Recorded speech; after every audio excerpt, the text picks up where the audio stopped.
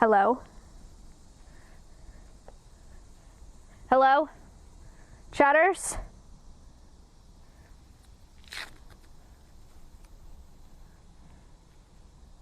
Chat! Hello, everybody! Cute. Howdy doody. Chat, welcome to a very special stream. Do you remember when I was live on Monday and I said I'd be doing a very special stream and it would have to do with animals, but I didn't tell you where I was going to go, but I told you that I was going to fly to another state? Does anybody remember that? I have flown to another state. The state is Missouri, and we are at World Bird Sanctuary. Again, we were here last year. Was anybody at this stream last year? Do you know what's going on?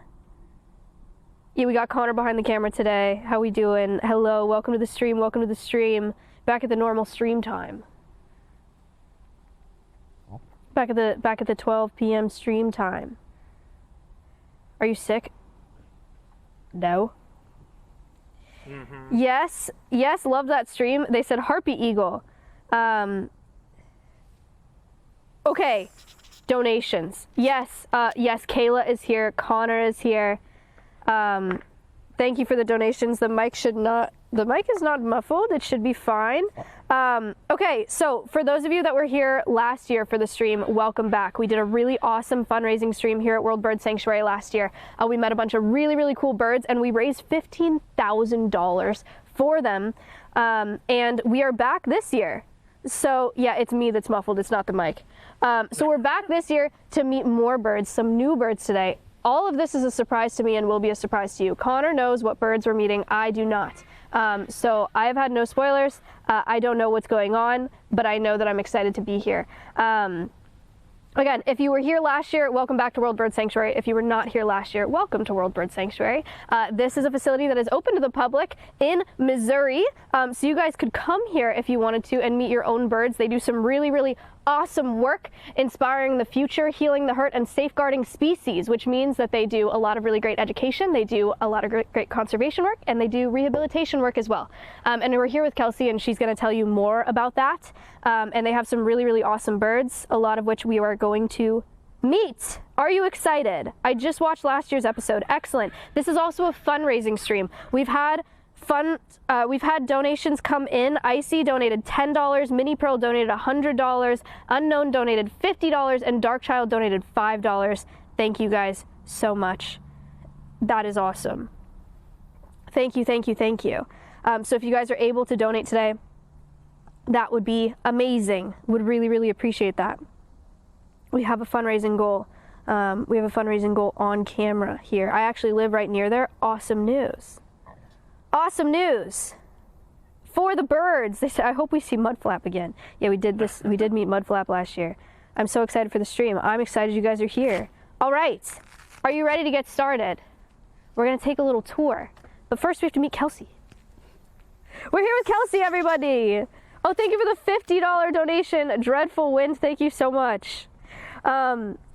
Kelsey, can you introduce yourself and tell them about World Bird? Absolutely. Maybe better than I just did. Welcome to World Bird Sanctuary. My name is Kelsey. I'm the Director of Education here. We are a nonprofit in St. Louis, Missouri. Like Maya mentioned, we do rehabilitation. So we get wild birds that are injured. They come into our hospital and we get them back out into the wild as soon as they are healthy. We do lots of education programs. So we travel around the state and the country with our birds and do lots of educating. Mm-hmm. And then we also do conservation work, which is behind the scenes. So we have some critically endangered species that we breed. And the ultimate goal, of course, to get back out into the wild. Yes. Lots amazing. Of birds to meet. Dreadful Wind, thank you for the $50 donation. Darkchild with $5, Unknown with $50, and Jesus Murphy with $15. We've raised $230 so far. Pretty awesome. Thank you guys so much. So Kelsey, we are following your lead. Perfect. Well, we're going to walk this way and I'll talk a little bit about what we're fundraising for. So last year, you guys were incredible and helped us to raise the remaining funds for our first foster forest aviary. So the foster forest aviaries are a series of aviaries where we are going to have our foster parents live behind the scenes. So this supports our rehabilitation program.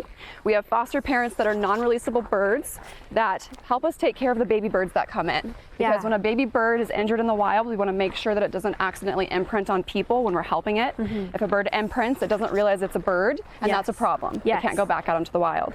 So we built one of our foster forest aviaries. Spoilers, you'll see some clips of that later. Yeah. We are working on building the next 2. We actually, because of you guys, we got the ball rolling. We got the first one built. We have the second one fully funded. We're trying to build the third one. So it takes $30,000 per aviary.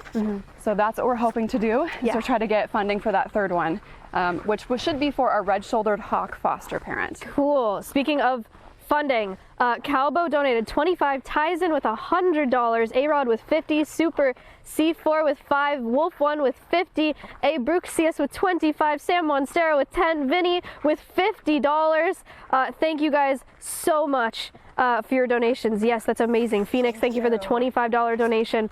You do have a video of that if you want to show the foster forest Facebook part. Oh, we can do it later if you want. We're Okay. gonna have our rehab director talk about it a little bit. Perfect. All right. So we didn't go down here last year, guys. Correct.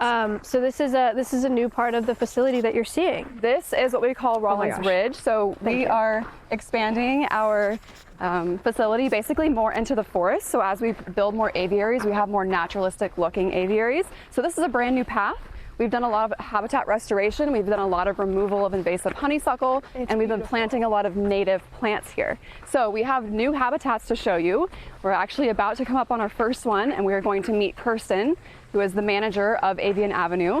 And she's going to be walking around with us for this tour and telling you guys about all of the awesome residents that live here. Cool. This is a brand new habitat you guys did not get to see last year. Yeah. I love the way you guys use the land. Like, I love that it's sloped. Yes. That's so neat. Yeah, you'll see lots of wildflowers in there. And if you're eagle-eyed, you might see the birds that live in here. Katsky and Lord Gangoff and Stolen, thank you so much for your donations. Hello. We'll get a mic on you. Good to see ya. So this is our great horned owl aviary. So in here you will see that we've got 2 great horned owls. You did meet these 2 last year if you were watching stream, but they were in a different habitat.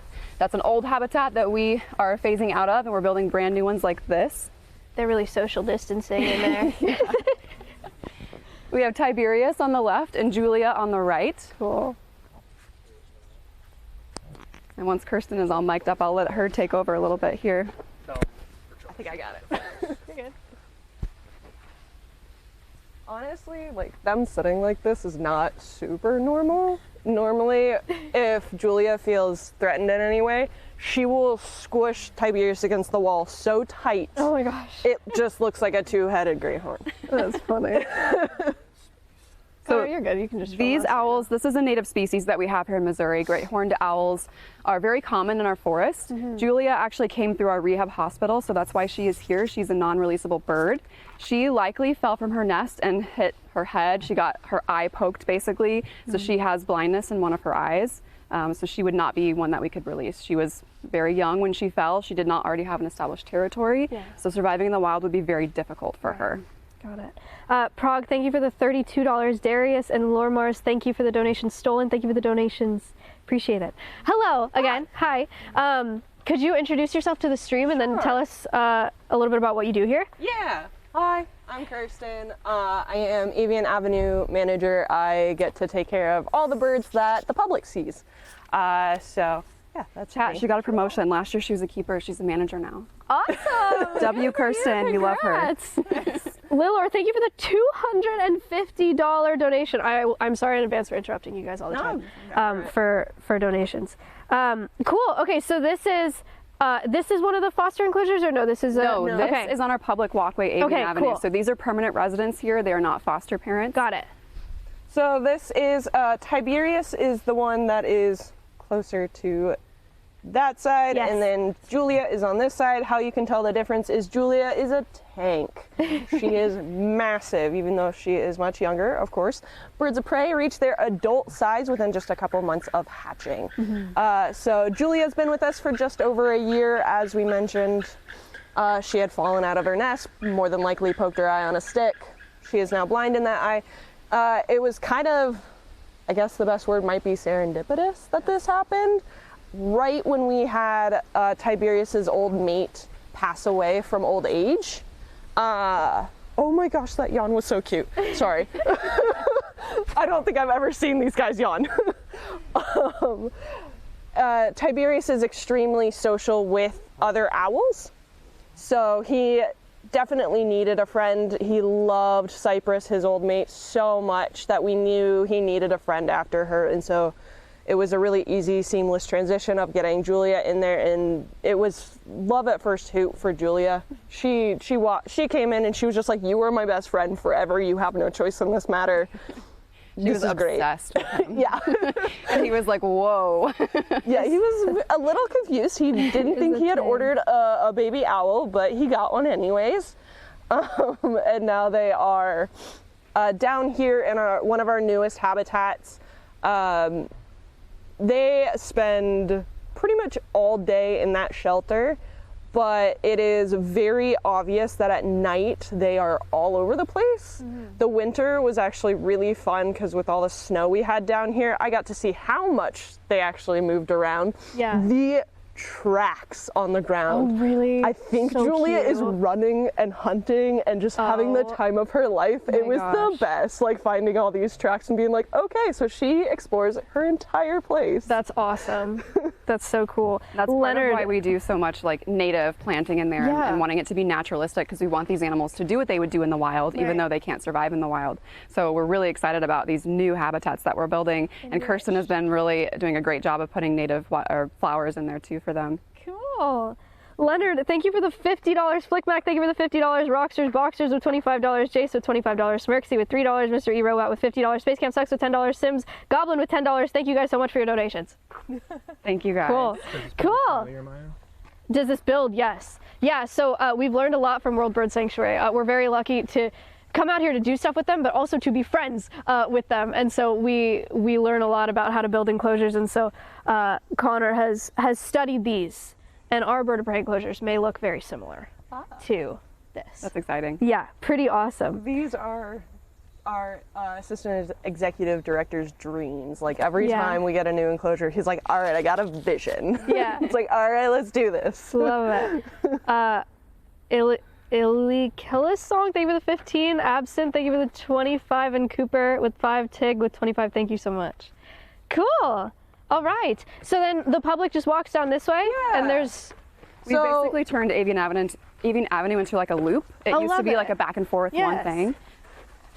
Sorry, Kirsten, you were going to say something. Rollins Ridge right now is our way to start expanding, so we will be able to build more habitats that also incorporate much more naturalistic Yeah. spaces. So we are hoping to have birds that are much more forest likely to be found down here, where maybe our open space birds will be a little bit more up here. But in that process, this is more of a nature walk, and you just get to have really pretty views. My personal favorite is in the spring with all the dogwoods when they flower. It's amazing. That and the redbuds. This is a very colorful forest. Yeah, neat. Guatemala Experimental Cyborg, thank you so much. Big donation. Appreciate that. Nice. Nice. So we are coming upon our two newest habitats, This is so cool. and I'm really excited about these because I honestly just got these done. We moved in the birds Last week? on- Was it last week? Was it this week? think so. No. Yeah, Very it's been recent. a week. They've been in here a week. So these are our new habitats for our Vietnam pheasant. This is one of our biggest projects we are currently working on conservation-wise. So the Vietnam pheasant is a critically endangered species that is expected. It is We believe it's extinct in the more than wild. likely, yes, extinct in the wild. No one has seen one of these birds in their native habitat since 2000. So we are working with a ton of different organizations like the World Wildlife Fund and Saigon Zoo and Bac Ma National Forest in Vietnam. the Asian Turtle Project. There's so many that we're all working on this to help reintroduce a lot of native species because the forests there are starting to finally rebound and come back after Agent Orange during the Vietnam War. so we can start this introduction process. So there's actually a lot of different animals in this entire project. We are just covering the Vietnam pheasants and the Great Argus pheasant. Got it. And chat, I saw somebody say that it looks so different from last time. We have done a lot of updating since last time you guys were here. And with this project as well, our executive director and assistant executive director actually went to Vietnam to get this project started. So when we want to do reintroduction efforts, we want to make sure that there's a place in the country they need to go back to that is dedicated to saving these species too. Yeah. We have lots of Vietnam pheasants here. They breed really easily in human care. So we went there, we have built 2 aviaries in Vietnam that are ready to go, that are ready for the Vietnam pheasants. And we are hoping that we will basically be the shipping off point. So for the US, breeding Vietnam pheasants, we want to make sure that program is doing really well. And then we will be shipping from World Bird Sanctuary those birds back to Vietnam so they can be released into the wild and keep that breeding program up there too. That's awesome. We're very excited. It was like a 3-month break between the first visit that Roger and Daniel went to Vietnam to start planning, and then the next time they went, the enclosures were ready. Oh, that's amazing. And we were just like, oh, this is going way faster than expected. And you may be wondering, why pheasants? So Agent Orange, like Kirsten was saying, basically decimated all of the forest that these guys used to live in. Pheasants are a wonderful bird to help reforest decimated forests. So getting them back out into the wild helps the entire ecology of that area because they will be eating plants and spreading seeds everywhere. So they've not been in the wild for a while. We're not sure how different. I mean, we know it's very different out in the ecosystem right now. It would be great to have these birds back out into the wild to help rebuild that forest. Astral, thank you for the 15. Arlo, thank you for the 20. Purple with $1. Xana with 25. Cami with 30. Thank you guys so much for your donations. Again, this is a fundraising stream, so if you guys are able to donate to contribute to the work that they're doing today, that would be awesome. Also, World Bird Sanctuary now has a Twitch channel. So it's linked in the title. Cloaked Oak, thank you for the $100 donation. Thank you so much. Tired Eyes, thank you for the $1. So you guys got to go follow their Twitch channel. Meow, I was the 10th follower. I'm really excited about it, but we got to get them to at least 100 today. That would be awesome. So our 3 Vietnams that you see over here, Q is over there. That is actually one of the sons of Tammy and Ringo. These are our main 2 breeding pheasants. I don't remember where Ringo came from, but I believe Tammy came from the St. Louis. Oh, sorry. It's at almost 200 already. Okay, we got to get them to almost 500. Incredible. And then these 2 habitats, I did work on it. It doesn't look like because we're about to go into fall, but I am trying to emulate what their native habitat would be like in Vietnam using Missouri native plants. Okay. So these guys are found in lowland river areas. Yeah. So when the foliage is much more dense as everything is growing in, it will be much more like what you would find in Vietnam where these guys are found. And then with our dry riverbed, I'm hoping it will also be quite enriching for them because of all the rocks harboring all the insects. It will teach them to forage a lot more. That's awesome. Yeah, I'm really excited that. about these. I put a lot of work into these. I'm really excited about it. Yeah, no, that's awesome. What a cool task. Another really awesome thing about having the Vietnam pheasants here is they disappeared from the wild before they were really studied in the wild. So we don't know exactly how they use the space. So we are learning a lot about their behavior. We're learning a lot, like Kirsten was saying, having them forage, kind of seeing how they use the space, where they choose to hide. We can make a lot of assumptions because they are a pheasant species. And generally we know how pheasants act, but we don't know specifically how the Vietnam pheasants are going to interact with the wild. So we learn a lot from them just having them here too. That's awesome. Okay, we hit 500, guys. We have to at least get them to 1,000 followers on Twitch. At least 1,000. Iro, thank you for the $100 donation. Shrimp, thank you for the 15. M, thank you for the 25. Zor, thank you for the 5. Iro, Broken Robot Art, and Tired Eyes, thank you all for the $1 donations. Appreciate that. How do I donate? We're running Twitch charity today. So where my sub button usually is, there's a donate button. It'll go directly to World Bird Sanctuary. Pigeon Loaves, thank you for the $5 donation. Amazing, amazing. Cool. That's awesome. Thank you guys so much for those donations. As a reminder, we are working to build some more foster forest aviaries. Those are behind the scenes aviaries for our foster parents that can help take care of the baby birds that we get in the spring when they are falling from their nest or get injured. And that way those birds don't imprint on people, so we can get them back out into the wild as quick as possible. They learn from one of their species instead of one of us people that they are a bird. And the foster forest aviaries are also much larger than some of the habitats we've had previously, so we're able to fit more birds in there. Basically, we were at a bottleneck and we had to kind of wait for spaces outdoors to open up to put new birds in them. Yes. So we're building larger aviaries, permanent homes for our foster parents, and they're more naturalistic. A lot of times in rehabilitation settings, everything is very sterile looking, but these new habitats, these new aviaries, which you guys will see a clip of later, are naturalistic. They've got native flowers planted in there. They've got a variety of perching options. So we're kind of doing research in that aspect too and seeing what happens, seeing if the birds maybe heal faster because they're more stimulated by the environment. They get to learn what it should look like when they're out in the wild, so we can get them back out in the wild as quick as possible. Small Bummy, thank you for the 25. Robzilla, thank you for the 5. You're Banana, thank you for the 10. No, really, thank you for the 5. Goth Tech with 25. Anonymous with 100. And One Lure with $1. Thank you so much for your donations. A bunch of returning chatters too donating. I really appreciate that.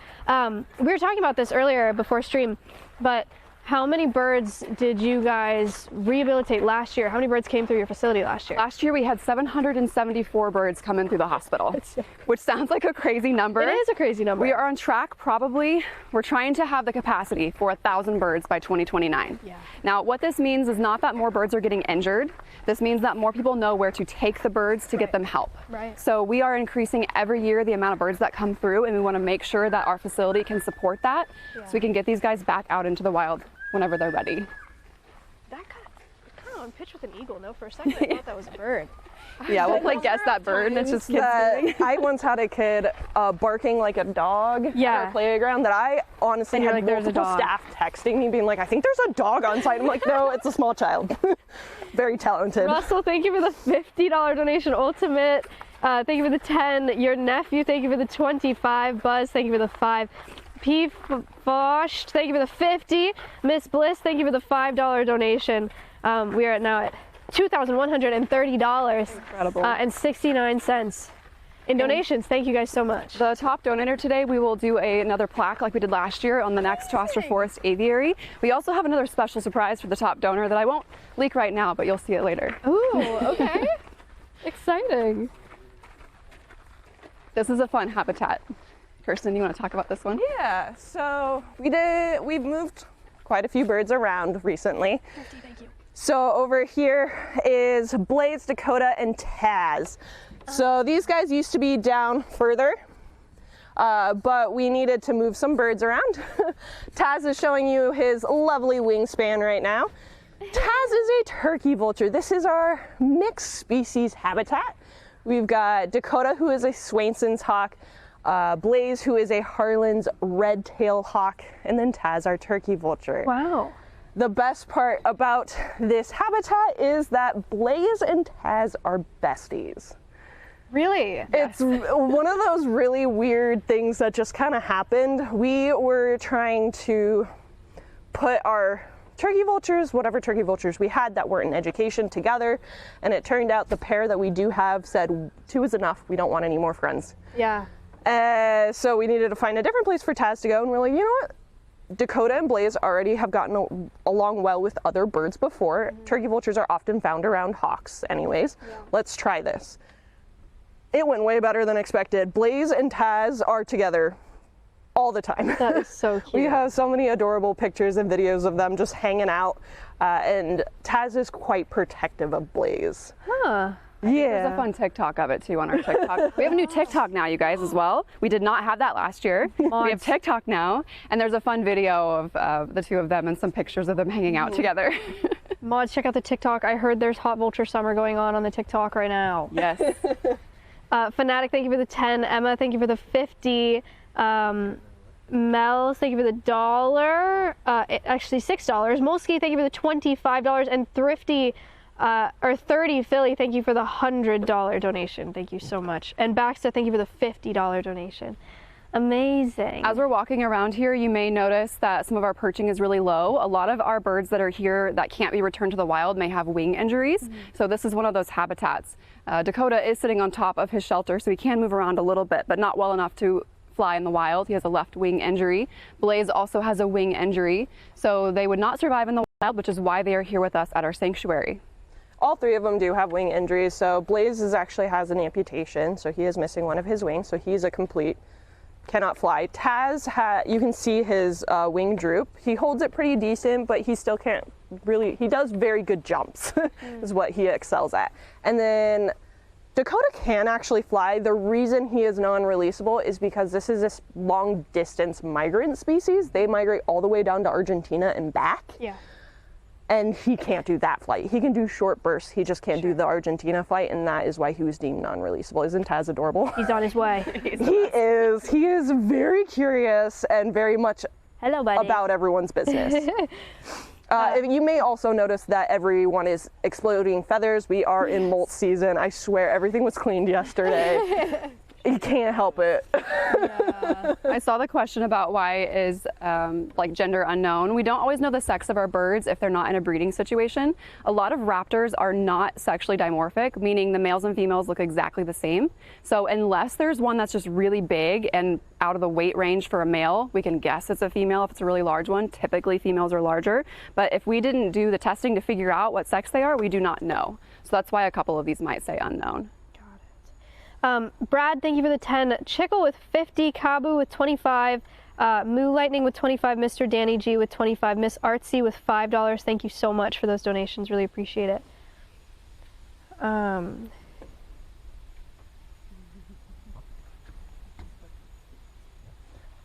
Omni, thank you for the $5 donation. And I believe Amazing. this is another brand new habitat. I don't think this one was here last year when you guys were here. Was I it? remember this walkway, but I don't think it had birds in it. have- It didn't have birds in it. Oh, did it not have birds? I don't think so. The other hawks might have gotten moved in like right after. Yeah. Mhm. Chat, you guys are welcome to ask questions. Kelsey actually has a chat on her wrist today. Oh wow, showing off. So what Taz is doing right now is sunning. A very, very common thing for vultures to do, but a lot of bird species will do it. He is just soaking up those lovely sun rays. It accomplishes a whole lot of different tasks, but it is a wonderful way to see that vultures themselves are not actually just a flat black. They are iridescent. You can see all those blues and purples in the sunlight as well. So cool. Yes, we don't always test for sex because it doesn't really affect their care at all. The only time that it would be really important for us is if we are doing a breeding situation. Obviously, we would want to know if it's a male and a female. But otherwise, we don't really need to know that. Their care is the same. Oh, that was cute. Occasionally there is some health issues that are related to the sex of the animal that we will sometimes test for. But again, yeah, really, it's only if they lay an egg. Right. Most of the time it's like, oh, you are in fact a female. Right. Cool. Yeah. And laying eggs, birds will lay eggs even if they are not fertile. So that can be really dangerous, especially as birds get older. So if we have some older birds, we might test at that point just to make sure if we need to like look out for any kind of egg related issues that they could have. Omega, thank you for the $100 donation. Bamboozle with 10, Late with 25, Under the Bridge with 25, and Walking Pie Hole with 15. Thank you so much. Awesome. Awesome. Somebody asked if you guys have ever rehabbed hummingbirds. No, we do not. We primarily do birds of prey. Well, that's only what we do. We have in the past done things like pelicans and some water birds. Yeah. But we've decided to fully focus on bird of prey. Got it. We do luckily have some other rescues in the area that do smaller birds. So Wild Bird Rehab is here in St. Louis and they focus on songbirds where we take the raptors. Got it. Anonymous, thank you for the $500 donation. That's making Anonymous our top donator of the day. Top donator of today is going to get a plaque on one of these enclosures and a special surprise that I don't know about yet. And then Mel with $5. Thank you. Baseball Jenny with $25. Thank you so much. Anonymous, thank you for the $500 donation. Very cool. All right. Should we walk with y'all? Yeah, I saw some questions about enrichment. That's very timely. We'll be talking about that more here in just a moment. We do a lot of different forms of enrichment. With my more nervous birds, I like to do naturalistic, so it might be like novel food items or just different perches or anything like that. With my more intelligent, curious birds, they will get things like toys because they're actually interested in those. But it just varies. We do a lot of different things. Lately, we've been trying to expand what we're doing. I've been doing a lot of sound enrichment with my birds. Actually, my My turkey vulture pair just recently got a xylophone Oh. and piano. I'm excited about it. I don't know about them, but. Lackadal, thank you for the 10. Someone asked if Kayla has cried yet. Yes, actually. Don't worry, you'll see that later It was too. before stream. So last year we met, Oh my gosh, I his name's believe Gar. Lumpy and Gar was the last one in there too. Yes. Solomon's gonna Hades. die. Okay, so we've got Lumpy, Gar, and Hades. They have clearly moved habitats. Since we have 3 black vultures, we thought the bigger one might suit them a little bit more, especially since they love flying around so much. They've got a lot of enrichment going on in there. I am in the process of doing a lot of native planting, so you may see the giant American pokeweed in the background. It's provided some shade for them, but we've also got trees going and other such things that have been fun for them. That shelter looks so good. I love that rock facade. It is very nice. We've gotten very fancy with our shelters. Yeah. Oh, hello. You'll notice that creeping these up. birds are not acting like birds should in the wild, and that's why they're here. These are imprinted vultures. In the wild, it is better if wild animals go away from people. Very, very clearly imprinted. Now, the tricky thing with vultures is that it's really easy to accidentally imprint them when they are little. So if you were to find an injured vulture, it's imperative that you get it to a licensed rescue and rehab facility as quick as possible, because they are so smart, they imprint really easily. And then we have birds like this that cannot go back into the wild because they are imprinted. Who you're looking at right now is Gar. He has this weird groove in his beak that falcons are known for, and no matter how much we try and change that, he likes to have it there and it comes back. Interesting. So it's how we are able to figure out who he is. The one to the left, that is Hades. He's the one with the wing tag, and Lumpy tends to be a lot more shy, so she's much further back. Gennario, thank you for the $1. Dr. Nick with $100, thank you. Lag with 50, and Lackadal, thank you. Someone, Six Circus said, how does imprinting work? Great question. So when birds are babies, they basically learn what species they are. So if they see people when they are very young and not the same bird of their species, they're going to think that they are a person, basically, to put it really simply. They don't understand that other birds are the ones that they should be looking to for food. They don't understand that other birds are the ones they should be looking to for mates. And that obviously creates a big problem. Said they're horrified. One of the interesting things, especially with turkey vultures, is they don't just imprint on like the sound of your voice or your appearance. They can imprint on your smell. Oh, I've never thought about that. Yeah, we Oh my gosh, recently, nightmare we're rehab being scenario. so cautious about how we take care of them in our hospital that our staff are even like, they will imprint on your smell. You have to be careful. So what do you do? It's hands off with them as possible unless it's medical treatment. So the medical treatment is not exactly a fun time, so they're not imprinting. Right. But everything else with those foster parents, it works out a lot better because then they have that to imprint on. Yeah. And it's been found that actually turkey vultures have 4 times as big olfactory bulbs in their head as black vultures, their cousins. So these guys have an amazing sense of smell. That's wild, man. I've never thought of that. So I have a carp carcass to feed my turkey vultures today for you guys. So let me go get that set up. Oh my gosh. So I saw some questions about what they're doing. The turkey vultures are basically sunning. The sun helps to basically kill any parasites or mites that might be on their feathers. It also just like helps for the health of the bird. You think about when you go outside and soak up some vitamin D, that's good for you. It's good for the birds as well. So it helps keep them healthy. If you ever see vultures in the wild and early morning, you might see them doing the same thing. That's because they're drying off maybe from the dew overnight so that they can have nice dry feathers to go fly for the day if they need to go soar. And yes, also aura farming, of course. These imprinted birds, they care about aura farming for sure. All right, I'm actually gonna move in their dinner plates first because I don't like to put their food directly on the ground. I decided to scrub these this morning because they had made them very gross. There's one.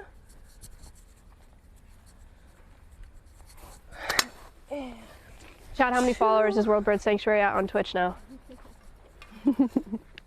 What are we looking like? Is it 1,000 yet? I cannot guarantee how this is gonna go, so we know how that goes. That's all right. Fun. Code Veronica chat. Hi, sweetheart. Are you ready for food? Yeah. So Almost this is 700 Hinkley. followers. She is the one that is in charge in here. Hinkley. What a cute name. A little Sweetheart. So we are super lucky to have some local fishermen and various groups donate fish to us. So this is a carp. We often will get things like bass and trout and catfish as well. We don't often feed large carcasses to our birds because we want to maintain their body weight at a healthy level, but occasionally they do get it as an enrichment. So Hinkley is the braver one of the two. Attila is very much a follow and see how it affects her, and then maybe he'll join in. He's a lot more timid than Hinkley. Blazing, thank you for the $50 donation. Does this hurt the fish? The fish is dead, you guys. Yeah, that's not a full fish. Vultures eat dead things. The reason why I was like, I don't know how this is gonna go is we actually sometimes feed our birds deer. Many times, if it's too big of a piece, our turkey vultures are afraid of them. These guys are imprinted, so they have not been exposed to large carcasses as they normally would find, so thus the big scary things are just too big and scary. So it's always a hit or miss. So in the wild, if you were to find a large fish like this and some vultures crowded around, I saw the question about, is it common to see like overweight vultures in the wild or really big vultures? If a vulture eats too much, it cannot get off the ground to fly. But they do sometimes do that. So as a scavenger, they have to basically eat as much as they can when they can, because other things might be coming to scavenge on that food too. Now, one of the ways that vultures can say back off, this is my food, is that they can vomit what they have eaten basically at that predator and say, this is my food, get out. And that lightens their load so they can take off if they want to. But it also can scare things away from them. So Best smell in the animal kingdom. Oh gosh, Awesome. It's the worst. There are few things that are worse than vulture vomit smell. But so turkey vultures are often hunting, so-called, for their next meal using smell. It's not a very common thing with a lot of birds. Right. As a lot of people are taught, birds do not have a sense of smell. That is actually not true. Mm-hmm. That idea was championed by James Audubon. Oh. Before him, most of society accepted the fact that, of course, they have a nose, why don't they smell? Right. He came along and went, that's wrong. And he tried doing a bunch of experiments to prove that, of course, they don't hunt by smell. And they weren't the best experiments, and of course they went the way he wanted them to go, so then of course everyone went, oh, they don't smell. Wow, it's not true. Oh my Birds gosh. do smell, they just process the smell differently Right. than we do, but there are quite a few birds that do hunt via smell. And the most interesting one, besides turkey vultures, to me actually, is there are many seabirds that hunt via smell. Wow. And what they're hunting is when krill are going on a feeding frenzy of phytoplankton, they let off a chemical called DMS. Yeah. And it turns out plastic actually gives off that same smell. No. And that's why seabirds are so likely and so commonly filled with plastic. Oh my gosh. It's because they are supposed to be hunting that smell. It smells correct, so thus they're eating it and feeding it to their babies. That's so sad. Cowboy, thank you for the $550 donation. Thank you Wow. so much. That's crazy. They just like me. You are not eating plastic. Stop. Okay, chat, pop quiz. Why are vultures important? Who can tell me? Chat, why are vultures important? Why are they important? Don't embarrass me right now. Yeah. Why are vultures important? They're cool. Oh, there we go. Cool. That is Clean one of the most bacteria, important things. eat dead stuff, roadkill, clean the environment. They eat the dead things. Yes, so vultures eat dead things and they kill all of the bacteria. They get rid of all of the disease that the dead thing might have. They remove that from the environment. So vultures are our cleanup crew. They are critically important for the environment. And if they are not there, then we as people have to spend probably billions of dollars on human health. In India, there was a vulture crisis. It's been a few years now, but they basically lost 95% of their vultures. And what happened were the other animals tried to take the role of a vulture. Other animals came through and were scavenging. And the big animal that came through to scavenge was a feral dog. Feral dogs do not have the strong stomach acids that vultures have, so they cannot remove the disease from the environment. And the feral dogs actually spread things like rabies. And we had almost 50,000 people die from rabies in India because the vultures were disappearing. Just in India. Yes, just in India. So very, very important. Vulture conservation is very important. Luckily, the turkey vultures and black vultures that we have here in North America are doing pretty well, but most vulture species are on the decline or are endangered or critically endangered. So help us spread the news that vultures are good. We need them. IVOD is coming up, guys. Saturday, International Vulture Awareness Day.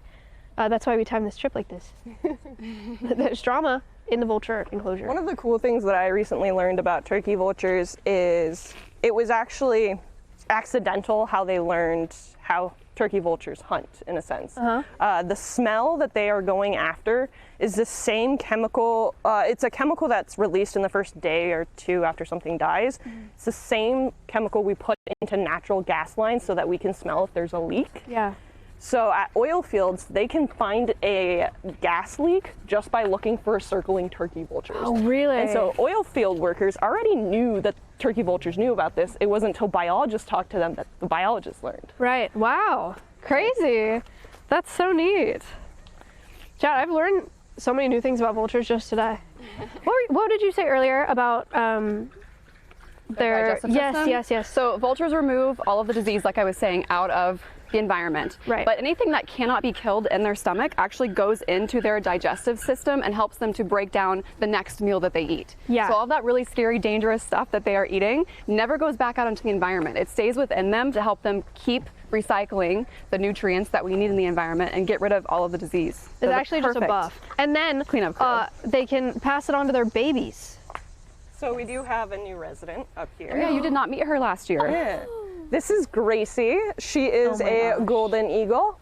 She came to us from another facility specifically for education. Wow. She is a prime example of we like to find the correct job for the bird. So we brought her in for education purposes because our golden eagles we have here are getting quite a bit older.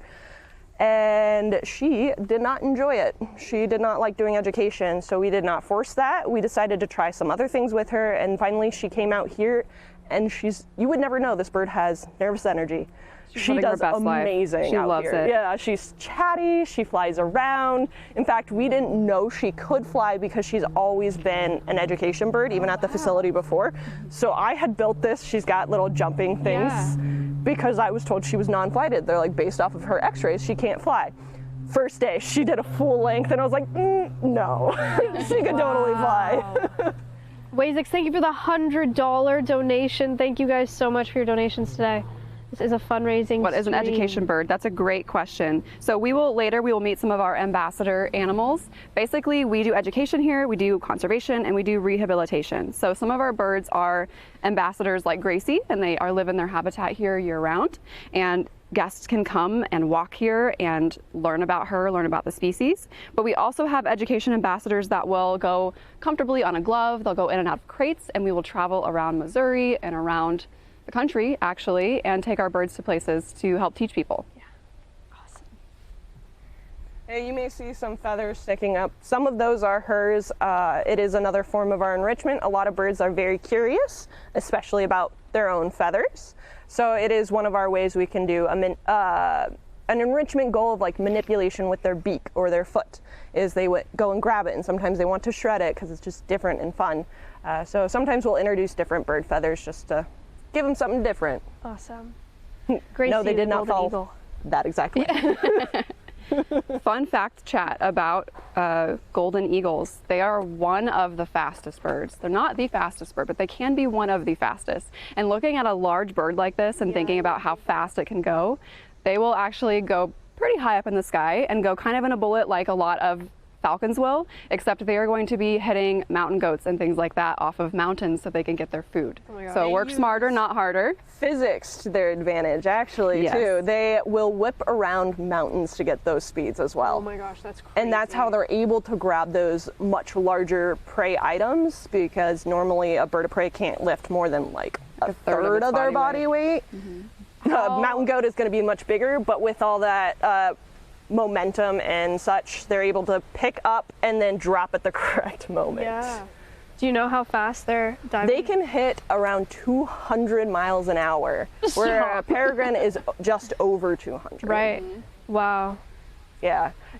Funny enough, I was recently doing a list of the fastest animals on Earth, and often we were all taught about cheetahs and how quick they are. Of course. Cheetahs are not even the fastest mammal. They're not.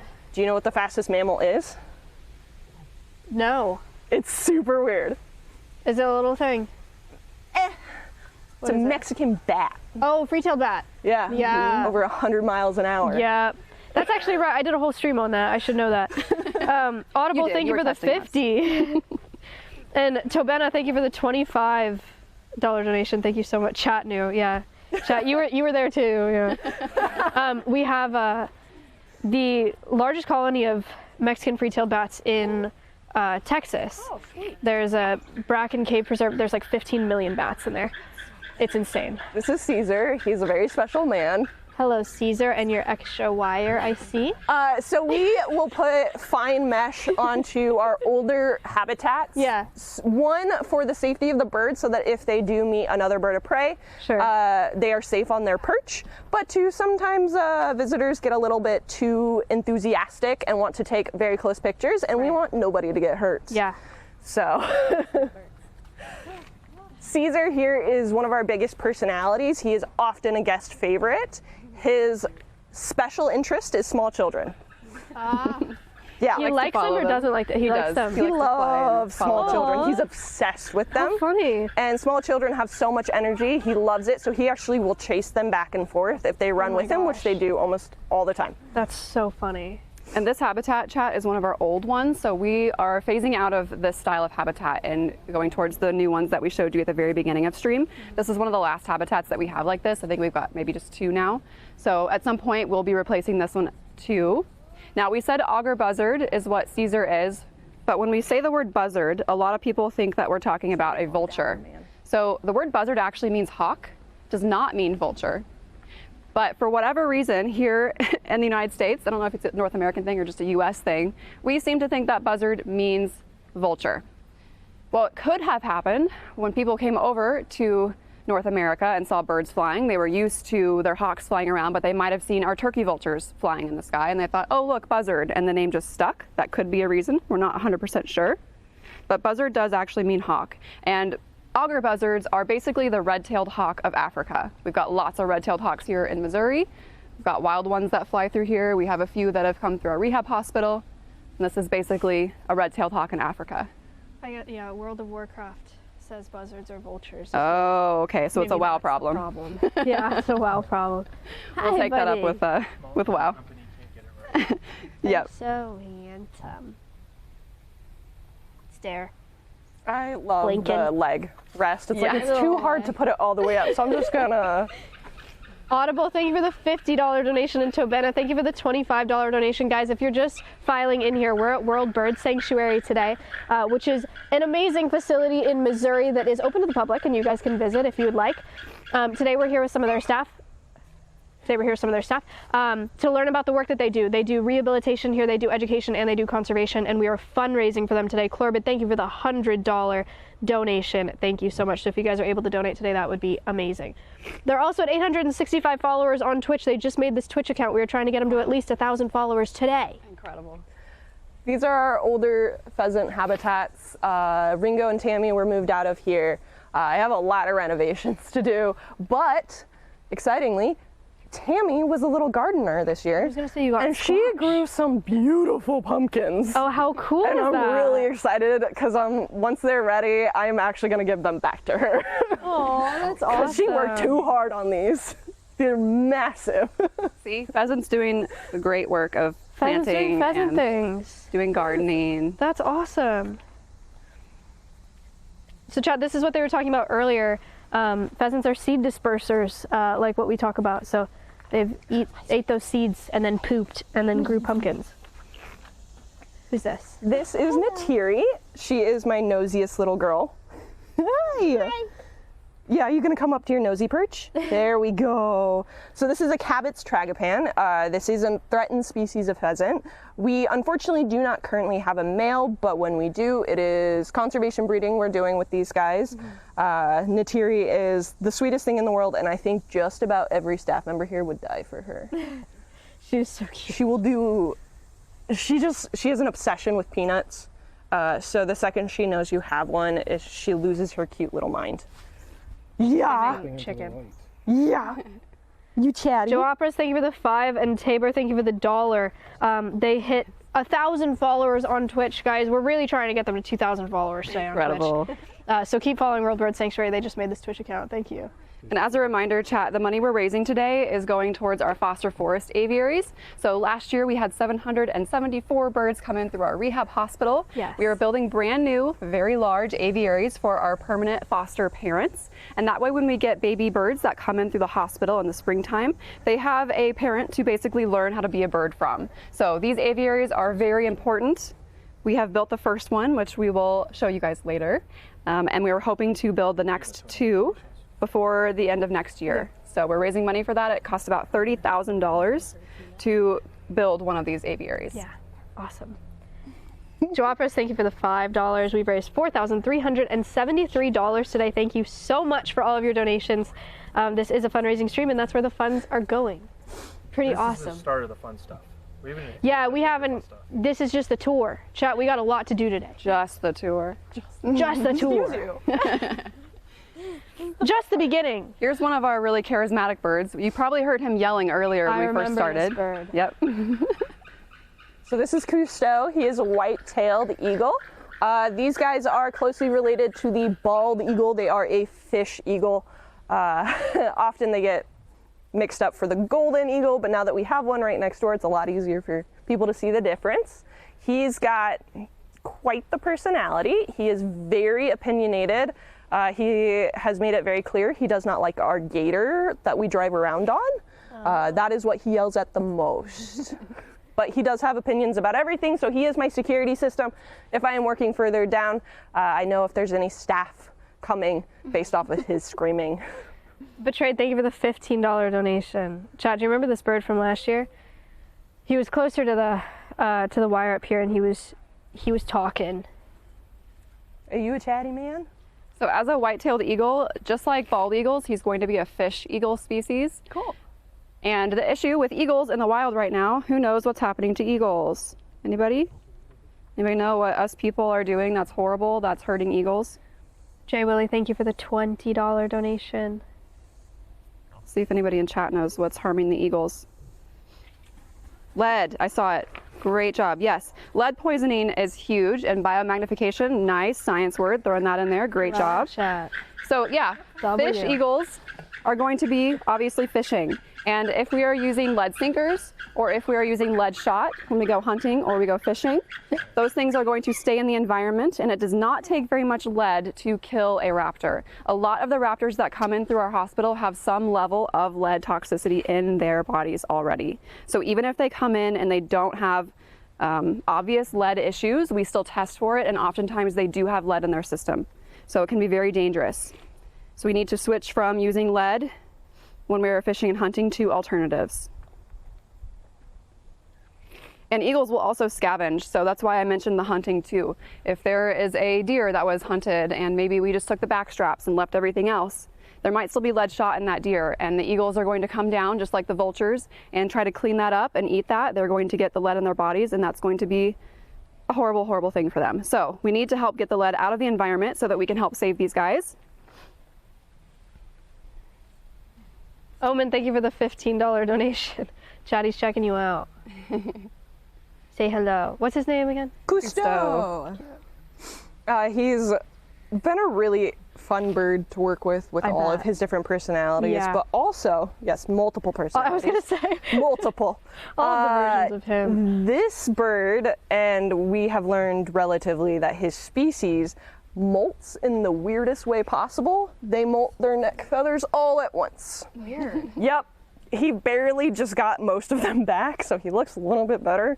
But you can tell that he is in that molting phase because you can see a lot of his sun bleach feathers compared to his brand new, much darker feathers. Right. $1,000, Tony. Thank Oh my you gosh. so much. Tony Libra, thank you for the $1,000 donation. That is crazy. Tony Libra is now our top donator of the day. The top donator of the day is going to get a plaque here at World Bird Sanctuary and a special surprise. I don't know what the special surprise is yet, but Kelsey does know. There's a stick bug on that enclosure too. It's kind of cool. Yes. It's right here. Oh yeah. It is stick bug Shout out. season. Stink bug too. Yay, stick bugs. Tony, thank you so much. Literally, Drudge, thank you for the $50 donation. No, I'm not sick. No. Ooh, cool. Get stick bugged. We love a stick bug. That's okay. You're giving Kirsten a second to set up. Awesome. There we go. Got it. Stick bug. So as we were walking to our next habitat chat, you may notice last year we did a really fun training with Dorothy in this habitat. Dorothy is not in this habitat right now. If you remember from the last stream, I said Dorothy's getting a boyfriend. Guess what, guys? Dorothy's boyfriend is here. Yes. So she is behind the scenes. They've not yet been introduced, but we are hoping to introduce them relatively soon. And we're hoping to help the species breed and get back out into the wild. So Dorothy is an Andean condor. Huntus is here. So we are doing some upgrades on this habitat. We will be bringing Inca, another one of our Andean condors, up to Avian Avenue so that she can people watch. Amazing. And then maybe next year we can give you some updates on the Dorothy Huntus saga. Steak, what's up? Thank you for the $50 donation. How you doing?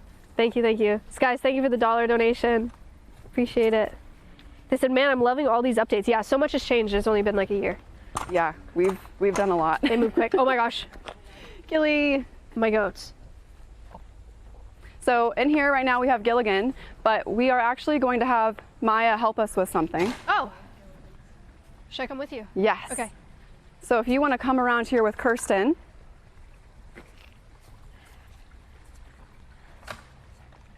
Hello. Where do you want me? Wherever you want, because we're gonna. Yeah, this is where Mudflap was. I love that bird. Hi there. I'm coming with you. Yeah. Okay. All right, so I'm gonna spray the bottom of your shoes. So I'll say good when you can step in. Good. What do you guys Another. Oh my gosh. Trifectants. Okay. C. James, thank you so much for the 1,000 Oh my gosh. donation. C. James, That's thank you for the huge. $1,100 donation. That is crazy. New leading donator of the day. Okay. Has she already talked about Mudflap? I didn't say No. a single thing, Kirsten. All Okay, you. so unfortunately, Mudflap did pass away. How sad. She had developed scoliosis in the base of her spine. Yeah. We noticed that she hadn't been eating and she had been favoring one leg. So we took her to our hospital and she had actually lost all the calluses on one of her feet, meaning she hadn't used it in a very long time. Yeah. So we ended up deciding for humane euthanasia because Right. she was not well. Yeah. So I'm sorry. it was That's the worst a ever. sad passing. Yeah. And not super long after, her mate, Scoop, Yeah. developed a sinus infection that I think we can all relate to this time of year. Yeah. Luckily, he recovered. Oh, good. He was actually deemed great and good to go today by our vet staff. Oh, good. So I'm gonna let you release him. Yes. This is awesome. All right, he's coming back. So you have, you're gonna hold on, open this Kirsten. and just, I love Kirsten? pelicans. Kirsten, yeah. can he come in? Oh yeah, hardcore. Is that okay? Absolutely. Yeah. The lighting's not great Let me here. get the trifectant. Understandable. Yeah, sorry for the roller coaster, you guys, but Is this for a mud You're flap good. or was this here before? this was It here was before. It's beautiful. We had a donor basically pay for this entire habitat, and she wanted to make an art piece for She the made pelicans. that. That is gorgeous. And then we had this lovely pool and waterfall system put in for them. Wow. So we are basically waiting for migration to start for pelicans, and we'll probably get Scoop a friend at some point once we have a non-releasable come through. Amazing. So it turned out when Mudflap passed away, it actually worked out that we had Gilligan already here. Gilligan. 'Cause Scoop became much better friends with Oh, Gilligan. good. Yeah. However, we are working with another rehabilitation facility when they get their non-releasable pelicans, because they get them Yes. every year, we will get more. Exciting. Amazing. All right, I'll hold the crate so you can open. Just watch out, he might turn around. Don't turn around. I'm releasing you. Oh, hello. Come on. He's so cute. Oh my god, I love pelicans so much. Chat, I developed my obsession and love for pelicans in Belize because there were a bunch of brown pelicans, and it was the first time I've seen them in the wild, and they were so close to me. I just watched them for days, like on this island in Belize, and now I'm obsessed with them. They're huge. Look at that bird. And it's all air. It's Oh my all gosh. air. So cool. With the weird stretch. When he was in our hospital getting treated, they had the hardest time finding muscle because of all the air sacs that are on pelicans. Yeah. Crazy. No, I'm not gonna Yeah, you can. get up there. It's okay. Like where you are standing. No, I'll vlog him. Hank loves pelicans? He's so happy to be back. Yeah. I didn't know that. Send him a picture. This angle makes him look so massive. It's actually hilarious. He is a very He big looks like a pelican. dinosaur from here. You may also notice that his, it's called the caruncle, the knob that's normally on their beak. It's actually gone. He's broken off for the season because he doesn't need it for breeding anymore. He will grow it in for next year. Wow, cool. Dr. Nick, thank you for the $200. Dr. Thank you Nick, so much. Thank you so much. Chad, how cool is this? Thank you for letting me do that. Yeah. That's so sick. I need to be around more. Chat, you can see why he is here with us as well love as he was them. stretching his wings. So Scoop has a wing injury. That's why he's a permanent resident here. He's so happy to be home. Where did he come from? Do you know? He Like came originally? through our rehab hospital. Oh, okay, so he was here. Yep. So American white pelicans are a native species. Yeah. They migrate through here, and they actually, some of them do winter here in Missouri. American white pelicans are found all throughout the United States. In fact, they're really what I like to call the inland species of pelican. You can still find them on the coast. But my parents actually saw some in Rocky Mountain National Park. Really? Yeah, they're found gosh. everywhere. Cool. So they do really well in our winters, so he does stay out year round.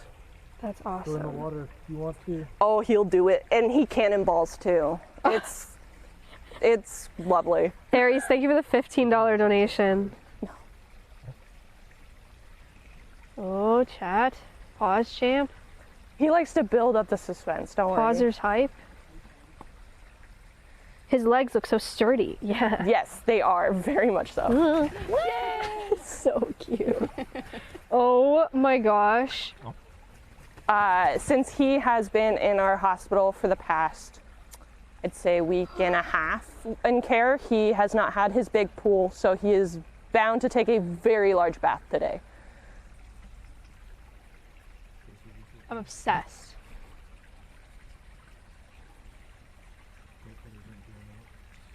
He's so happy.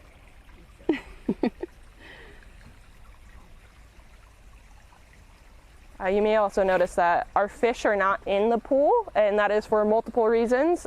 We do feed in a separate bowl. One, it's just healthier that way, but also pelicans are not a diving species. Since we only feed already dead prey, they would just all not stay at the surface or be very gross. So these guys won't dive for their food, and this is a pretty deep pool. So we just keep them in a bowl instead. Cooper, thank you for the $15 donation. Last time I got a pelican plushie when I was here. Connor and I were just asked by someone what our favorite type of bird is. And you would think red tails. I love red tails. And you'd think I'd be like harpy eagle. And I was like, any type of pelican, really. I just love them. Oh, so sick. I may work with bird of prey. One of my favorite is sea ducks. Okay, love it. Spectacled eiders, they have my heart. They are the silliest things I've ever seen, but amazing. They said that's a whole dinosaur. Yeah, it really is. That was so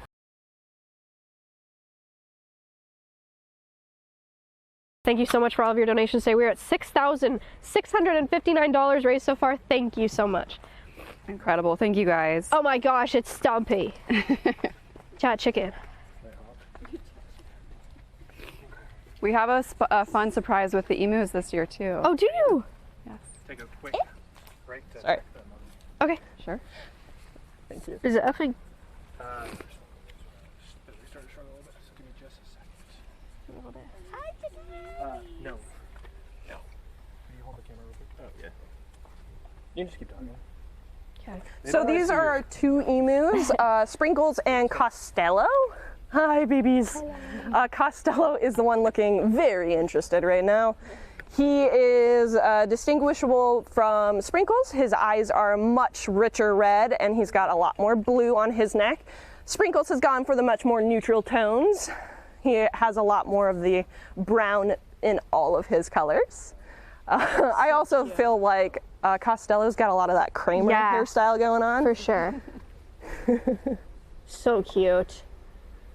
Oh, we love an emu. Air snack. Yes, they eat air snacks like Stompy. Yes, very much so. To the point we do get a lot of guests that they're like, they're super hungry, and it's like, no, they're just, That's some just what they do. This is another example of one of our habitats that we do natural seeding in. Yeah. This is more of our butterfly garden. We do have a lot of milkweed that has already bloomed and gone through this year. And it's been really fun because Sprinkles' arch enemy is butterflies. So, you know. Oh, good. Enriched. Megasoy, thank you for the 10, and Farm Mountain, thank you for the $20 donation. And Hallucinogens, thank you for the $25 donation. Thank you so much. EB said, oh, Uncle Mike, thank you for the $200 donation. Amazing. Someone asked, what do emus eat? Great question. These guys are grazers for the most part, but they are more of an omnivore because they're not going to not eat a bug that's on their plant. Yeah. So they eat just a little bit of everything, but for the most part, they're grazers. They eat a lot of greens. Somebody tell Stompy. I mean, More greens. that is what they're supposed to. It doesn't mean they do. These guys will fight each other. Not really. For dandelion greens, that is the time I have tried to feed Costello, and Sprinkles just comes and swipes it. They will eat grapes, and weirdly enough, their other favorite is broccoli. Oh, However, I've tried watermelon, and they hiss and run away. yeah. I've tried so hard. Stompy, it depends on the day, I think. Some days he's all about it, and some days he's really offended. Well, Shakes has decided just everyone's doing my transitions beautifully today. So we have our barred owls in here now instead of our great horned owls. So this is Shakespeare, the barred owl, and he's got a new roommate who is Gordon, who's over on the other side. This is the most common species of owl found here in Missouri. They do the who cooks for you all call. So I thought that I'm gonna have you guys see if you can imitate a barred owl. Oh, God. We're gonna see, In my and sickness. chat's gonna determine who is the best at a barred owl call. It's who cooks for you all. Don't you do a good owl or you do an eagle? Which one did you do? No, you do the eagle a little bit. Yeah, I'm not very good at impressions. I'm not either. Not either. Wait, you are. No, I'm not. It was Kendall. Oh, dang it. I can do a eagle owl. Okay. It's very different from a barred so owl. far away. So far. I'm out. The great thing about Shakespeare is he does not discriminate. He is highly imprinted, so he will Oh, so literally he'll call like back it. to anything. Yeah. Get it, Ryan.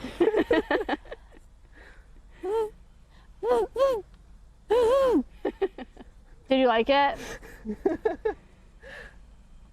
You shake your head no. You give it a go.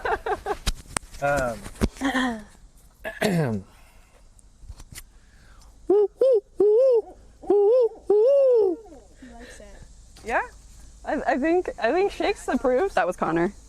That was Who was Connor. that?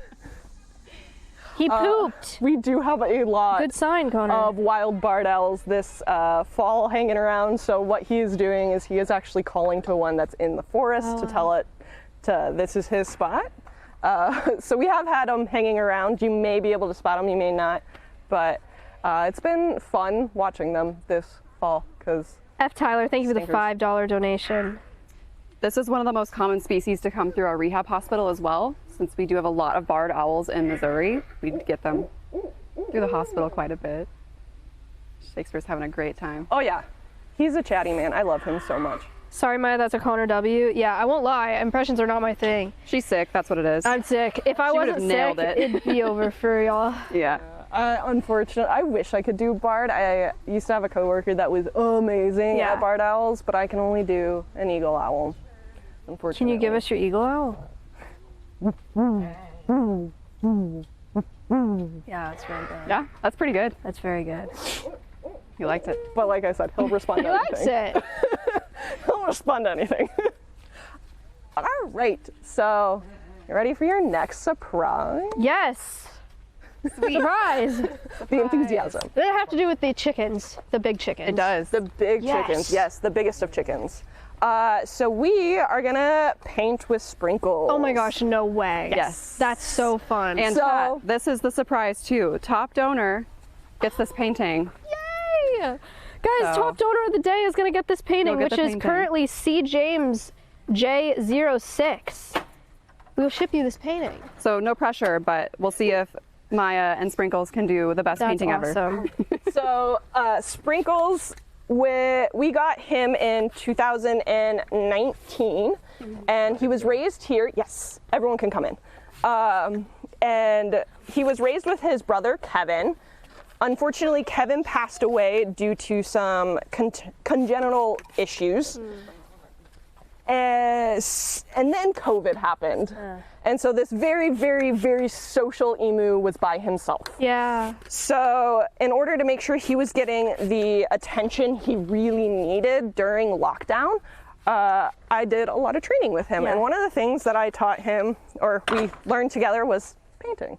Cool. Because I had seen how many different zoos and facilities were having their animals paint. I was Yeah. like, I could figure this out. Yeah. So how he paints is different from a lot of places. He doesn't do footprint paints Yes. because the problem with emus is they tend to walk through their own poop. Right. That's not something people want on a canvas. Yeah. So instead, we actually do paint with a paintbrush. Oh my gosh.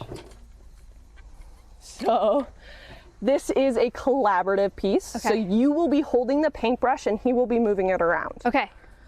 All right, so first, what I need is we're gonna have Chat pick the first color and then Maya can pick the second color. Chat, what do you got? And so here are our color choices. Pick a color, any color. I'm going with majority color. I got blues, I got greens, I got purples, I got pinks, I got blues, I got... I'm seeing mostly pinks. Pinks. Yeah, I think it's mostly pinks. Okay, do we wanna go, which pink? Let's do this one. That one? Okay, and then you get to pick the complementary Okay, color. I'm gonna go blue because I also saw a lot of blues. Nice. Perfect. All right, Excellent. so, fix this. So this is his lovely table for painting. If you can't tell, he's painted it as well. And the best part about painting with sprinkles is sometimes everyone gets painted. Yay! So that's why we use washable paint. He has a tendency to sometimes eat it. Yeah. So it's tempera paint. It's very, it's fun. Nanny Moose, thank you for the $100 donation. A reminder, guys, if you're just getting here, we're at World Bird Sanctuary. We are going to paint with one of their emus today, and the top donator of this fundraising stream is going to get this painting shipped to them. So right now, that top donator is C. James with $1,100, which is incredible. Thank you so much. World Bird Sanctuary is at 1,200 followers now on Twitch, by the way. We got to get them to at least 1,500 followers on Twitch. So if you guys could follow their Twitch channel, it's in the title. It's a brand new channel, so go check it out. All right. Pretty awesome. So I know we're ready, spaghetti. He definitely knows when painting's happening.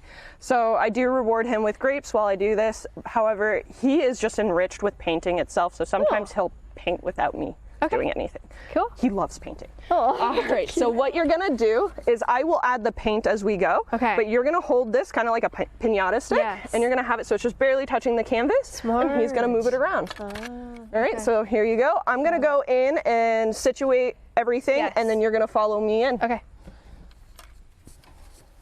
They said a passionate artist. Very much so. He's what I like to say oh, and I just lost words. Hi, I'm not ready for you yet.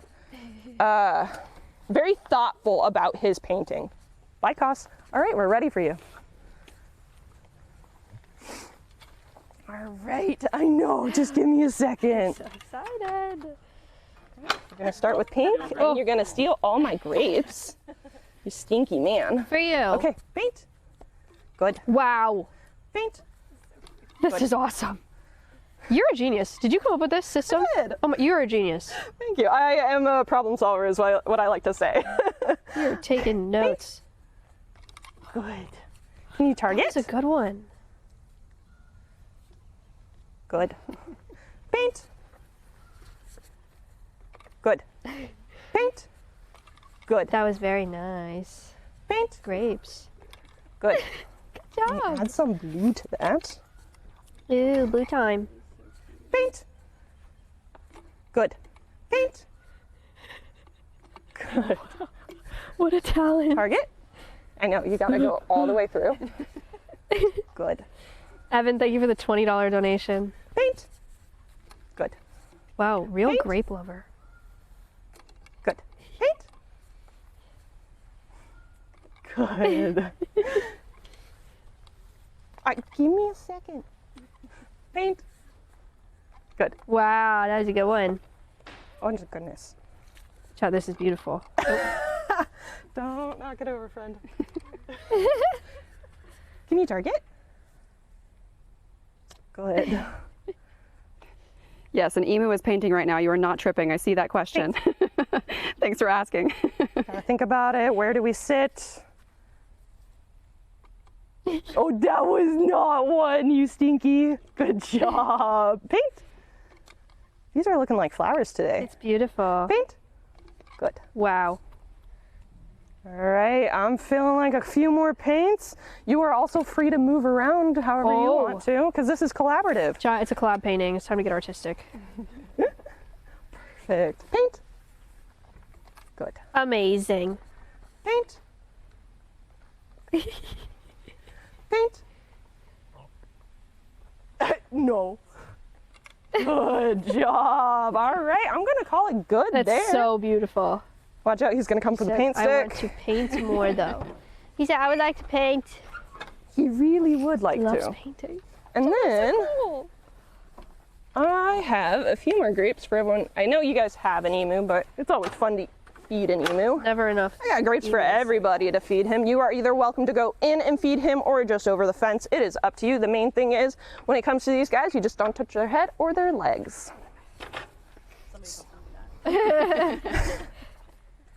All right, here's a grape for you. For you. That's nice. Grape for you. That's so nice. For you. So enthusiastic. He loves grapes. That's why it ended up working out really well. A grape. Does Connor want a grape? Okay. He said I wanted. Chat grape. Sit this up. Chat, you're feeding.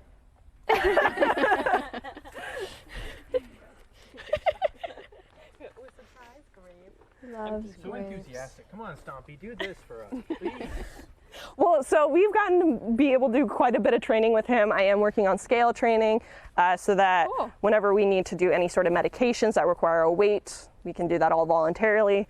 However, Costello, I like to say, goes into screensaver mode whenever you approach him. Nothing is behind those eyes. I have tried everything. He is just not there. The only thing he's there for is the cuddles. So it's a different kind of work with him. Stompy loves cuddles. Yeah, what's the, do you sweetheart. try to avoid touching their head? Or is that just Oh, it's for him, it's because he had issues with his eyes growing up. okay. So he gets really afraid if people touch his face because we had to do so much work with his face. So that is why we just don't touch his head. We touch his, just not his. Cool. It's just an easier blanket rule to tell everyone. Yeah, to for touch their sure. face. Yeah, we're not trying to stop you to run with our collaborator. Oh my gosh, that'd be so crazy. Eventually. Stompy has a recall that Stompy knows, but just like they glance and be like, I guess. Yeah. Just slowly walks over and you're I like, that's can't guarantee, but I can try. Usually what I call his crazy button is his tail.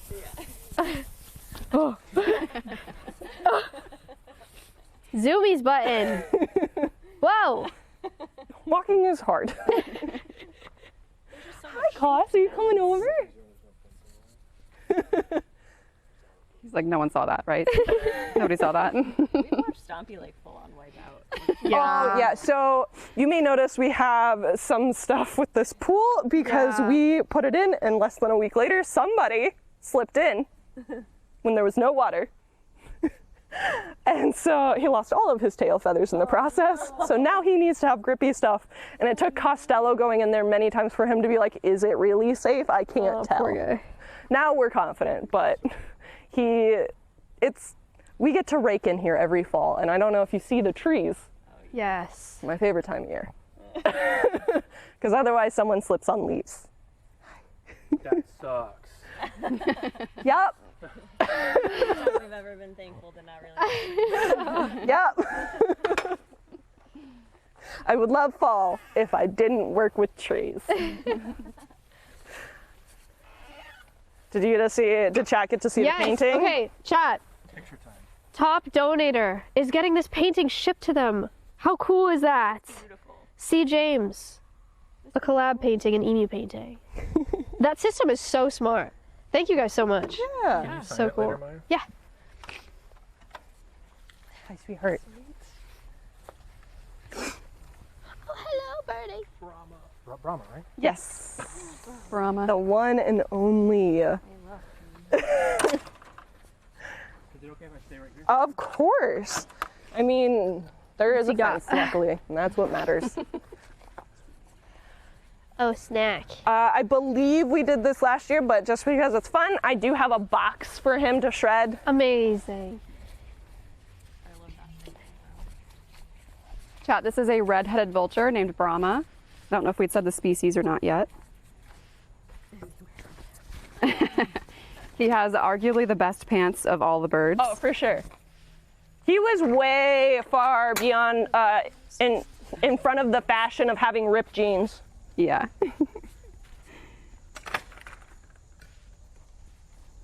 So we talked earlier about vultures need a lot of enrichment. They're very smart.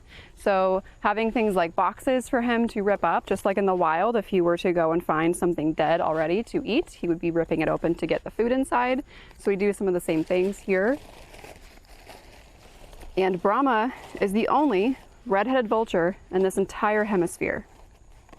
So if you want to see one and you live in the United States or Canada or Mexico and you want to come see one, you have to come to St. Louis and come visit us here at World Bird Sanctuary. Are you making a nest? You're so good at that. Hey, here you go. This is for you. Box. Filled with goodies. Okay? Oh, thank you.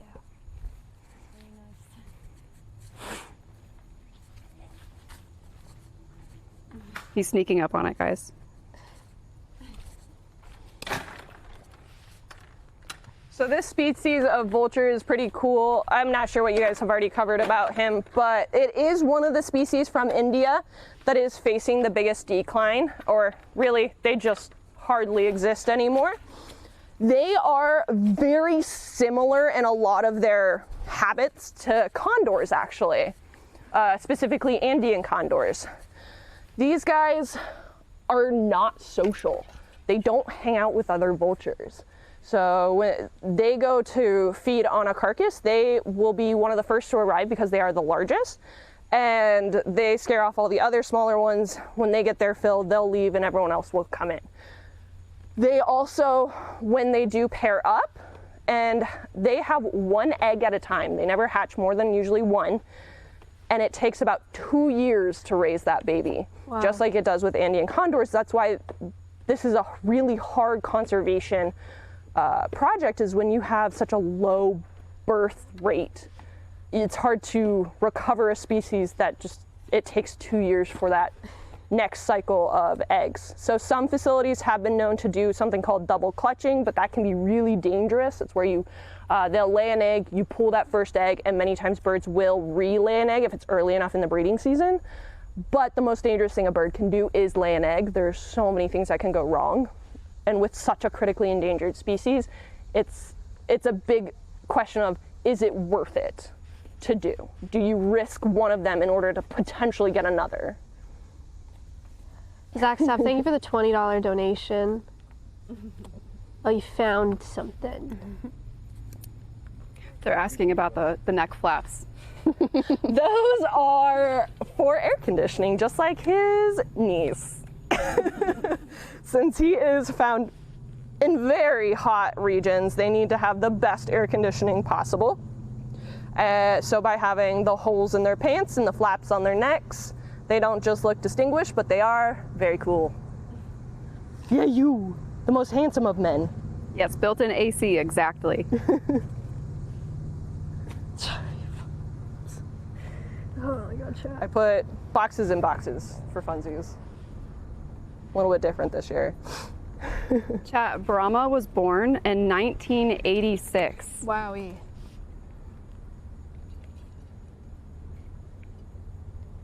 This is a red-headed vulture, Ashes. They've been known to go by so many different names. I think it's the Indian king vulture, the Pondicherry vulture, and the, oh, I can't remember the last one, besides red-headed vulture. So sometimes you may see a picture with a different name. It's still the same bird. They just have a ton of different names. That's an interesting question. Al asked if they can get sunburned. I don't know. That's a great question. I'm gonna go with that one. I don't know. Yeah. I have wondered the same thing Yeah. about my vultures as well. I don't know. It seems like, in theory, they would, but I don't know Right? I don't know. I mean, they get frostbite. Why wouldn't they get sunburned? But That's a good question. Chat, do some research. Let us know. What age do they start balding? No, Oh, okay, He's not cool. bald. being human's terrible. We don't have the cool stuff. Chet, that's how he is. What's in the Eggo box? More boxes More boxes. and paper and maybe a rat. Delicious. So apparently, chat, we just looked it up actually. Their skin contains something called Gagisol, which basically is like a built-in sunscreen in their skin to help protect them against the UV. That's awesome. That's really cool. I They did just not got know that. cooler. So there are two main groups of vultures. You've got your American vultures and your Afro-Eurasian vultures. The Afro-Eurasian vultures are your true vultures. They are truly birds of prey. They have immense strength in their feet, which is a defining characteristic of bird of prey, whereas American vultures are more about convergent evolution. They just fill a similar niche than their Afro-Eurasian cousins and thus look similar, but they are not true birds of prey. We just kind of group them in because we can't figure out where to put them.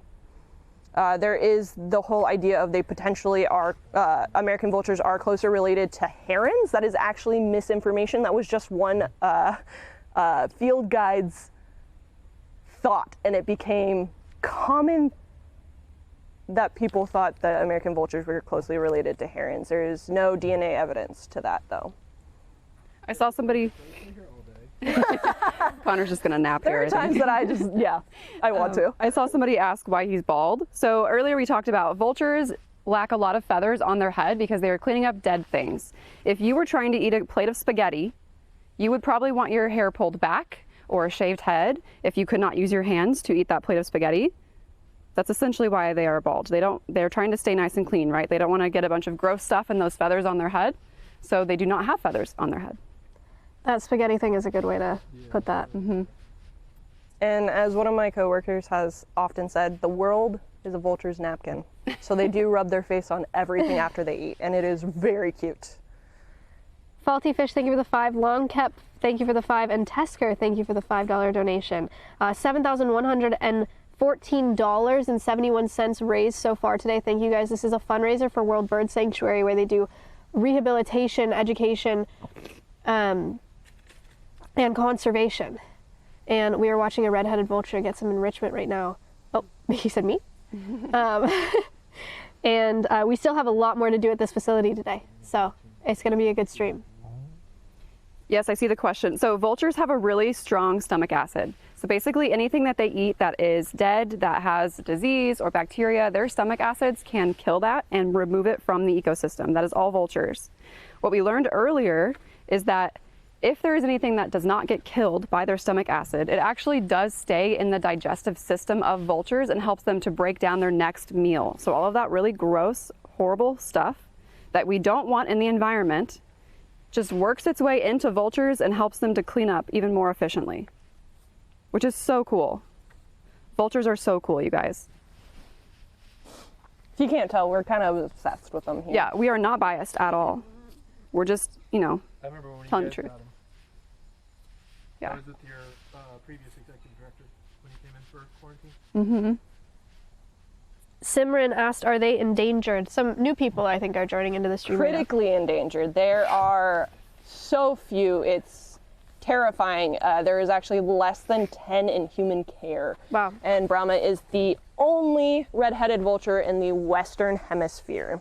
We are working with other facilities and potentially sending him there for breeding. It's just there aren't a lot of them anyway, so there wasn't any available females until recently. So we are working with a facility in, I believe, Italy to potentially send him there for breeding. Wow. Be Crazy. great, but also Yeah. Oh no, same. When I found out, I was like, or no. That's one of the things working in this field chat is the birds aren't here for us, we are here for the birds. So if there's a better situation for the bird, if there is the ability for this bird to breed and have offspring that can go back out into the wild, we will do that, even if it breaks our hearts. An example being, we kind of walked past it, but you, for those that are back from last year, may have noticed that Dorothy is not up here this year. Dorothy got a mate, so she is behind scenes now. With, she'll be paired up with him soon. Unfortunately, her being one of my favorite birds that I've gotten to work with, it was really hard being like, I never get to work with this bird again. But it is important for her species because they are on a decline. It is very important that we do this breeding. Someone asked if this is open to the public. Yes, it is. Oh, yes. You should come visit. Every World day Bird except Sanctuary. for Thanksgiving and Christmas, 8 a.m. to 5 p.m. Or really dangerous weather in the winter. Yeah, true. We've got 3 bald eagles in here. We've got Mitch, Boston, and Susie. Susie is the one up high. She is flighted but blind in one eye, so she has no depth perception. She knows where her perches are in here because she has memorized where they are, but she cannot find perches in her native habitat, thus why she's in here. Mitch is actually missing a wing. She cannot fly. And although Boston can sometimes fly, it is not coordinated, and so he is also here. He is, Boston is the only male in here. Mitch has laid eggs in the past, so we know she is a female. Susie is massive, and thus we assume she is a female. Boston is so small that it'd be interesting if he was a female. There's always a chance, but he is the smallest bird in here, and that's how we can figure out who he is in this enclosure. Yeah. Yes. Yeah, they have access to both sides. Yeah. So as Connor's panning around, all 3 of these eagles are hanging out here by choice because they want to hang out here. Yeah. They have access to the entire aviary. and this is cool. You can get up and close. Oh, Yeah, and Connor they've is got saying that's 2 really cool. pools as well. We sometimes will have both filled, but usually we switch off so that it's much easier to clean. Connor was pointing out that you can actually kind of walk in the aviary, not really, but you can walk into this area that we are right now and look all the way around you, and you could have a bald eagle flying overhead. Yes. You could have one sitting in front of you. You could have one to the right or the left of you. Mitch is the one that was just calling. She is very much in charge. She may not fly, it does not mean she's not in charge. She will often tell me off. I do get the question often if these birds love me. The answer is they tolerate me, and some birds do not like me because I am the reason the food doesn't come quicker. So for Mitch, it's because I have the audacity to go into her habitat. That's why she likes to yell at me and tell me off. But as much as she may not love my presence, I still love working with her. I saw a great question about these birds breeding. So actually, it is illegal to breed bald eagles. We do not have any permitting for that, so we do not breed bald eagles. At one point, there were breeding programs for bald eagles. We'll talk a little bit more about the bald eagle conservation story later, but we do not breed bald eagles here. Great question, though. Easy Whoop, thank you for the $15 donation, and Fun Fettysburg, thank you for the $25 donation to World Bird Sanctuary. Thank you very much. Do you need hearing protection when working with them? Some of the birds, yeah. We do have some parrots. I know if you guys have watched the Alveus streams, I know Siren's got some pretty gnarly screams. I used to work at a pararescue, so I've lost a lot of that hearing, so I don't need it now. Me too. So it can be helpful if you have some really loud birds. Oops, sorry. That's my camera. No. This is such clever perching, the turf cactus. Yes. So cute. So these are two of our Harris's hawks. We do have a different name for them on their signage. Yes. We have them listed as the bay-winged hawk due to the National Ornithological Society has determined to change bird names that are named after people to other things. Since Harris's hawks have been known frequently by the bay-winged hawks, I kind of just jumped the gun and went that way, so I didn't have to rebuy the sign. But they are still Harris's hawks. A lot of kids know these from the wildcrats, so I do get a lot of little kids that are so excited to see these guys. These are a relatively social species of hawk. It's very abnormal because they are found in the desert. They have to be cooperative to hunt in order to be successful. And because of that, they are actually way more successful in their hunting endeavors than most bird of prey. The two that are in here are Blue and Delta. They are sisters and they are named after dinosaurs. Oh, cool. Love that. Blue is the one that's currently preening her chest. She's up high, and Delta is to the right with her leg out, hanging in the best way possible. Again, everyone is molting. But yes, they have cacti because they would normally be sitting on cacti. This species has a really cool behavior that has been seen multiple times. I have yet to see it here, of course. I've never seen it either. But it's called stacking. It's where it's surmised the reason why they do this is there's not a lot of perching, but it also allows for a better vantage point. One hawk will land on something like a cactus, and then the next hawk will come in, curl in its toes, and sit on the back of that hawk, and then I think it's up to 3 will stack, so they each have a different view. Can we get a demonstration of you? Oh yeah, totally. Next time. Maya's sick. You know what? Stay away. Yeah, there are cool pictures of it, but I've never seen it. I've never seen it in person. I think Daniel has seen it, but that man has seen everything, honestly. They're just such an incredible species. They have so many cool facts about them. They will run down jackrabbit holes in order to continue the chase. They're not against crazy. that. They are amazing in their relay hunting, how they hunt and communicate to each other, how when they do catch their prey, it's not the bird that catches it or the strongest that get to feed first. It's actually the oldest and the youngest. And potentially if there's anyone injured, that gets to eat first, and the strongest will eat last. I didn't know that. Yeah, isn't that crazy? Cool. Yeah. Like, they really are a family pack. VOD said, do you have to groom the birds or do they take care of it themselves? They take care of it themselves. All of these birds do not like to be touched. The only birds we do touch are our emus, but otherwise they take care of their own feathers. In fact, that occupies the majority of their day, is taking care of their feathers. The only grooming that we occasionally do is what's called coping and trimming. So trimming their beak and their talons, and the reason why we have to do that is because their diet in professional care is much more nutritious than it would be out in their native habitat, and thus things like their beaks and nails grow a lot quicker than they normally would. So some of our birds, we do have to do those trims, but many times our vultures are very good at maintaining their beak lengths and talons, and many of our hawks are pretty good about it too. Thank you, Space. We got a picture on screen of the stacking. Oh, Nice. perfect. So I can see it. We are not related to Lone Elk Park. Good question. Lone Elk Park is next door to us, but we are not affiliated with them. How many acres do you guys have? Over 300 acres. What? Yeah. Really? Yeah, isn't it crazy? So we're working on expanding. We don't have a lot of it filled with stuff yet. Most of it is just woods. But that is why we built like the Rollins Ridge earlier, that we were walking on that trail through the woods. There are lots of hiking trails through here, actually. Yeah. In the future, we'll be building some more really fun, exciting things. The stacking birds were called Harris hawks. So these are our tawny owls. We've got Mr. Peabody and Buzz. They are siblings. They are the cousin to the barred owl. They're just a little bit smaller. They are found in Europe. Fluffy. These guys actually maintain a very small territory, but they will patrol their territory every single day, the entirety of it, to make sure no one else enters. They have been known to chase people out of their territory because it is their house. But these guys are, both were hatched here specifically for education. I mentioned, the other one's in the tower, if you want to go around. They were specifically hatched for education. It's been found through research that Up, Alex.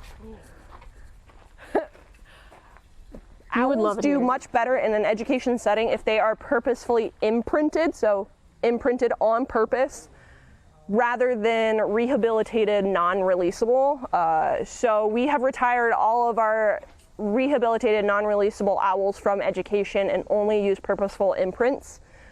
So we do rotate also their working so-called season. So Buzz is on vacation, but in about 3 or 4 weeks, she will rotate with her brother, Forrest, and Forrest will come out here and she will go back to our education. Mr. Peabody is older, so he is retired. It's such a good name. Adapt, we'd love to have you visit if you want to visit sometime. Just let us know. We like to call this one Tawny Towers. Happy to show you around. Yeah, Adapt and chat. Wait, point at me for a sec.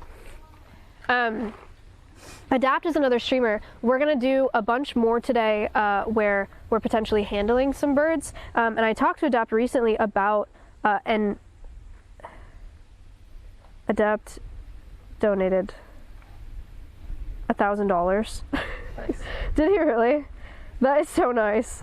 I don't see it for some reason. Oh my gosh. No, Easy donated $1,000. Thank you so much. We're gonna be handling some birds today, and I know I talked to you recently about like falconry and stuff like that. It's like, he was like, it's my dream to go like this, you know, one of those things. You would love it out here. We should talk later. But thank you so much for the $1,000 donation. Incredible. Easy, thank you so much. Thank you, thank you, thank you.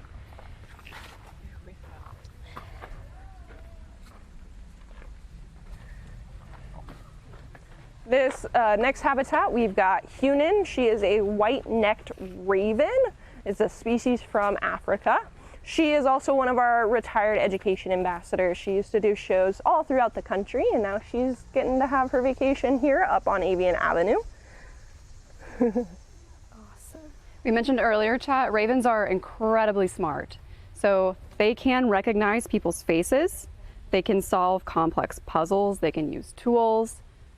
Incredible species to have. Ravens and crows are all very highly intelligent. So we do a lot of really fun enrichment with them. PSA for everybody, I know it's really cool to try to make friends with wild crows. Please don't. You're going to make that crow a nuisance animal, and nuisance animals do not live long in the wild because at some point someone is not going to like the animal being too used to people, and that animal will get euthanized. So help us keep them safe by not making friends with them, please. Adapt, thank you so much for the $1,000. Incredible. Thank you so much. All right, we're gonna try, and the word is try. I'm gonna try to do a little bit of training with Hunan to show just how intelligent these guys are. Oh, Connor, we'll be over here. She's gonna try to do a training here. We'll see how it goes. We're gonna see how it goes. Yes, great question about eagle feathers. We do turn them over to the tribes. Native Americans will use eagle feathers and a lot of, yeah, we will send those over to the tribes, absolutely. Our registrar is in charge of all of that. Great question. All right, Hunan, you ready, Spaghetti? You know that's not the first one. Silly goose. There we go. Good job. Okay, can you go get the next one?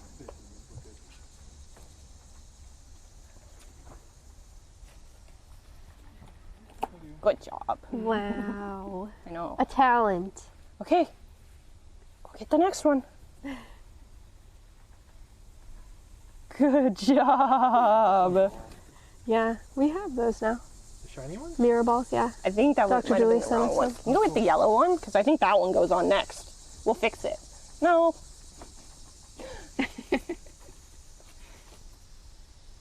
Just gotta go find the other one.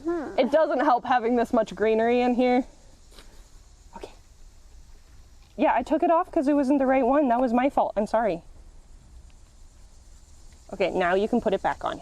There you go. Good girl. Yay. One more? And one more. We got one more.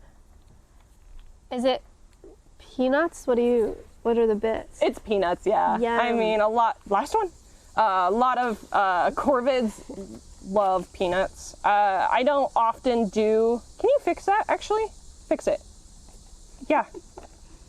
Thank you. I don't tend to do peanuts with a lot of my birds due to them many times having asper, which is a big problem with birds. But these have been roasted, and so they're much less likely to have them. But Hunan and Natiri need them because of their high fat content, so I do use peanuts specifically for them. But if I have other birds that enjoy eating nuts, I'll usually go with cashews.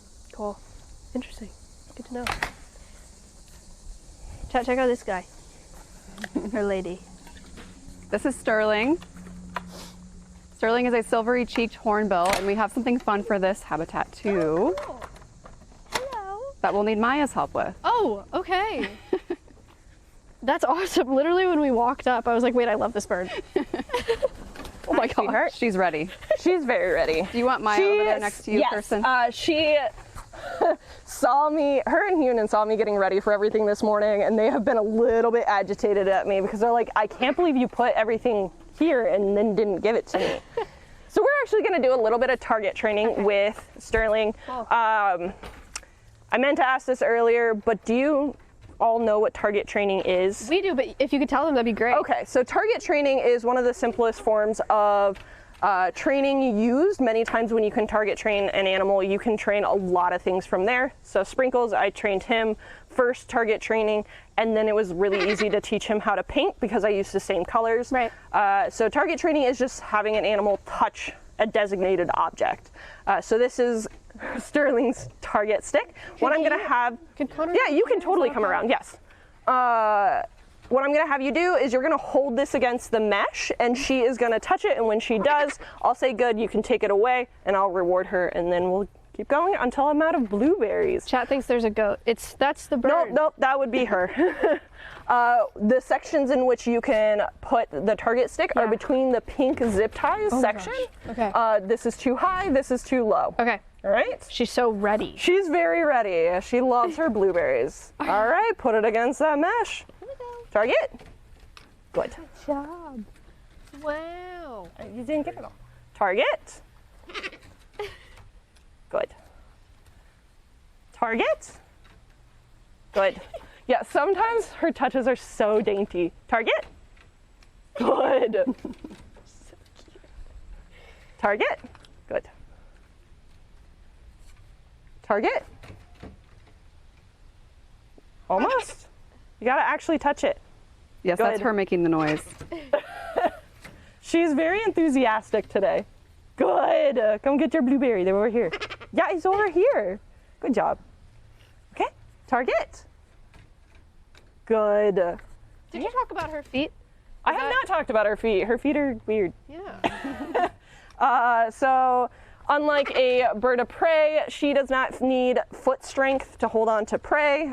She is an omnivore, but she's not eating meats as often, so she doesn't have that grip strength. Her feet are literally meant to just hang on to things. Oh, so that's natural. Yeah. Oh my gosh, how weird. Target. I thought it was like an injury. Good. No, so what, good job, is actually different about Sterling is her casque, the horn on her bill. Yeah. She had a sinus infection that got way out of hand before she got up here.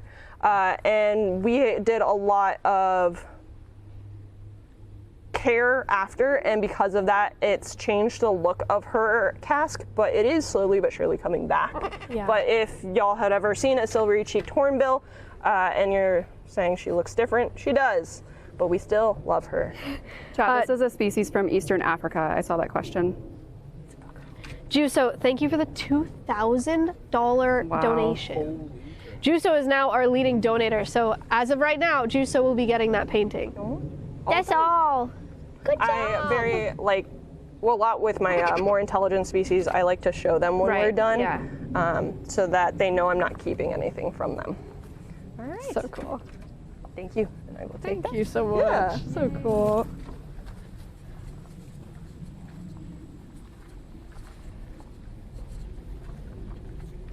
What a nice birdie. We love Sterling too. We actually have Sterling shirts in our gift shop. Oh, yeah. So I come have visit one. us and get one. Love it. Is that an adoptable ambassador? I believe so, yes. All right. Yeah.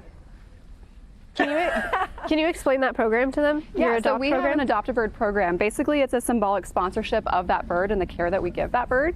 So if you adopt one of our birds at the highest tier, and we're getting ready to redo it, so it might be a little different on the website, it will change. But at the highest tier, you actually get a meet and greet with that bird and a photo op. Now, Sterling does not have a meet and greet opportunity photo op, but you'll get to see a training session with her. So that's pretty cool too. I mean, you saw one on stream, but you could see one in person. It'd be really awesome. cool. So in this habitat, we have Chatter. Oh, hello. Chatter is a laughing kookaburra. So she is quite old and does have quite a bit of arthritis in her feet. So all of her perching is covered with turf to give her that extra cushion. So she is not putting any specific pressure on any part of her foot, thus getting bumblefoot. Because of this arthritis, she also gets moved in during the winter. She normally could actually weather our winters quite fine, even though she is from Australia. It's just more due to her arthritis, and her rotational partner is Petrie, one of our American crows, comes out here. Oh, neat. Yes, chat, one of us. Is she one that if you do that sound, she'll Nope. Bummer. No, we've gotten way too many people that often do that she's just gotten. She's over it. She only tends to call, one, on her own time, two, if she sees a very specific staff member she does not like, because that staff member takes her to the vet. She doesn't like that staff member. And then pileated woodpeckers are her enemy. They think they have a big beak, and that's not allowed. Because she's got the biggest beak. Funny. We do have some Australians in chat. Guys, what do you think? Xano? It's Chatter with D's, though, chat. It is. So the place she came from actually originally named her Chad. Oh, And when she was DNA sexed as female, they changed the name to Chatter. okay. And I thought that was cuter anyway. That is cute. I think she laid an egg, and that's how. Oh, no, they did a DNA Did that sex. too. Okay, 'cause I know she's laid eggs before her too. and we're eggs like, well, female. are. We've had a lot of birds that will get DNA sex, and we're like, is it true? Because we've had the test lie to us sometimes. But when they do lay an egg, it's like, oh, okay, cool, sweet. And she likes to lay eggs for our staff that takes care of her in the winter, which is not great. Oh. We have a little bit of a walk to the next place, chat. So as we're walking, just a reminder, we are raising money today for our foster forest aviaries.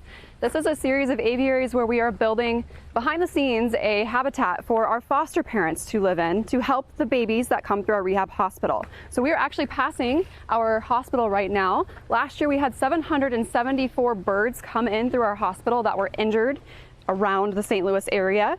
And they come here to get better so we can get them back out into the wild. Now the foster forest aviary, what's really special about that is it helps to increase our capacity to care for more birds. We are on track to probably have 1,000 birds come through the hospital by 2029.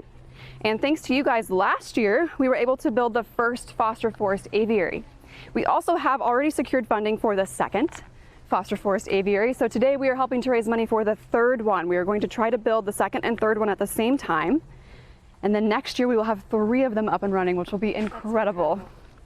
So cool. Go to the gift shop stuff next. Yes. We have a few more birds to see on our tour. And then after that, we will have a special show for you guys. We'll have some birds that will be on the glove. You'll get some nice close looks at them. Did you tell them that you reached the light? No, I have not. Chat, I have a little bit of a surprise for you later as well. And you may be able to figure it out considering we now have a Twitch channel that I made a couple weeks ago. So if you're not following us on Twitch, you should go do that right now. We also have a TikTok that we did not have last year. Chad, how many followers is the Twitch channel at now? How many followers? Matt, thank you for the $100 donation to World Bird Sanctuary. Thank you so much. That's awesome. Yeah, shout out. Thank you very much. 1.4 thousand. 1.4K. That's incredible. So close to our 1,500 follower goal. We had like 10 followers before the stream started. I was the 10th. It was awesome. Incredible.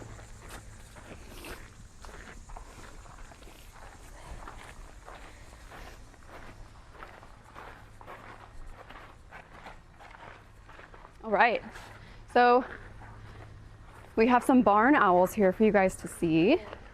So we've got two barn owls in here. We have Goblin and Farnsworth. Farnsworth is another one of those rotational education birds. He just barely came off of his educational working season, so he's now on vacation, and he swapped with our other barn owl, Riley, who, if you go through a lot of our social media, especially a video of one of our adorable spectacled owls, you get to hear Riley in the background chittering and calling to all the lovely ladies in the area. Cute. Chat, we have barn owls because at one point barn owls were endangered in Missouri, which is a wild thing to think about. This is a species that is now least concern. It is pretty much everywhere in the entire world. But what's happening for barn owls, and a lot of owls actually, is rodenticide, rodent poison that gets into the environment. If you are an owl, you are going to go after the slowest, easiest thing to catch. So if that mouse has poison in it, it's going to be slow and easy to catch. You can see where I'm going with this, right? That's not good. That's going to kill the owls. So we actually did have a breeding program for barn owls. We have released over 1,100 barn owls back into the state of Missouri. And guess what, guys? They're no longer endangered in Missouri. Wow, how cool is We have that? since sent many of our pairs to actually other facilities in other states that are facing the same issues that we were facing here to start their repopulation project. But that's not over. We still need you guys to help us spread the word about rodenticide. There is nothing that is better at catching mice than a live barn owl that is not poisoned. So we do not want to put poisons into the environment. We talked a little bit earlier about some other things that poison birds. Rodenticide is really bad for owls and other wildlife. Crazy. This is Flip. He is a red-shouldered hawk, a very, very, very chatty one. You may notice his feathers are all funky. It is a mix of his own doing and actually why he's here. He has a wing injury that, because of how the wing got injured, it actually damaged the feather follicles in that wing, and his feathers grow in upside down. What? Yeah, it's really weird. So that's the name Flip. He's got flipped feathers. Oh my gosh, how weird. And actually this year, during one of his health checks, one of our staff noticed he now has a tail feather that has flipped upside down too. Wow, how weird. He's just kind of a weird bird. And it grows out of the follicle that way. It doesn't. Yes. Wow. It's not getting damaged Yeah. during the growth. It is already that way. Oh my gosh. Yeah. I didn't know that was possible. Feather follicles are very susceptible to damage. You got to be very careful whenever a bird is got what's called blood feathers. So feathers grow in every year. They'll drop the old feathers, and when they're growing in the new feathers, the pin of the feather, the part that people used to use put ink in, is actually filled with blood while it's growing. Just like how on deer and elk, their antlers have that velvet. There is still blood flow in there while it grows, and then that velvet comes off. Yeah.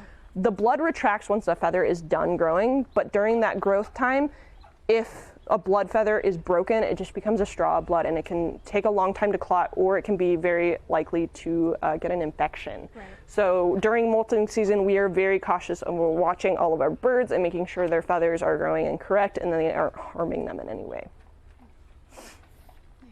So behind you guys is one of our very popular birds, both between visitors and staff. This is Uzmal. Uzmal is a spectacled owl. This is a rainforest species of owl.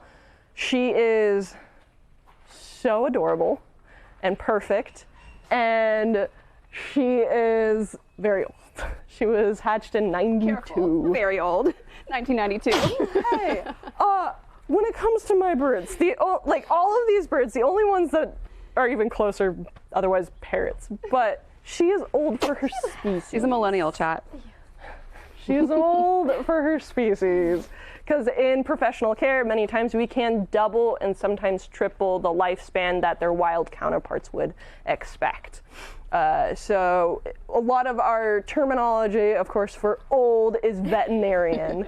I was recently talking to one of our vets, or our vet, and talking to her about the word geriatric, because I hate that word. Because I will see so many of my birds the birds that I work with, and I'm like, these are fantastic, very happy, they move around great, but they're considered geriatric. And in veterinarian care, geriatric means an animal that has lived past the normal lifespan of their wild counterpart. So even if a bird is fine, if it's past the wild counterpart's age, it is considered geriatric. And I'm like, look at this bird. Does this look geriatric? Right. No. Wow. But Uzmal is not the most flighted bird. She can kind of fly, but not super well. She tends to sit in one place. She can be very chatty, and she is just so much fun.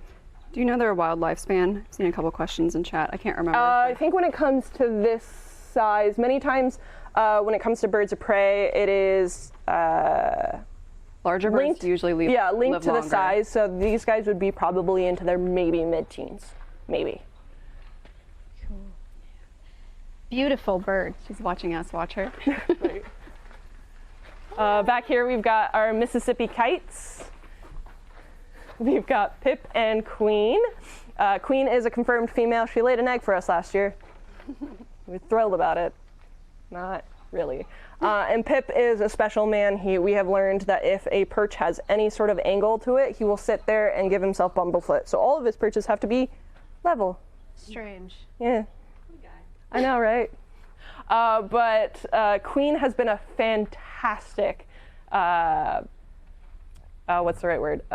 Presence. Roommate, yeah. Example for him. Sure. Because Pip used to be a very nervous bird, but Queen is actually imprinted. So Pip learned that if he didn't go to the food right away, he was not getting fed. Right. So he has learned to be much more confident, and he actually now voluntarily weighs. Cool. Yeah, That's it's exciting. been fantastic he's learned so much with Queen. Ray Driver, thank you. Noel, thank you. Cobra, thank you for the 50. Gloomy Frown, thank you for the $50 donation. Thank you so much. The same way that with people, like having a baby, pregnancy is really hard on our bodies, right? And that's kind of the same for birds. When they're laying eggs, it can be really hard on their bodies. It requires a lot of extra resources. There are lots of things that could go wrong. So the birds that are not in a breeding situation to help their species, we don't necessarily want them to be laying lots of eggs because it's an unnecessary risk. That's why we talked about that earlier. Great question.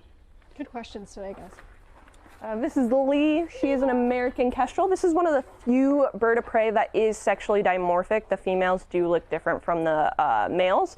We do have a picture up here. The males have a much more blue-gray on their wings and head, along with a tail that is that solid red-brown and a black stripe, whereas the females tend to be barred. Lee has been one of our foster parents in the past. She would take care of any of the baby kestrels that came through. Kestrels are in the same family as falcons, which means they are highly intelligent because these guys are actually very closely related to parrots. So it is very important that we are very hands-off with our kestrels and falcons that come through. So she was a great foster parent. She was retired from that this year due to her old age. Tree, thank you for the $50 donation. Thank you very much. No, Tree. Styx. I love her so much. Right? Styx is a sharp-shinned hawk. So a lot of facilities don't actually keep accipiters in human care. They just tend to be way too high energy. Unless you're a falconer working with goshawks, it's just not super common. Styx, unfortunately, does have a head injury that has dampened her personality. She's much calmer than her species would normally exhibit. I would say her energy level is similar to a red-shouldered hawk, and red shoulders are considered the incipiters of the bootios. So it's still pretty high, but it's much more manageable in professional care. So that is why she is here with us. She does have a wing injury. She's not very good at flying. She also has that head injury. and she is much more calm, which means she's comfortable here. Neat. Cool. Right, a Oh, couple boy. more birds here, and then we're going to be moving on pretty quickly. Chat. This is Dynasty. He is a Egyptian vulture. This is one of the other species of birds that we are doing a lot of conservation work with. So Dynasty is a very, very, very special man. He is actually, there are 3 subspecies of Egyptian vulture, and his subspecies, there are not really any of those in the United States anymore. I think there might be 1 or 2, and they're both males. So the other subspecies we are working with in breeding, because we do have those. So he is special for that fact. That is why he is not inbreeding with the birds that we currently have, because he could be. He may be older, he could still be inbreeding, but because he's a different subspecies, we don't want to be mixing up those kinds of genetics. So he has been much more of an education ambassador. He did get retired from true education programming a couple years ago, and now he is up here during our summer months. Is there any phenotypic difference between the subspecies? That's a good question. I honestly haven't worked with the other subspecies at all. Okay. Even though we had them here, they've Yeah. never come through my department. So I Not can't much, say. if anything. I mean, the ones that they look so similar. I don't Really? know. Yeah. Daniel told me to look at beak color. That was the only thing. He's like, which color beak is it? Yeah, I'll say it's very minor. If anything, they look very similar. And the third subspecies is actually an island species, so I don't even know if there's any of those in professional care. Wow. I don't even know if they have any threats to them technically, because they are on an island. I cannot say that for certain though. I haven't looked into it because, again, I don't have that opportunity to work with them here. But Dynasty is a really fun bird to work with. He is extremely intelligent, to the point of he will feign not being intelligent to make me do the work for him. I do have his egg enrichment for us today. Cool. I was trying to teach him another behavior that Egyptian vultures typically show, which is working with ostrich eggs. I had a fake ostrich egg for him to break open, and he went, I don't know what you want from me. So we're not going to do that today. But he definitely knows. I've seen him do it. So the differences are these guys are often eating other birds' eggs. So smaller eggs they will take and throw on the ground to break open. With larger eggs, like ostrich eggs that they cannot pick up, they will actually use a rock. They are one of the few species of animal, and probably one of the only species of bird of prey that uses tools. And so they'll use a rock to break that instead. Cool. So let me go get his not ostrich eggs. Yes, they use tools. Chat, you couldn't hear Connor earlier. He was saying when we were talking about the phenotypic differences between the subspecies, that he thinks that there's a beak coloration that's different between the subspecies. Black-tipped beak. Oh yeah.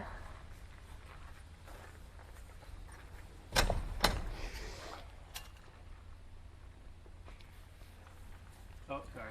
It's fine. Stop being sick. Have you just decided like to tell your nose to stop running? It's a mindset, man. I know it is. Gotta lock in. He stopped sneezing though. He loves shredding stuff, thus he often has a lot of paper in here. I have specifically told my staff that if it doesn't look like an explosion of paper in here, it's not enough. Because he is happiest when he has paper everywhere to shred. I'm sure that's fun to clean up. Oh, it is the absolute worst, especially after it rains. Yeah.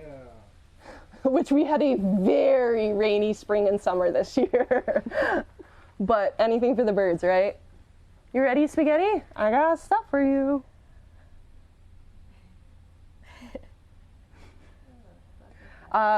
One of his ways that we know he is much, much older is his flight capability has definitely decreased. So he falls with intention many times. I do have ramps. Doesn't mean he uses them. So we're gonna see how this goes. You wanna come get your egg? We're already dripping. We're so hungry. We love eggs. Yeah. Please don't jump onto me. Chat, you'll notice when you're looking at him, last year we talked about this too. So Egyptian Do you need a vultures have ride? bright white feathers. Sometimes they look like they have some brown on them. Egyptian vultures will actually like rub dirt on their feathers to make them look younger. A young Egyptian vulture is going to have brown feathers instead of the white. So it's kind of like putting on makeup. So he's pretending to be younger than he is. Yeah, I definitely had some of the hospital staff last year panicking because he had blood all over his wing, and they were panicking that he had hurt himself. I'm like, you are more than welcome to catch him to check, but I am 90% sure it's because of the bloody rat he got today. Yeah. And that's exactly what it was, is he had He was born rolled in in 1990. his food that day. 1990. You can do it. I know you can. They want to look younger so that when they find mates, they're like, hey, look, I'm really young. I've got a lot of life left in me. I'm going to be the best partner. Look at how pretty I am.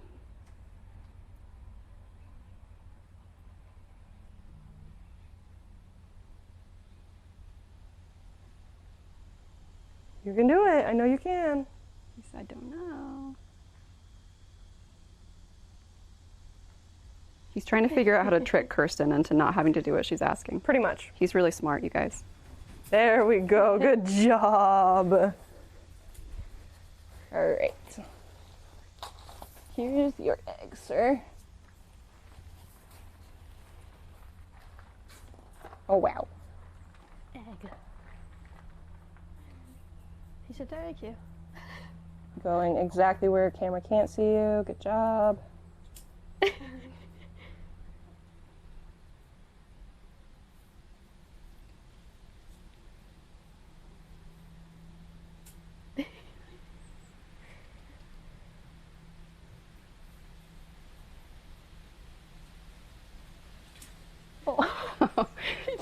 I have put rocks in here on purpose. He doesn't use them, because why?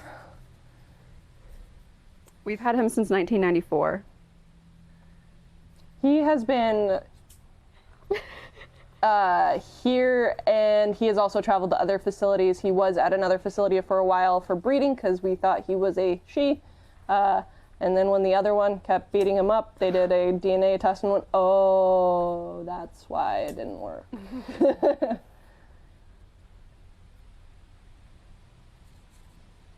you gotta throw harder. Almost. Try again. Almost. Chat, I don't think you're cheering loud enough for him. Yeah, he doesn't definitely feel not. the support. So if you guys could pick it up a little bit, that would help, I think. You can do it. No, you don't get a different egg. You gotta break this one first. There we go. Go, buddy. Come on, Dynasty. Off the edge. So close. You can do it. Okay, chat's cheering for him now. Good. He's got this. You can do this. That was a very good throw. Amy, thank you for the 20, and Colin, thank you. Oh, we were so close. He's feeling the support. That was a really good throw, you guys. Keep it up. He's probably gotten a little bit spoiled because we usually give him Easter eggs due to, that's an interesting option. What if I jump up? Due to HPAI, we don't often give our birds chicken eggs anymore. Yeah. Luckily during summer months, that is when, no, you don't get a new one. That is when HPAI is at its lowest since it cannot tolerate heat as well. It's got a shorter lifespan. Fine, you can have another one. HPAI chat is highly pathogenic avian influenza bird flu. So we don't tend to do the eggs, but this year I did, since we are doing this for IVAT as well, we got store-bought since, no, you don't get a third one. Since Rigged. those eggs usually come from a very controlled environment. Come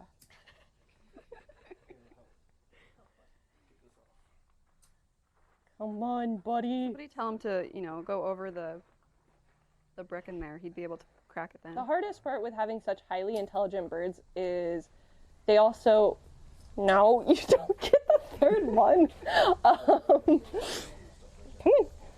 Is because they tend to have a intelligence level of approximately a 3-year-old. they also have the personality of a 3-year-old, so when you try and help them, it's the end of the world.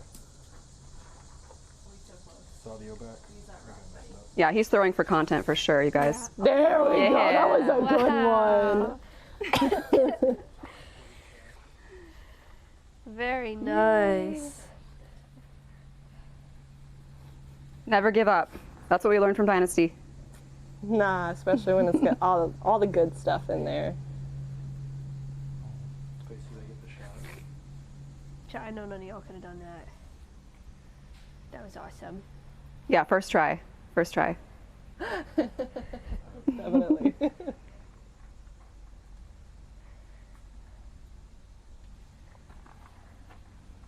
Well, you guys watch it. I'm gonna run to the bathroom really quick. Can we take this mic? I will return.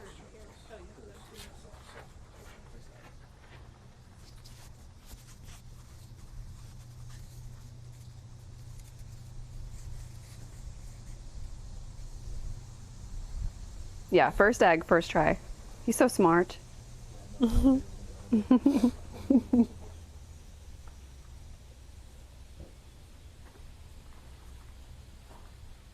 may wonder why I was trying to teach him to break open a larger egg with a rock, just like they would in their natural habitat, rather than him just doing it on his own. Because he was hatched in human care, not all of these behaviors are innate. Some of them are learned. So since he had not really truly shown this behavior in the past, I thought it would be something I could teach. And he definitely picked it up. He, once again, is just so smart that he learned I could just open the fake egg for him, rather than him have to carry a rock and try and break it open. Do you want another one? Yes, chat, we are open right now. You haven't seen a lot of people because Connor is masterfully using the camera and skipping all of the guests. Yeah, we've actually had quite a few people here today. Kirsten, how long did it take him to learn this behavior? This one? Ooh. I think he's been doing this. Good job. Nice. As long as I've known him. So there's a decent chance he learned it a very long time ago, so I don't know.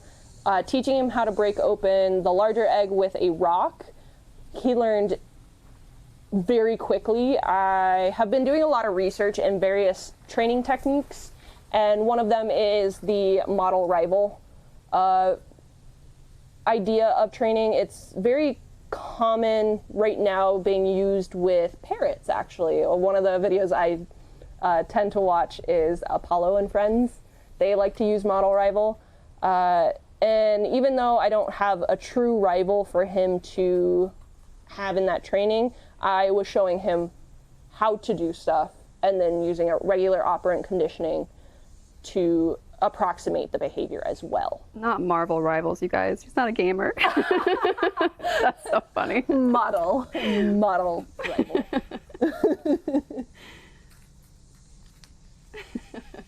Marvel rivals. That's hilarious. Yes, I bring Iron Man in. Yeah, yeah. We've got a gaming setup for Dynasty, actually. He's going to be streaming on our stream. Yep. You got one more. It's over there. Gamer. It's the one you gave up on. Does he eat the shell? He does not. At least not usually. He does play with the shell. It's fun to crush. But he doesn't tend to eat the shell. What's his main? What? What's his main? If he was playing Marvel Rivals, Oh, yeah. what would his main be? Loki. I'm pretty sure it would be... No, not Horus. Ooh. Chad, do you remember who the Egyptian god that's featured? Is it Nekbet? It might be, because we definitely have a Egyptian vulture named Nekbet. Because I think Horus is the falcon.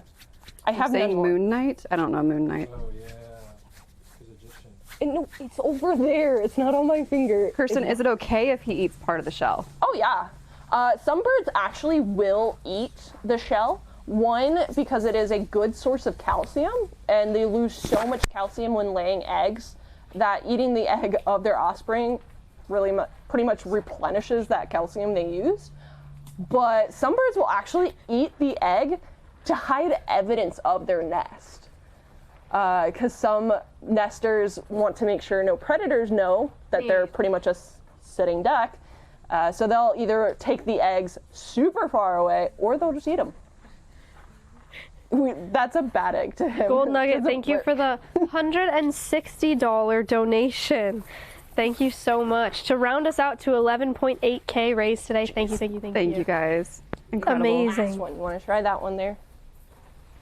We still have more to see too, chat. Yes, we are not This done. is the last bird on our tour. So once we are finished watching Dynasty, we have even more birds to show you. Yes, you can donate in person. If you would like to visit us, we have lots of donation boxes. Very nice. So cute. Bonk. This is your cat's favorite stream. Yes, my cat would love this too. I recently learned that my cat's favorite stream is literally Wednesday. Really? He lives by his aesthetic. He's a black cat. That's so funny. I've never seen him interested in the TV until I put that on. It was really funny. We have over 1,600 Twitch followers too. Thank you guys. Incredible. Guys, we're so close to our goal of 2,000 followers over there. Dr. Nick, spoilers. Shh.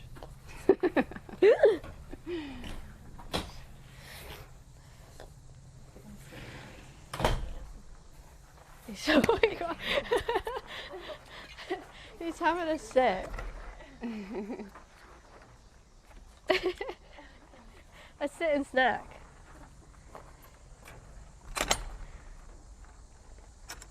You said 1,500 earlier? No, I did not. All right. Well, we're going to say bye to Kirsten and a huge thank you. Thank you so much. Thanks for coming and seeing all the birds. You've done an awesome job out there. It looks so good. Did you So see the cool. Alveus handshake? Oh my god. What is that? It's a specialty handshake. Our sanctuary handshake So we for go- staff. One, two, three. We come up and we make bird wings. And we Okay. go, so here we go. 1, 2, 3. Yes. Initiated. There you go. Sweet. Welcome. Lovely. Thank you so much. Question is, can I get it off this time? Should be like, Surely. It's just a There we go. easy. Sweet. All right, chat. We are going to go and see some birds on the glove. Thank you so much, Kirsten. We're going to go this way. She's awesome. Yes, she's incredible. I will walk behind and going down. Yes, that is fine. Guys, how's Connor doing on the camera? Horrible. No, that's crazy. You've gotten some really good shots. You're killing it. You're killing it. Shooting through wire is not easy like that, guys. No, it is So not. say thank you to Connor. It's also a heavy camera. They said Hands up, put them in jail. cinema.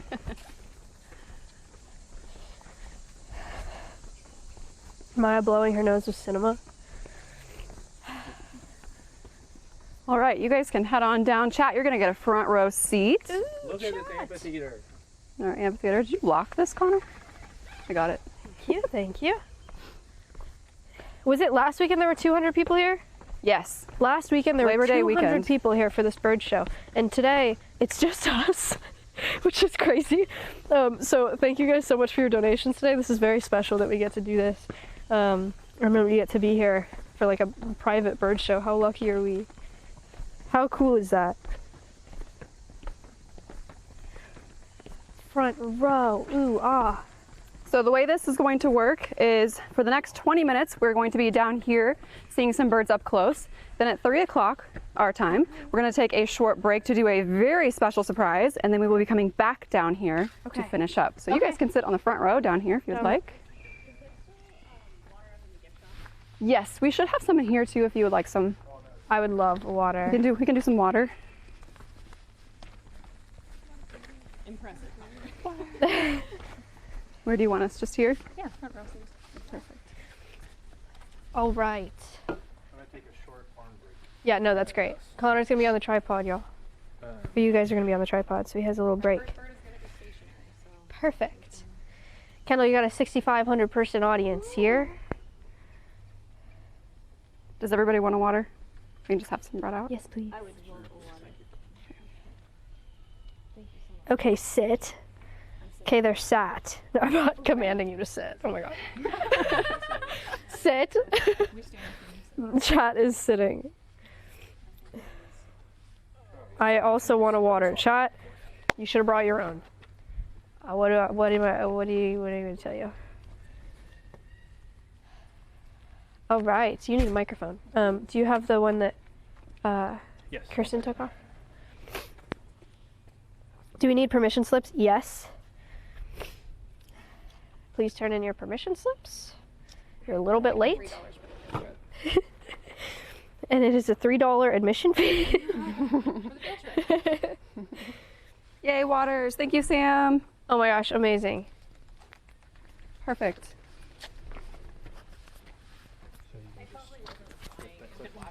Thank you so much. Thank you. W. Oh, You forgot your wallet. Go get it. Just kidding. permission slip. They're showing their permission slips. Okay. Is she going to stand in front of you? Yes. Hooray! Hello. I'm not doing the show with you. I'm just here. No, you can do the show with me. Guys, this is Kendall. Hi, oh my gosh. Some of you might remember me from last time. I was also here. That's crazy.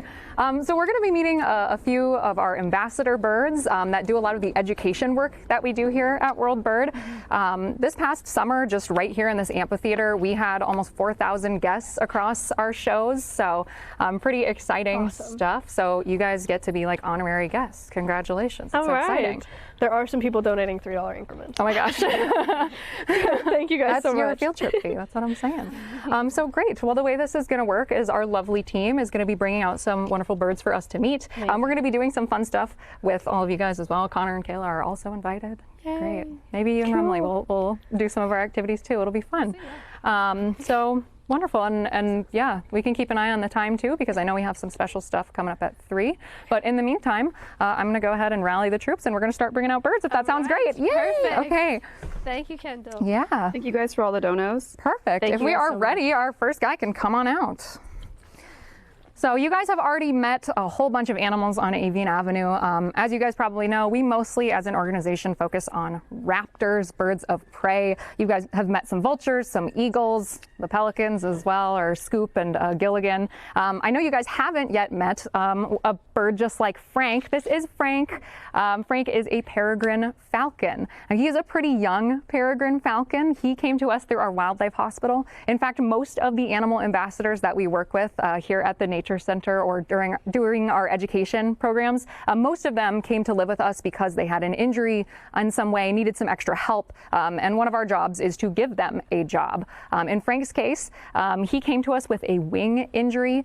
Our wildlife hospital staff and our training staff too worked with him for a very long time. Like I'm talking months to try and see if he could eventually kind of gain the muscle he would need to go back out into nature. Unfortunately, after months and months and months of trying, he just was not quite able to get kind of the lift that he would need to survive out in nature. Peregrine falcons, as I'm sure you guys know, I know Kirsten touched on this a little bit when you guys were meeting Gracie, the golden eagle, but you are looking at the fastest animal on the planet right now. Now, Frank is not going to be demonstrating that today, and that's okay because Connor's a great cameraman, but I think he would have a hard time keeping up. I don't know. But these animals are known for being really agile flyers. They can do some pretty crazy acrobatics in the air. In some cases, these birds can snatch something. Oh my gosh. Okay, you guys know what that behavior means. You guys know what that means? We already talked about what was that? Chat, what was that? You know Yeah. what it's called? Chad, what's that called? What Frank just did. We have a wild red-tailed hawk I can hear. That's pretty cool. Happy rouse. Yeah, so Frankie Spanky is what we call him, and he's really chill and cozy to be here today. So these birds are really agile. They have to be really speedy to catch their favorite food. They are bird-eating birds. Really is a bird-eat-bird world out there, or so it has been explained to us. And so they need all of these acrobatic skills to be able to grab some of their favorite snacks out of midair. You know, they will dive out of the sky in some cases going close to 240 miles per hour is what scientists have measured as those birds are diving. Talk about fast food, right? You can think about that next time you go through the drive-thru. Frank will order his chicken nuggets with the feathers still on. Thank you, if you're taking orders. Thank you, Frank. Oh, that's one. Let's see if we can collect a matching set. The birds are trained to do lots of things. They're not potty trained. So. Now, one of the things we'll probably show off too, if we want to spin Frank around just a little bit, you guys might notice, right, that he does have some really interesting patterning on his wings. He's got these kind of like light gray feathers and all these dark gray feathers.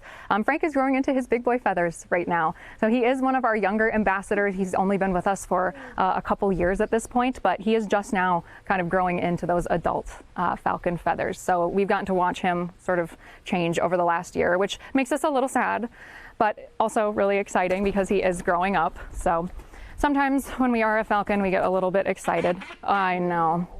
He's very chatty. Also, I don't know if we introduced, this is Catherine. You might remember her from last time as well. So Catherine is going to be helping us out, bringing out some of our animal ambassadors. She does a lot of the education here at the sanctuary too. Now, it's one thing for us to all be like talking about these animals. If chat or you guys have any questions, comments, concerns, things you want to know about, like this is a great time to ask. We had a good question about why we're watching the bird on the glove. So when we have birds on the glove, especially a young one like Frank, we're basically making sure that he is comfortable. So Catherine's job is making sure that he is as comfy as possible.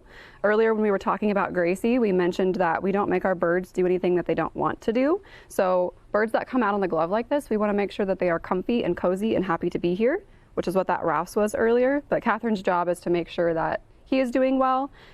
It can be a little warm sometimes when we're doing programming, so she might be looking to see if he gets overheated or if something spooks him.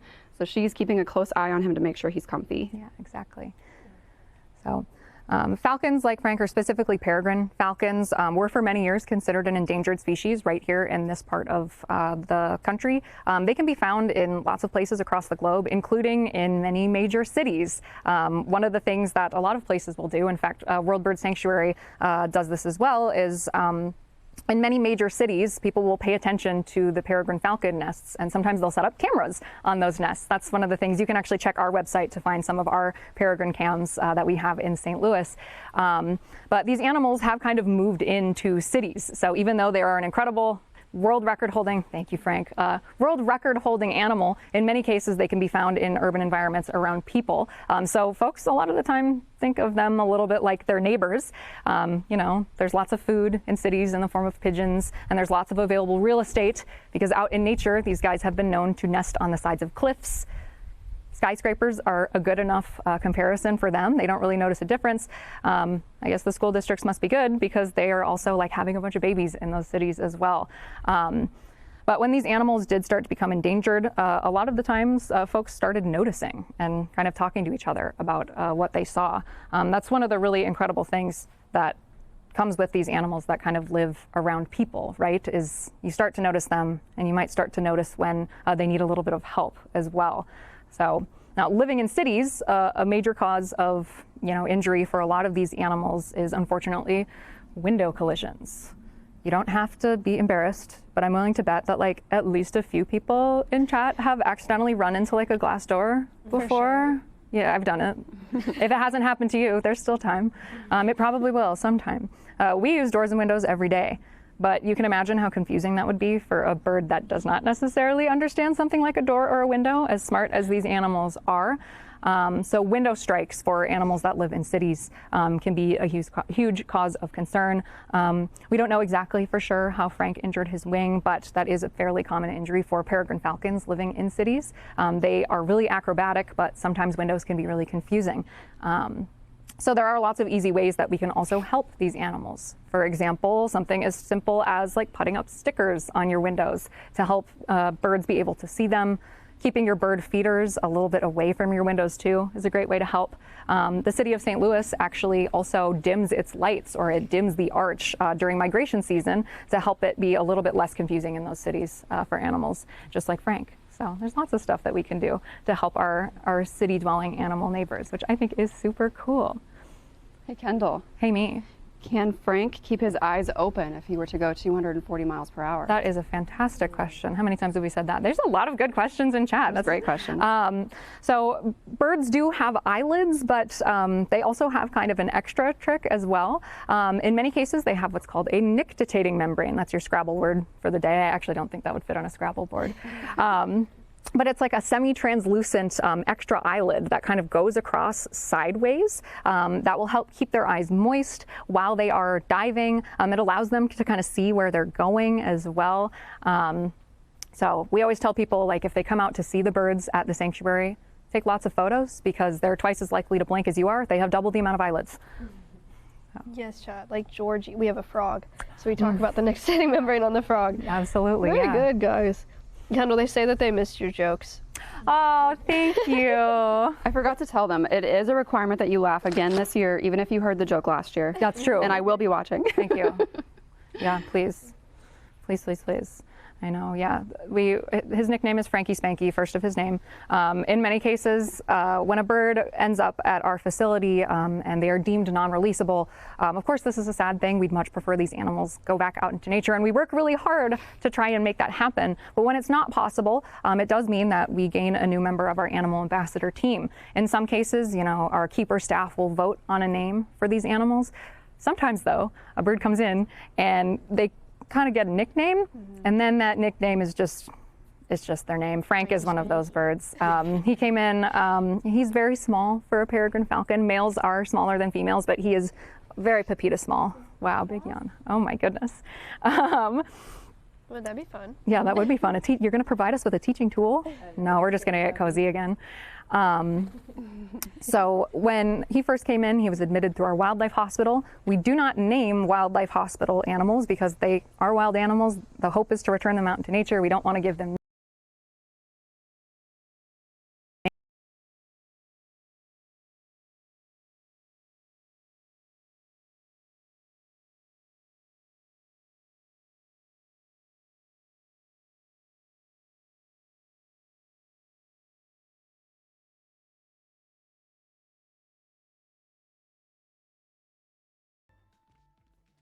What the heck? Ah! Okay, I didn't know. Trade. Don't break my wood platform. I made that. No, Kylie. Connor. There's a stem on that.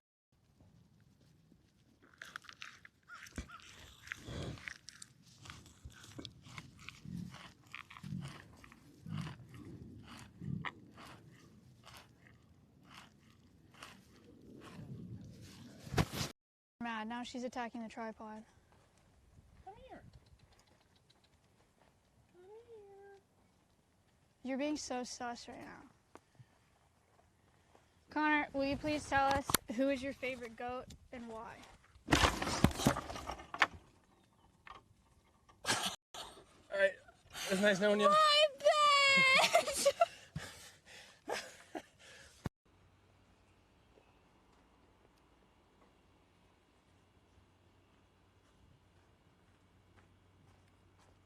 Thank you.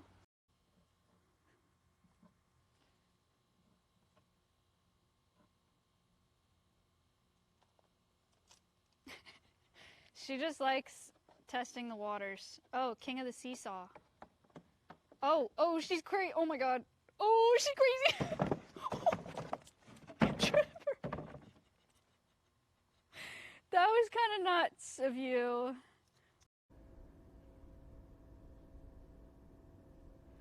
Interesting color. Interesting color.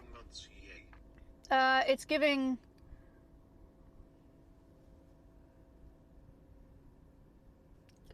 I don't know what it's giving.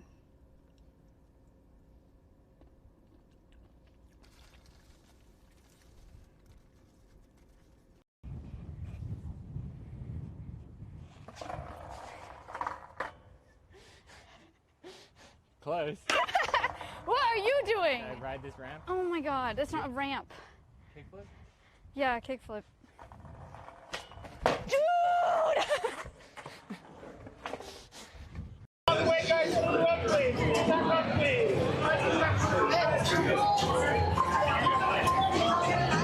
She's beautiful. Wow. That's so cool. That's so cool. Oh my god. That's so sick. Oh, I don't care about that. Shatter. This is for us, man. Oh my god! I'm gonna be honest, I didn't even know that puzzles could do that. I didn't even know that that was possible.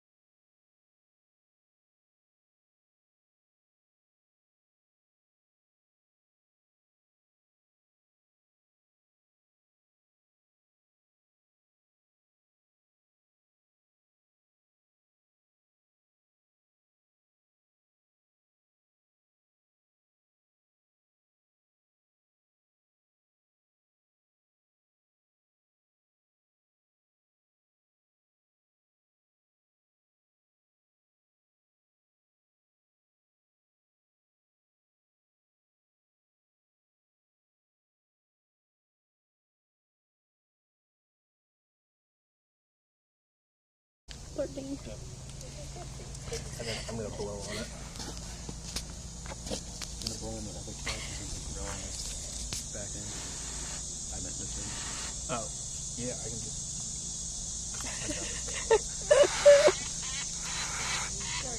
What is that?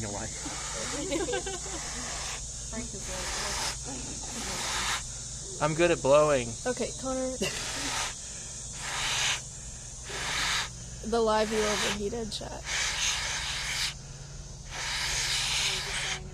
The two groups they tell you never to work with in Hollywood are animals and children. Animals and Animals children. work with our children, but the secret third thing is technology, which makes you guys very brave. It does make us very brave.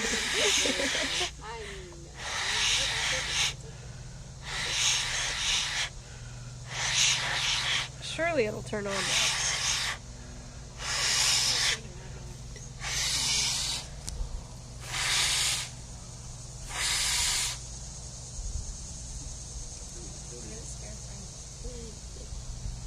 Alright, it's turning on. It's turning on, everybody.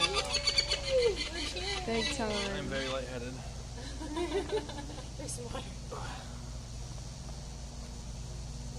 It's turning on. I'll just have this sit outside the backpack. It's fine. Yeah, we usually have this is like a travel backpack, and we have more packed in it. We usually use that pink mesh backpack where it can breathe. It just got really hot in this bag. It's not even. It did well for 4.5 hours. Yeah, which is sick. Seminole Gamer, thank you for the $100 donation. Zilla with 25. K-Ludge with 5. XT with 25. Peanut Butter with 5. A bunch, Hazardous with 10, and then a bunch of $3 donations, your admission for the show. Samami, Waffle Poros, O'Gald, No Lang, Stir Fried, Ferret, Njorless, Jakers, Jesse, Hydra Shekels, Hey Tiana, Zano, Fidget About It, Tizen, Pitchy, Wackanai, Tig, Shirley the Pigeon. Thank you guys for your donations, really appreciate it. We did hit 12K raised today for World Bird Sanctuary. Thank you very much. Once this is set up, we're all yours. All right. Chat, everybody say goodbye to Frank. Bye, Frank. Love you, Frank. In about 2 minutes, we should be good. Okay. As I was saying before we cut off, is like Frank's name, he came in as just Peregrine, P-E-F-A, and then all of his numbers of when he was brought into the sanctuary and what year it was, what patient number he was. But then he became PIFA, specifically he was PIFA Frank. Uh-huh. And then when he was a permanent resident, he's just Frank. He's Frankie Spanky. He's a good ambassador bird. Frankie Spanky. Frankie Spanky. Chat, you can actually check on our patients on our website. So we've got something called RaptorMed where you can go online. If you know the patient code and you want to follow one, you can look up that patient and check on all of the treatments they've had, what they're in here for. You can look at the list and some stats of some birds that we've had come to the hospital. It's really, really cool. Beautiful x-rays and like photos of treatments and stuff too. It's one of the coolest things. Chat, if you couldn't hear that, she said they use RaptorMed, so you can, could you hear her? Cool. That's the one. 390 is Beak Eagle. That one is, yeah. So 390, we're going to talk to our rehabilitation director. Bald eagle, gunshot wound through beak. Insane. The fact that this bird is still hanging out and illegal. doing well. Yeah. Yeah. Beagle. Eagle. We have been able to help that beak grow back. We're still waiting for it to continue to grow into the shape that it needs to be for him to go back into the wild. So we're working on that right now. He will be in our care for a long time. Yes. Okay. I remember seeing the videos of somebody going in to feed him, and it was like one of my favorites. It's just like watching. Incredible. They're like, but I do want it. I do want to eat. You're right. Yes. It's just so. It's so cool. Shirley, I see your question. I am afraid that you don't want me to answer that question since your name is Pigeon. Frank does like those birds very much. Starnerf, thank you for the $100 donation. Hell, thank you for the $10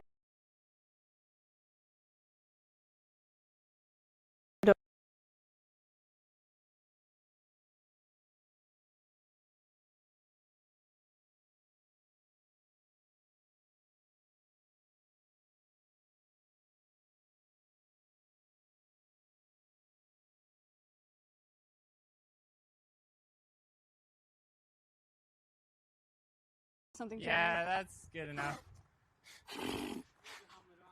He's got a helmet. He's Yeah, signed away. I'm totally chilling right now.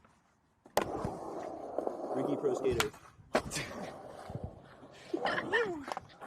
I cleared you by a mile, bro. Okay.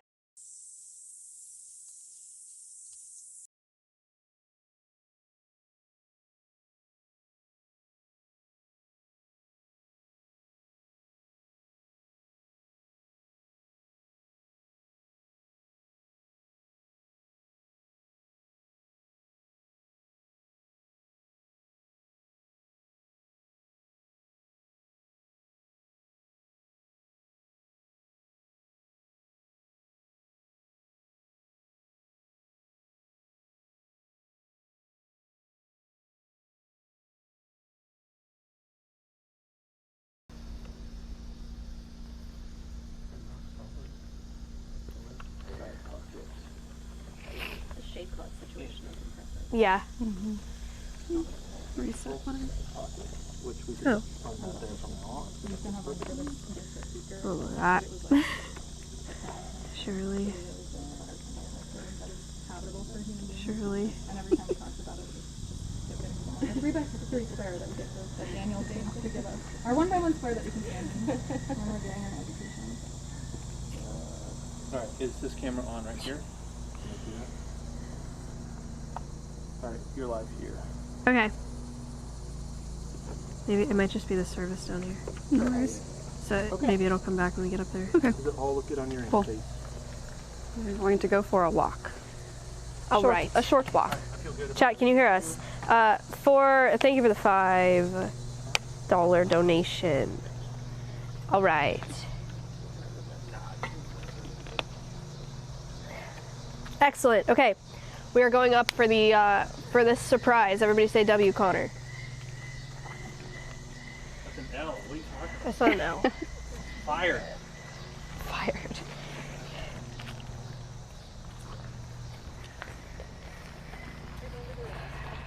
Can I leave this here? Probably.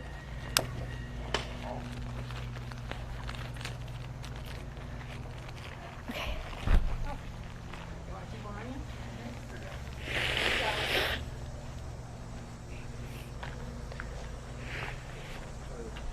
Okay. So, chat, we are walking up to talk to our rehabilitation director. Her name is Kira. Awesome. And as a reminder, we're raising money for our foster forest aviaries. She has a mic. She gave it to me. And these are aviaries that we can put our foster parents in that are permanent residents that help us with baby birds that come into our hospital. So I will let Kira speak a little bit about the foster forest aviary that we built last year, thanks to your awesome support. And then we have something very special for you. Awesome. To see as well. So we're gonna find a nice clear area. We're walking basically back up to where our hospital is. And you will get to see one of our patients. Cool. That's come through the hospital. So cool. No, Chad, I don't think it's a blue whale, but you can guess what you think it is. You can make your guesses. If we get a blue whale coming through, we'll send it straight to Alveus, don't you worry. Okay, perfect. Sounds good. You guys are ready for that, right? Yeah. No, yeah. It's a big tree. That's a serious tree. Yeah.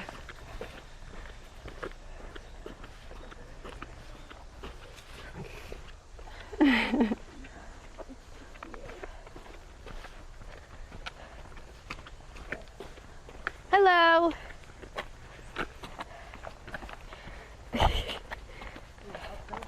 Yeah, you can turn around. No. Okay. It's a steep hill. It feels good. The pain is fun.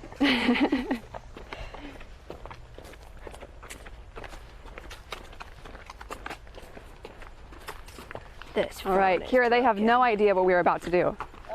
Hello. So, I will turn it over to you. Kira is the director of rehabilitation here at World Bird Sanctuary. So she's going to talk a little bit about the foster forest aviaries, what you guys helped us do last year, and then we have a very special surprise for you all. Cool.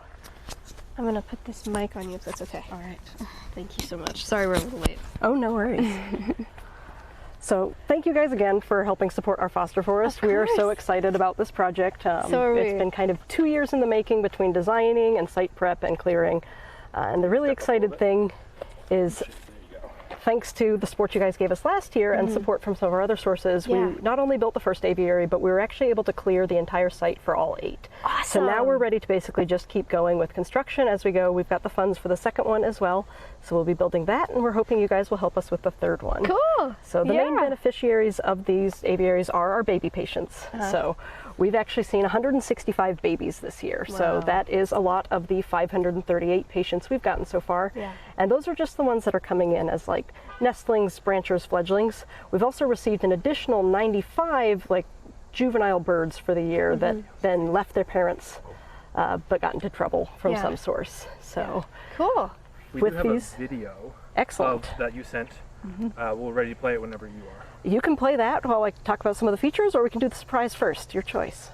Let's show them and then show the video, and then we can do this. Sure. Perfect. It's like 45 seconds. Yep. Okay, so they'll go full screen there, or will they have a mic or no? He's going to play it in the corner. Okay. Oh, okay. Keep talking. Cool. Great. Yeah, so these ones are designed basically so we can reduce stress on our baby patients. Yeah. So they've got specialized nest boxes. We're going to be able to access those from the catch, so we can set them up with little cozy towels and everything. The babies are going to be able to look out of the nest box into their aviary, so that's going to be filled with natural plants. Yeah. The plants are small right now, but over the next few years they're going to get bigger and bigger, some of them eventually becoming bushes and trees that the babies can actually perch on, so that's very exciting.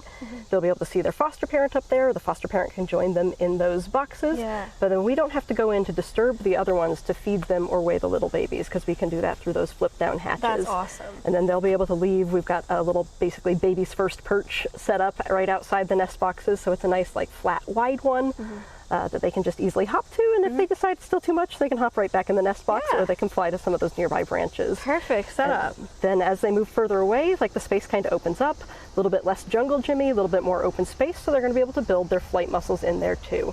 So they should be able to go in there as soon as they're medically cleared and stay in there all the way until the final weeks before release. Wow, that's awesome. And then they'll be separated out into smaller groups and undergo live prey testing before release and their final flight conditioning. Cool. So we're really excited about these. Yes. And these are also the permanent homes for our foster parents. So the first 3 getting homes are our foster mom Bardal, Saida, our foster dad Great Horns, Archimedes, and our foster mom Red-Shouldered Hawk, Miss Ruby G. Amazing. That's so cool.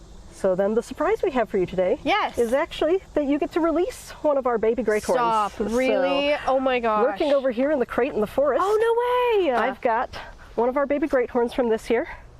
That is so cool. Release. So this this baby has been here since I'm sorry, I don't know what's early happening. April for us, and this is actually one of the few patients that didn't come from a human-caused injury. So most of our injuries are human-caused. These ones, the finders were in their house, and they heard a really loud thud on their roof. So they ran outside to see what was up, and they saw 2 hawks flying off into the distance, and a baby great horn tumbled off the roof and fell onto the ground. Oh, so shoot. this was a branching owl, so early flights, a few flights, but not fully flighted yet, and so don't know if the hawks were being territorial and grabbed him, or what happened, a conflict potentially with another owl. We all know that people don't always identify correctly. Right. But they brought the owl to us, and we found that he had fractured his femur. Wow. And it was fractured like right up at the hip joint. So normally to do a femur repair, we would do a pinning surgery, which involves putting like a metal pin through the bone and then putting some cross pins to brace and create like an external structure. It was so close to the hip that this wasn't going to be an option for this bird. Right.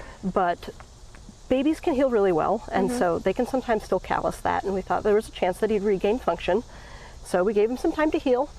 This patient's, our patients don't get names, so this is just identified by patient number 25-182, so our 182nd patient of 2025. Was not very cooperative with this care, so not prone to resting for resting on that leg. So after about 2 weeks, leg function had improved quite a bit, so the bird was prone to hopping around, not relaxing. But that meant that when we palpated that leg, we could still feel a lot of bone crunching in there. So lots of crepitus, little shards. Radiograph showed it wasn't healing properly. And after about 4 weeks, we decided that, okay, this didn't look like it was going to heal on its own. So our vet did some more research into a surgery called an FHO, or femoral head osteotomy. Okay. And this is a procedure used pretty regularly in dogs and cats, especially for things like hip dysplasia or other joint injuries. And basically it involves removing the top head and neck of the femur and allowing the callus to create a false joint there, which can restore the function and remove the pain from the joint. So she found a few papers citing best places to approach in birds, and we kind of spent the next 2 weeks preparing for surgery, because this is not one that we had done here before. So she did a few practices on some cadavers to make sure she knew like the right angle to approach at, making sure that we're not cutting into any of the tissue around there, and getting kind of the most effective way to do this surgery. Wow, that's exciting. And you guys were successful. We were successful. Oh my gosh, we did that surgery on this great horned owl, and it healed up so quickly after the surgery. So after the surgery, the crepitus went away within a week, and within 2 weeks, the baby was actually able to go outside, join foster dad Archimedes and his foster siblings, and has been doing great ever since. And you cannot tell any difference in leg use. He bears weight on it evenly. After the remaining months of care, has not developed any bumblefoot, which is always something we look for with a leg injury, to make sure that if they're bearing weight unevenly, they can get that bumblefoot on the bottom of their feet. So we're going to go ahead and let him out. So I'm going to let you do the honors of the box opening, and we can all head down into the woods so you guys can get a little bit of a view. Into the woods we go, chat. Normally we would take our adult patients. Oh.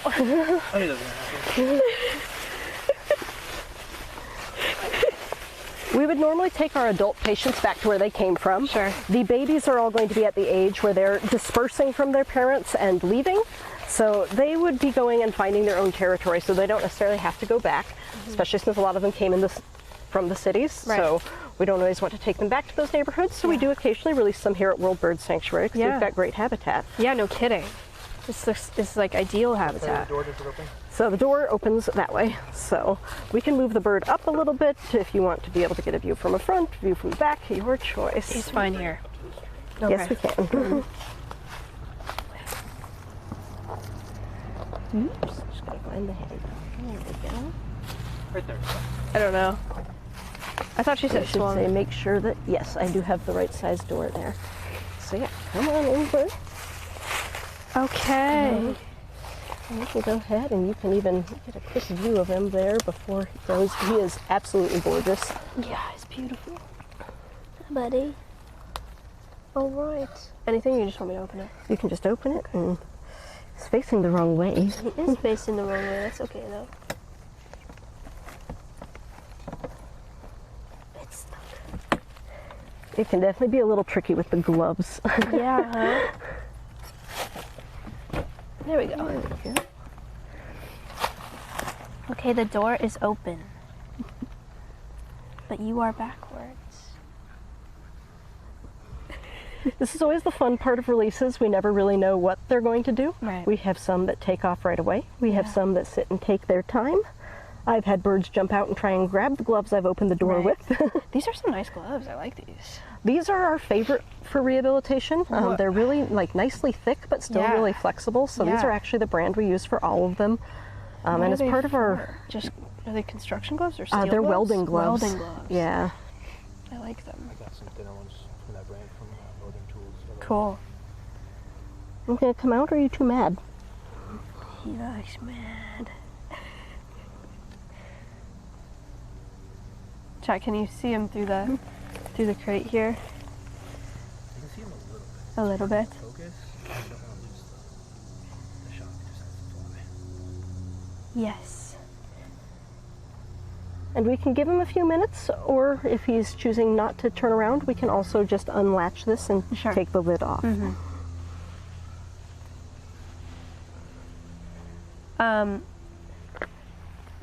Chad, it's not that he wants to stay per se. I don't know if he understands that the door is open behind him. I'm not sure he does, actually, and I'm wondering if I cover this side back up, if he will turn toward the light. You can go that way, buddy. When was your last bird release? I don't know. 2022? Maybe? Yeah, it's been a while.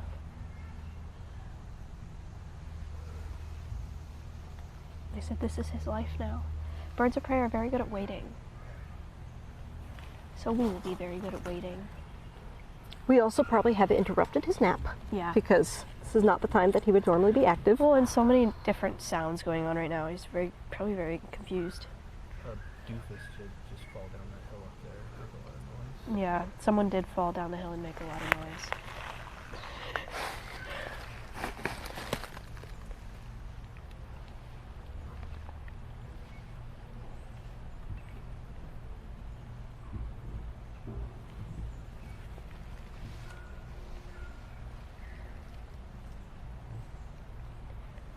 I said it's only 3 p.m. Leave me alone.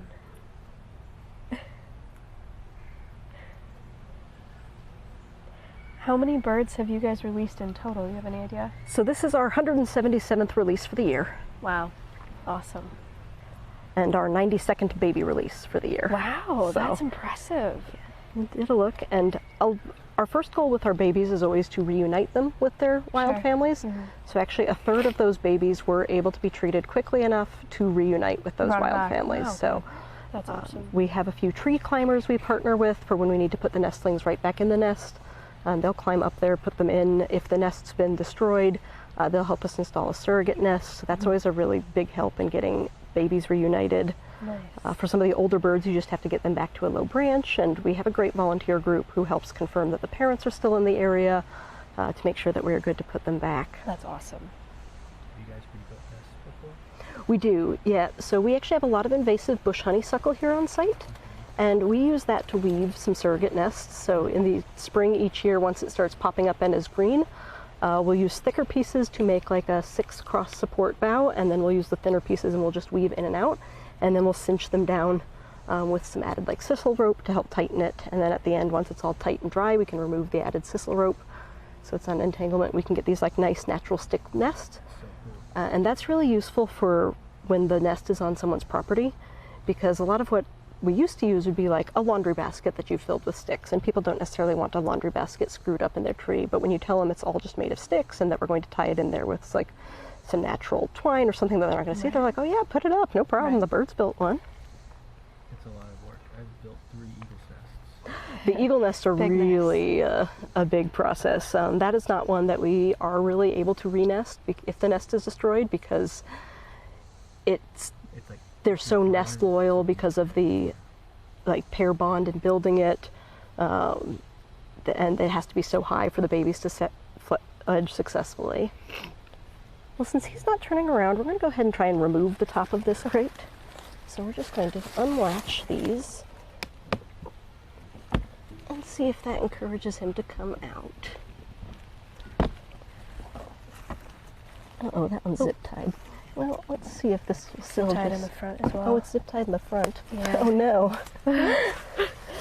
That's not very conducive to a latch. Front left one, you Yeah, reach it's across also- and grab. Oh, it is. That should do it. There we go. We should be able to lift this off at least enough.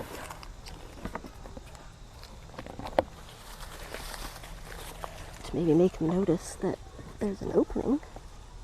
just like an owl. It's not really like to register this. He's like, what is going on?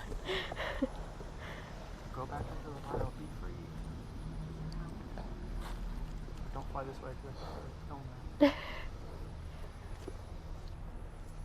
Did you hear that filming was happening and decided? You know, we're very used to that. The animals and cameras thing.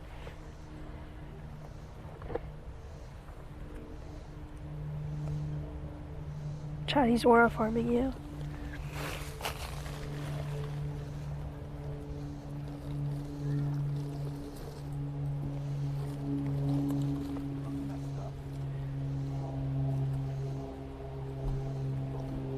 I know you were caught today and we put a band on you. It was very rude. So we do have a banding permit to band all of our birds for release, which is really useful in helping track. For sure. Gives us some reports on when they get found. Right. That can really give us an idea of if there's something in our rehab that needs to be adjusted, if they're not surviving or if we're getting band reports back years later, can be really great.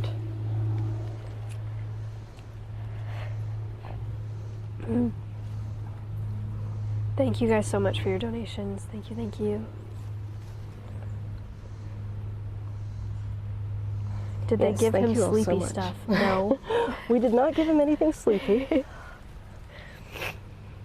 Owls are sometimes the slowest for release. Again, not very active in the day and very prone to just being stoic overall, versus hawks, usually very active, very fast out of the box.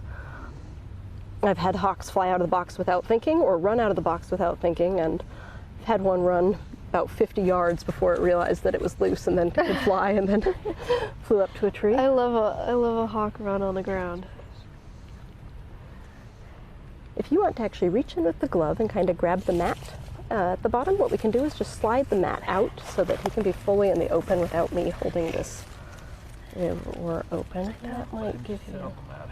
Let him just sit on the mat. It really is. Okay, I'm gonna move it, buddy. Here we go. Magic carpet ride.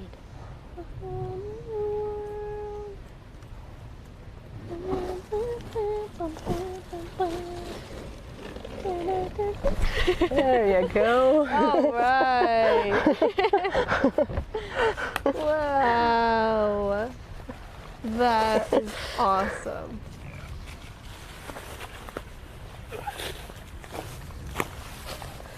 And poop. That's what it took, removing the mat. He said, "Stop singing to me." So you can still get a nice view of him if Yeah, you come no, up here. that's He's right up on awesome. that branch. Did you just let it go? Yes, this was a release. This is a bird that they've been rehabilitating here at World Bird Sanctuary that they let me help release, which is so nice.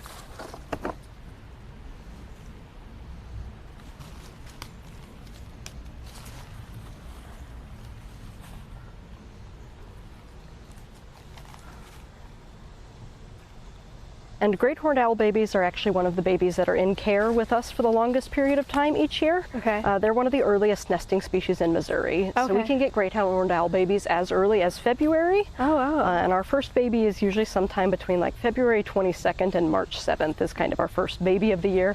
It's pretty much always a great horned owl baby. There's a chance it could be a bald eagle baby, but pretty much no others in the state are nesting that early. And we really try and mimic our release timing to match their natural history. So the amount of time they spend with the parents. So parental care time varies drastically for the species we see. American kestrels are probably one of the shortest, and basically once they leave the nest boxes, the parents are like, done with you, on your own, eat some bugs, good luck. Right. I might have some more babies here in a minute, now that you're out of the nest. Versus great horned owls spend a lot more time with their parents. Yeah. They'll spend time with their parents usually into August. Some of the stragglers will stay until September or October. So usually come September, October is when our rehab hospital starts getting calls saying, hey, this great horned owl is just like calling and crying in my yard. Yeah. And it's like, well, it is normal. He's calling for his parents to feed him, but his parents have decided that it's time for him to leave the nest so they can get on with next breeding season, and they're not feeding him anymore, so they can get really, really attached to staying at home, basically. And their parents may have to encourage some of them to leave out, but otherwise we're releasing our great horned owls this time of year to match when they'd be leaving their parents in the wild. Awesome. How was that? So cool. It's been, I used to do a lot of wildlife rehab in Texas, but I haven't done any of it since 2022. And it's really nice to do things, you know how conservation can be. It feels really nice to do things that feel tangible sometimes. So I will stop talking about it because I'll start crying, but so cool. Thank you so much. I really appreciate it. I know you put in so much work to this bird. Thank you for letting me be a part of the end of it. That's so generous. Are you crying? How many times have you cried? Don't talk to me about it. Okay. It is the most rewarding part of wildlife rehab, and it is cry-worthy because the transformation from how they are when they come in to how they are when they leave is just magical. Yeah, no kidding. And he's doing what's called gular fluttering, which is a method to cool off. So a little on the warmer side today, not as hot as it's been, but a little on the warmer side. So that is moving air across his mucous membranes to cool him, which is a really cool adaptation you'll see the great horns doing a lot. And it's really noticeable on the great horns because of that white throat pouch that moves in and out, versus some of the other owl species will also do it. It's just not as visible. Yeah. Neat. Well, and I believe you guys have some more birds to meet. We do, yes. So. Thank you so much. Thank you, Kira. Appreciate that. Thank you again, and thank you to all of your supporters who have helped us with the foster forest, and we really look forward to showing you. I'm so excited the for next that. building Yeah, stages. that's awesome. This is incredible. Thank you, thank you, thank you. Can we take the mic back from Kira? Oh, yes. Please, and thank you. Let me get yours. Oh, thank you. Oh. Incredible work. Chat, what do we think about that? Oh, thank you. Chat, what did we think? Thank you for the $25 and the $5 and the $5 and the 15 and the 25 and the 25 and the 25 and the 25 and the 25 and the 33 and the 20 and the 5 and the 100. Thank you guys so much. Amazing. I'll meet you back at the Okay. I'm getting a coffee. Okay. Did you want a coffee? No. No, I'm good. I'm good. I miss rehab, man. It's so cool. Yeah. It's so. Don't give her any ideas. I know. I don't do rehab anymore. But thank you so much for setting that up. What the heck? Absolutely. That is so kind. That was one of the secrets. Yeah, I know. There's 2 more? There's still a couple More yeah. secrets. What the heck? I haven't seen Kayla cry enough yet, right? We need to see her cry. So. She probably cried 3 times? 2 so far. 2, okay. 2 so We're far. gonna get her at the end of the stream too, I think.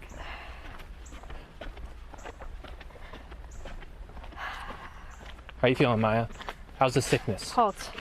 Don't speak to me. Oh. There is no sickness. No, the sickness is kind of bad. I won't lie. it's kind of kicking my butt. No, I'll just start like sobbing if I talk about the events of the past 20 minutes. I am down with the sickness, chat. Maya is faking it as crazy. Why are you obs? Stolen Army, Rose Whiskey, Giab Iris, RJ P Loops, Great Molly, Aphoria, Giab with a bunch of donations, and Skells. Thank you so much. Thank you guys for your donations today to World Bird Sanctuary. This is a fundraising stream. So What's the total? $12,336. Incredible. Raised today. Thank you guys so much. And 7 Kits, thank you for the $20 donation. Thank you guys so much. Your donations are going directly to helping work like what you just saw. We can Rehabilitation fold that down. and relief. You don't want this? So you guys just saw a release of a bird. Yes. Now we're going to show you one that's staying in human care with us, and Kendall will be talking about her. Yay, Kendall. What? Well, I was. Oh my gosh, she's back. Wow. Kendall. Did the owl eat Kayla? Look! Oh my gosh, chat, look who it is. So this is Freya. Freya is one of our resident animal ambassadors. So like we talked about kind of with Frank, and like Kira may have touched on, right? We take in a lot of animals through our wildlife hospital. Our team is incredible at sending those animals back out into nature. But in cases where that is not possible, we do our best to give those animals a job, right? So in Freya's case, her job is acting as an animal ambassador for great horned owls. So obviously you guys got a pretty close encounter with that owl. Not usually possible for most people to get up close and personal with one of these birds. So Freya helps people to do that. Her injury is a little bit different from the owl from the rehab hospital. She is an imprint. I know you guys have probably spent some time talking about that already today. Chat, do you guys remember what imprinting is? Huh? Chat knows imprinting, huh, I guys? gotta know imprinting. That's easy stuff. So yeah, in Freya's case, she was imprinted unintentionally. In many cases, it is members of the public who are simply trying to help, right? We all love animals. That's why we've been spending time on stream today, right? But sometimes if we're not the right person to help, it can end up doing more harm than good. So in Freya's case, she never really learned how to be an owl. The sound that she's making at me right now, if Can chatters hear that? Yes, they just asked. Awesome. The Yeah. chirping. The little chittering sound she's making is her very politely asking me for a snack. And because she is a very good girl, she gets a snack, though she would always get a snack no matter what. That is one of the signs to us that she is an imprinted bird. Ordinarily, these animals out in nature would not be making that sound at people. And in fact, a bird Freya's age would likely grow out of making that sound when they are pretty young. Freya is, oh my gosh, she's like 6 years old now. That's crazy. When you've worked with these animals for a while, I realized like, oh, I've been saying this bird is 3 years old for the past 5 years, you know? Wow, that's crazy. So yeah, she is just beautiful and lovely. But ordinarily, you want a snack? There you go. Ordinarily, these animals would grow out of making that sound because they would learn very quickly that if they were making that sound out in nature, it's going to scare all their food away. These guys are really great hunters of little things that scurry around on the ground, things like mice. Okay, you ever been to Disney? Mickey and Minnie Mouse have great big ears on top of their head, listening for any animal that might want to turn them into a midnight snack. So these guys do have to stay pretty quiet in order for them to be able to hunt their food. So they usually do grow out of making that little baby begging sound when they're with their parents. But because Freya has been around people for her whole life as an animal ambassador and as an imprinted bird that came to us through our wildlife hospital, she kind of retains that trait. So these are your classic like hoot owls, right? They're the ones that go whoop, whoop, whoop, whoop. Okay. Oh, thank you. She doesn't understand my accent. That's okay. That's fine. The impression queen. You guys met the barred owls earlier, right? Yes. Okay. Who can do a good barred owl call? None of us. We talked about you earlier. No, yeah. you didn't. Yeah. Oh, stop. Oh my gosh, but you go on. So it does fool the Merlin Bird ID app. You guys have Wow, Merlin on your really? phone? I mean, it's not that impressive. I mean, I'll do my barred cool. owl, okay? Hopefully it won't bother Freya. My barred owl, it sounds like. That is crazy. Thank you. That is Thank crazy. you. Oh my gosh, thank you. Oh my gosh. Oh my gosh, thanks. Yeah, I can't make a barn owl sound with my face, unfortunately. None of you guys want to hear that. Yeah. Because those are the guys who scream. I don't know if But we could do that One of my either. favorite owl calls, aside from barred owl calls too, this is one of the best ways, by the way, to find out what kind of owls you have living in your neighborhood. You might have these animals around you without even realizing it, right? A lot of the times looking for birds is a great way to figure out who you've got. You guys already talked about, right? How scientists aren't always creative when they name animals. Sometimes the names that they pick are very obvious. Red-winged blackbird, red-tailed hawk, yada yada. So seeing animals is one great way to figure out who you're looking at, but you can also listen for those animals too. Eastern screech owls we get here in Missouri, they make a sound called a whinny, right? What do we think of when we hear a whinny? A horse. They are, though, about 4 inches tall. So they sound like a teeny tiny horse. They go, which is really, really, really cute. So, but Freya is one of the birds who came to our wildlife hospital. You guys watching and helping and donating today help us to take care of animals like Freya. Not only the ones that stay here permanently, the ones who we give a home and a job, but also the ones who are released back out into nature. As much as we love having Freya here, we always prefer that as an option for these animals that come in. So, you know, having a wonderful rehab aviary is a great way to make that happen. Oh my gosh, she's so perfect. Banjo, thank you for the $100 my donation. gosh, Thank you so thank you. much. Amazing. Awesome. She's so cute. She's very darling. Now we do have a few more animals to meet. So we've sort of met the standing very still, looking very beautiful animals. The next few that we are going to meet are going to be out and running around on stage, and hopefully, like, Connor's arms are feeling good, so he can follow them with the camera and all that stuff, because he's doing such a great job. So we are gonna go ahead and get ready to meet our next animals. Does that sound good? All right, I might actually hand this to you while I. There is a mute button. There is. I don't know. Is it the one that looks like a power button? Hit one of the buttons and it'll Yeah. light up. Is it green? Try that. The power button. Yeah. Hit that one and see what happens. Well, it changed color. Change color. Now it's blue. Now it's blue. That's exciting. Is that it? Chat, can you hear me? That's not it. How about, hold on. Now it's green again. Now it's green. I'll just take them. Try the other. Okay, we'll find that out later. No worries. While you hit it for me, I will figure it out for next time. I love that for us. There you are. I'm gonna hold it really far away because to Freya that might look like a TV. Okay, we'll be right back. Yeah. I don't think there is a mute on those guys. It's just like a sound. It's like a suppression. Great question, chat. You asked if the birds can turn their heads all the way around. Owls cannot turn their heads 360 degrees. That would be very bad for them. but they can turn about 2/3 of the way around.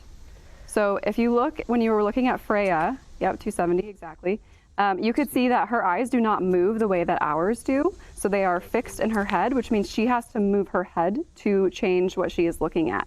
So we can move our eyes around, but owls cannot.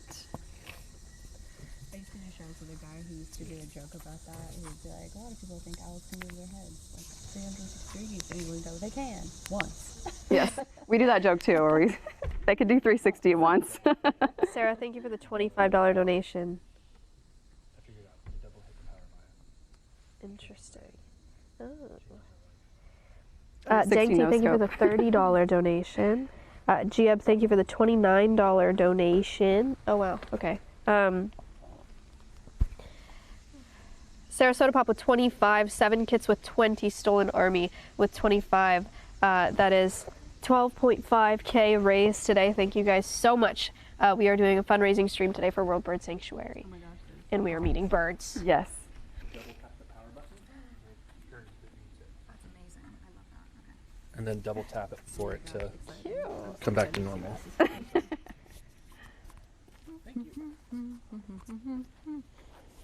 Wow. Technology. Great. It's amazing. All right.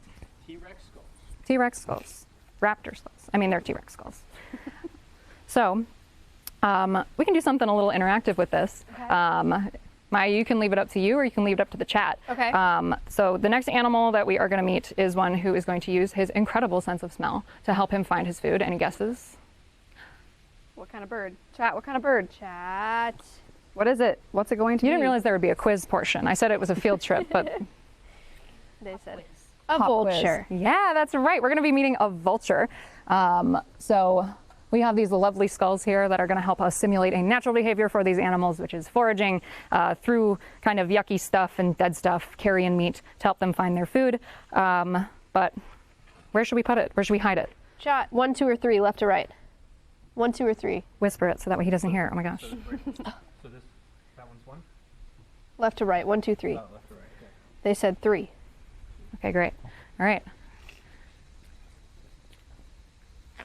Okay. Now, the other thing is, do we think he's going to find it right away? What do you think? Chat. Do you think he's gonna find it right away? What do you think? All right, should we go ahead and find out? Well, let's go ahead and meet him. Now, you might remember him from last year.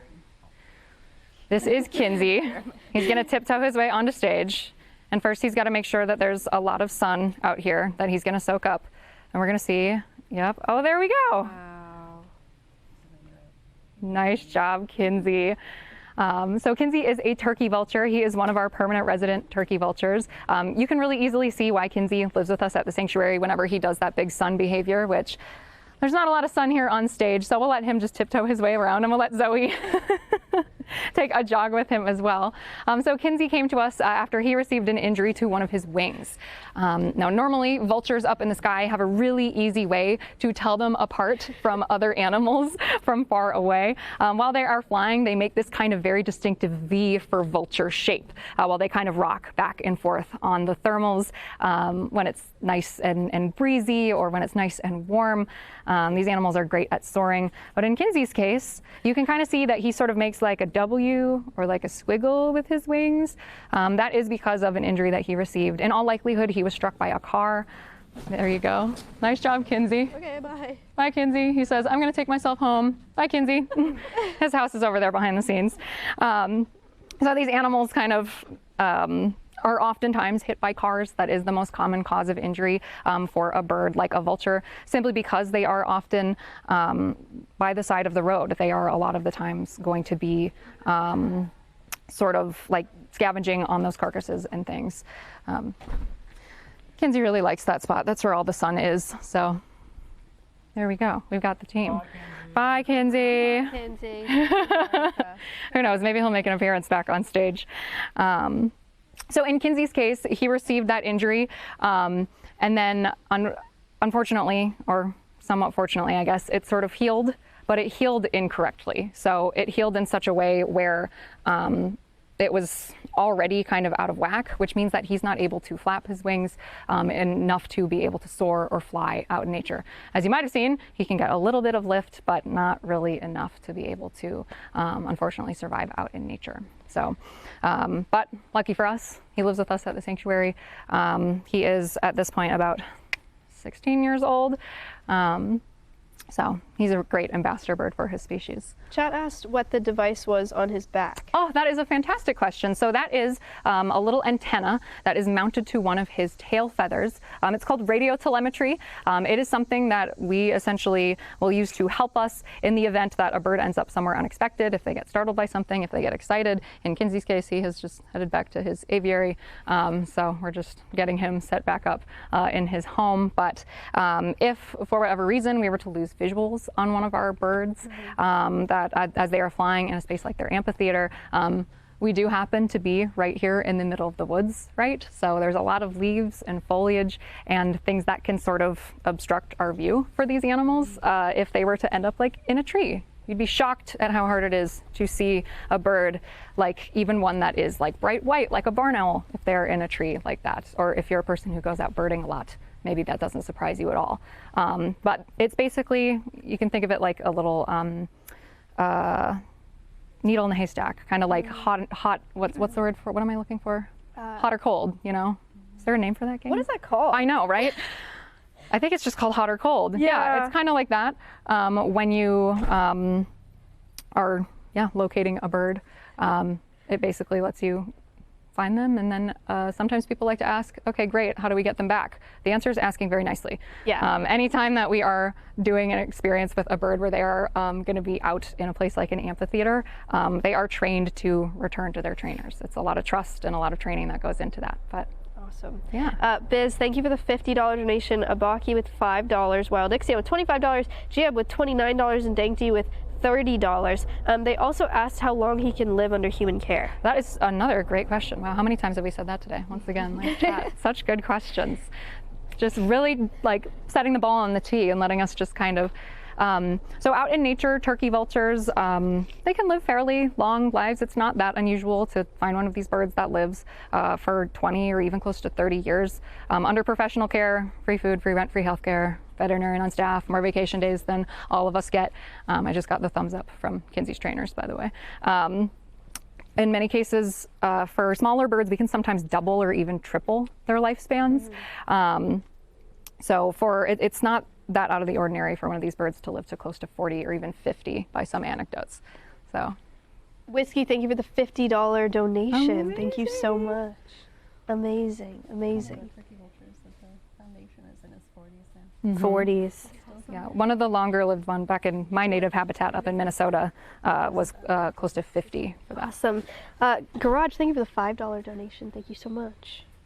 Oh, do we want to say hi to Kinsey one more time before he heads back to this dressing room over here? You did so good. He's so good. He said I just wanted to take a little scenic route. That's true. That's We're going to tippy-toe our way. See the sights a little bit. So there's no sunshine on the stage, and I really like to sun on the stage, so. He's like, I did my thing, I did the skulls, and now it's time to go home, and you're right. Nice job, Kinsey. Okay, now we'll wave goodbye to Kinsey for real chat. Bye, Kinsey. Bye, Kinsey. No, we haven't introduced Zoe yet either. Zoe is one of Kinsey's trainers. I would say that Zoe is one of his favoriteest trainers. He is always happy when it is time to hang out with Zoe, but he's also always happy to head back into his dressing room. So, oh my gosh. They love his run.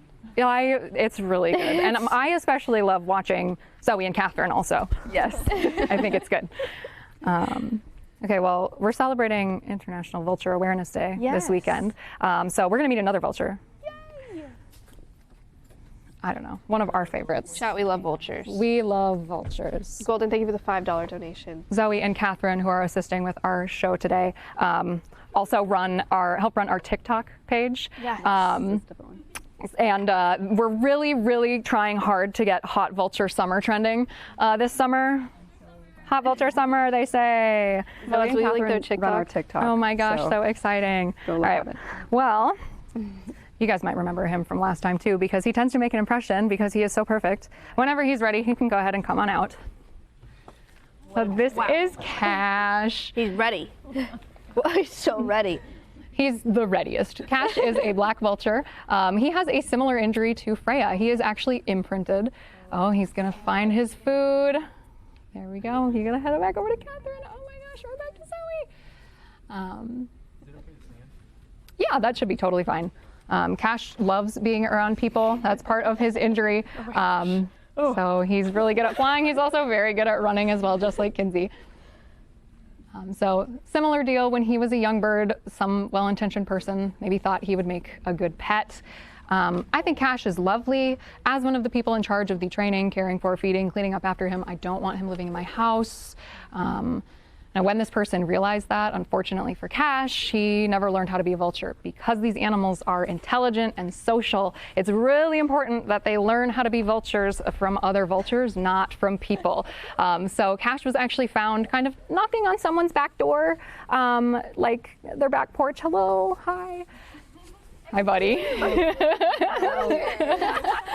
I said he loves people. That is really unusual behavior for an animal that you would expect to ordinarily be kind of scared of new things. So that was one of our signs that in all likelihood, Cash was imprinted as a young bird. So this kind of nodding behavior that he's doing is a very common like vulture social behavior too. That's one of our signs that this is an imprinted bird. Just like Kinsey, vultures, because they are mostly eating dead stuff, right? They're great at soaring around, soaring long distances for finding their food, but they're also really fantastic at walking around on the ground. So yeah, Cash is probably one of the biggest personalities that we have on our team. He says, yes, that's true. Yes, I've got a big personality. He loves to skip. Very, very nice. Now, a lot of the times, right, we'll compare the intelligence of these animals to, you know, people. We'll put them in the context of like, oh, the same intelligence as like a 2 or 3 year old child, things like that. If I were to compare the intelligence of like a black vulture like Cash, I would probably compare them to something like a border collie, right? They are really good at pattern recognition. They're really fast and intelligent and social. You know, they're very different, obviously, from people, but that doesn't mean that they're not great. Yeah. One more spin.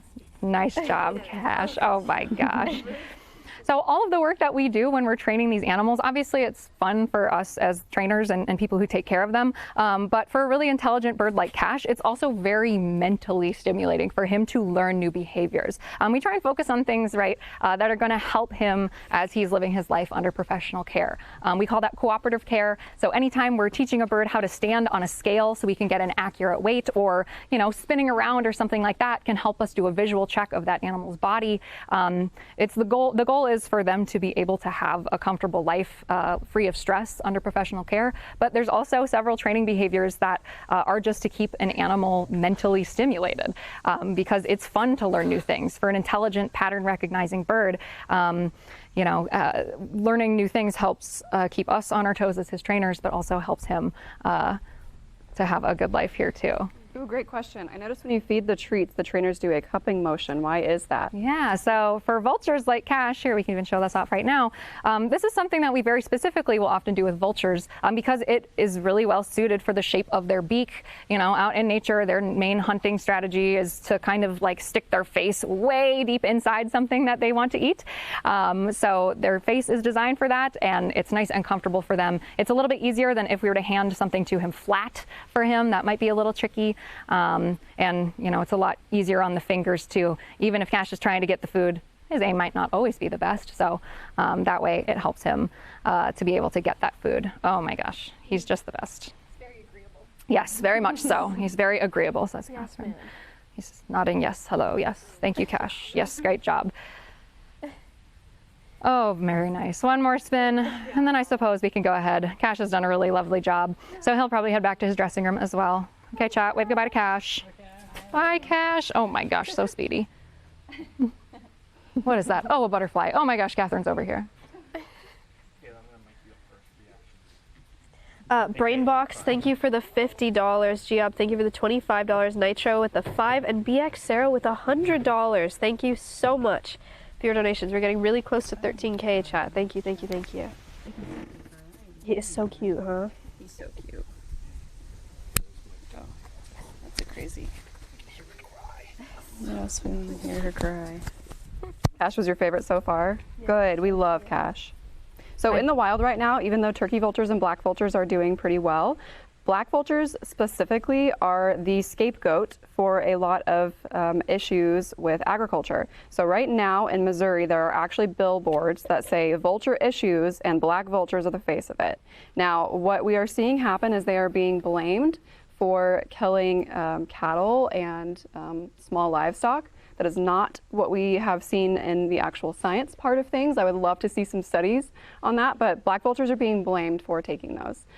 What we do know about black vultures and vultures in general is that they want to eat the freshest thing that has been killed, and they are really good at cleaning up the environment. So if there was an issue with a calf or something like that had passed, they might be the first ones on the scene, and because of that, a lot of times they are blamed for it. So in Missouri especially, some of these organizations are basically putting out information of like, you can hang up an effigy to keep vultures away, and there are actually depredation permits where you can go and kill some vultures in the wild.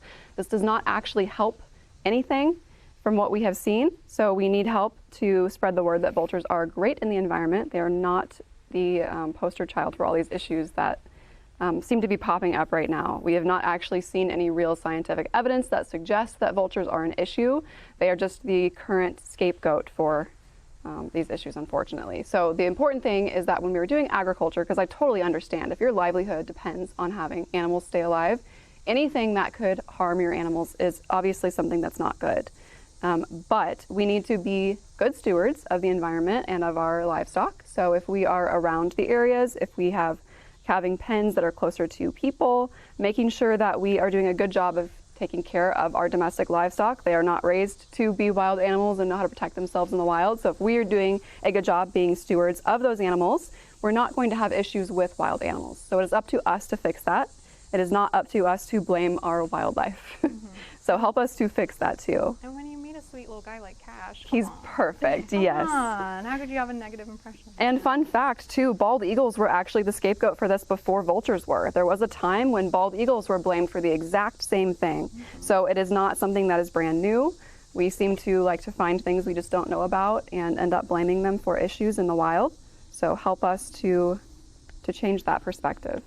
So we're hoping for you guys today. That's why we do IVAD. Yes. International Vulture Awareness Day. Miri, 4RT, and Siski, thank you for your donations. Thank you. You guys remember this from last time? Yes. Yeah. You guys want to meet another bird up close? I'm ready. Okay, great. We're going to start with somebody who you might already be a little familiar with. And then we'll meet a couple more birds. And then we'll meet another new bird. So let's see. Do we want to do Maya? Kayla first. Go Kayla. We're not going to rock, paper, scissors? Kayla. Yeah, I'm unprepared. Let me grab one more thing. Hang on. Chat spoilers. Shh. No. Chat knows. They even know the name. Yeah, they're ready. Ria, thank you for the $5 donation. Oh boy. You're gonna need this. Any guesses? Guesses now. Put your guesses now. Chat says Alejandro. Has guessed. A big duck. It's a big duck. That's a pretty good guess. A big bird. It's a duck, yeah. World Bird Sanctuary. We're bringing out a duck. What? You move the perch over to Oh, the so it's... Oh, wow. Make sure, yeah. Tommy, thank you for the $25 donation. Okay. That seems solid. I feel awkward. No duck slander. It's not slander. You'll see. He does sound like a duck a You'll little bit. see. Oh no.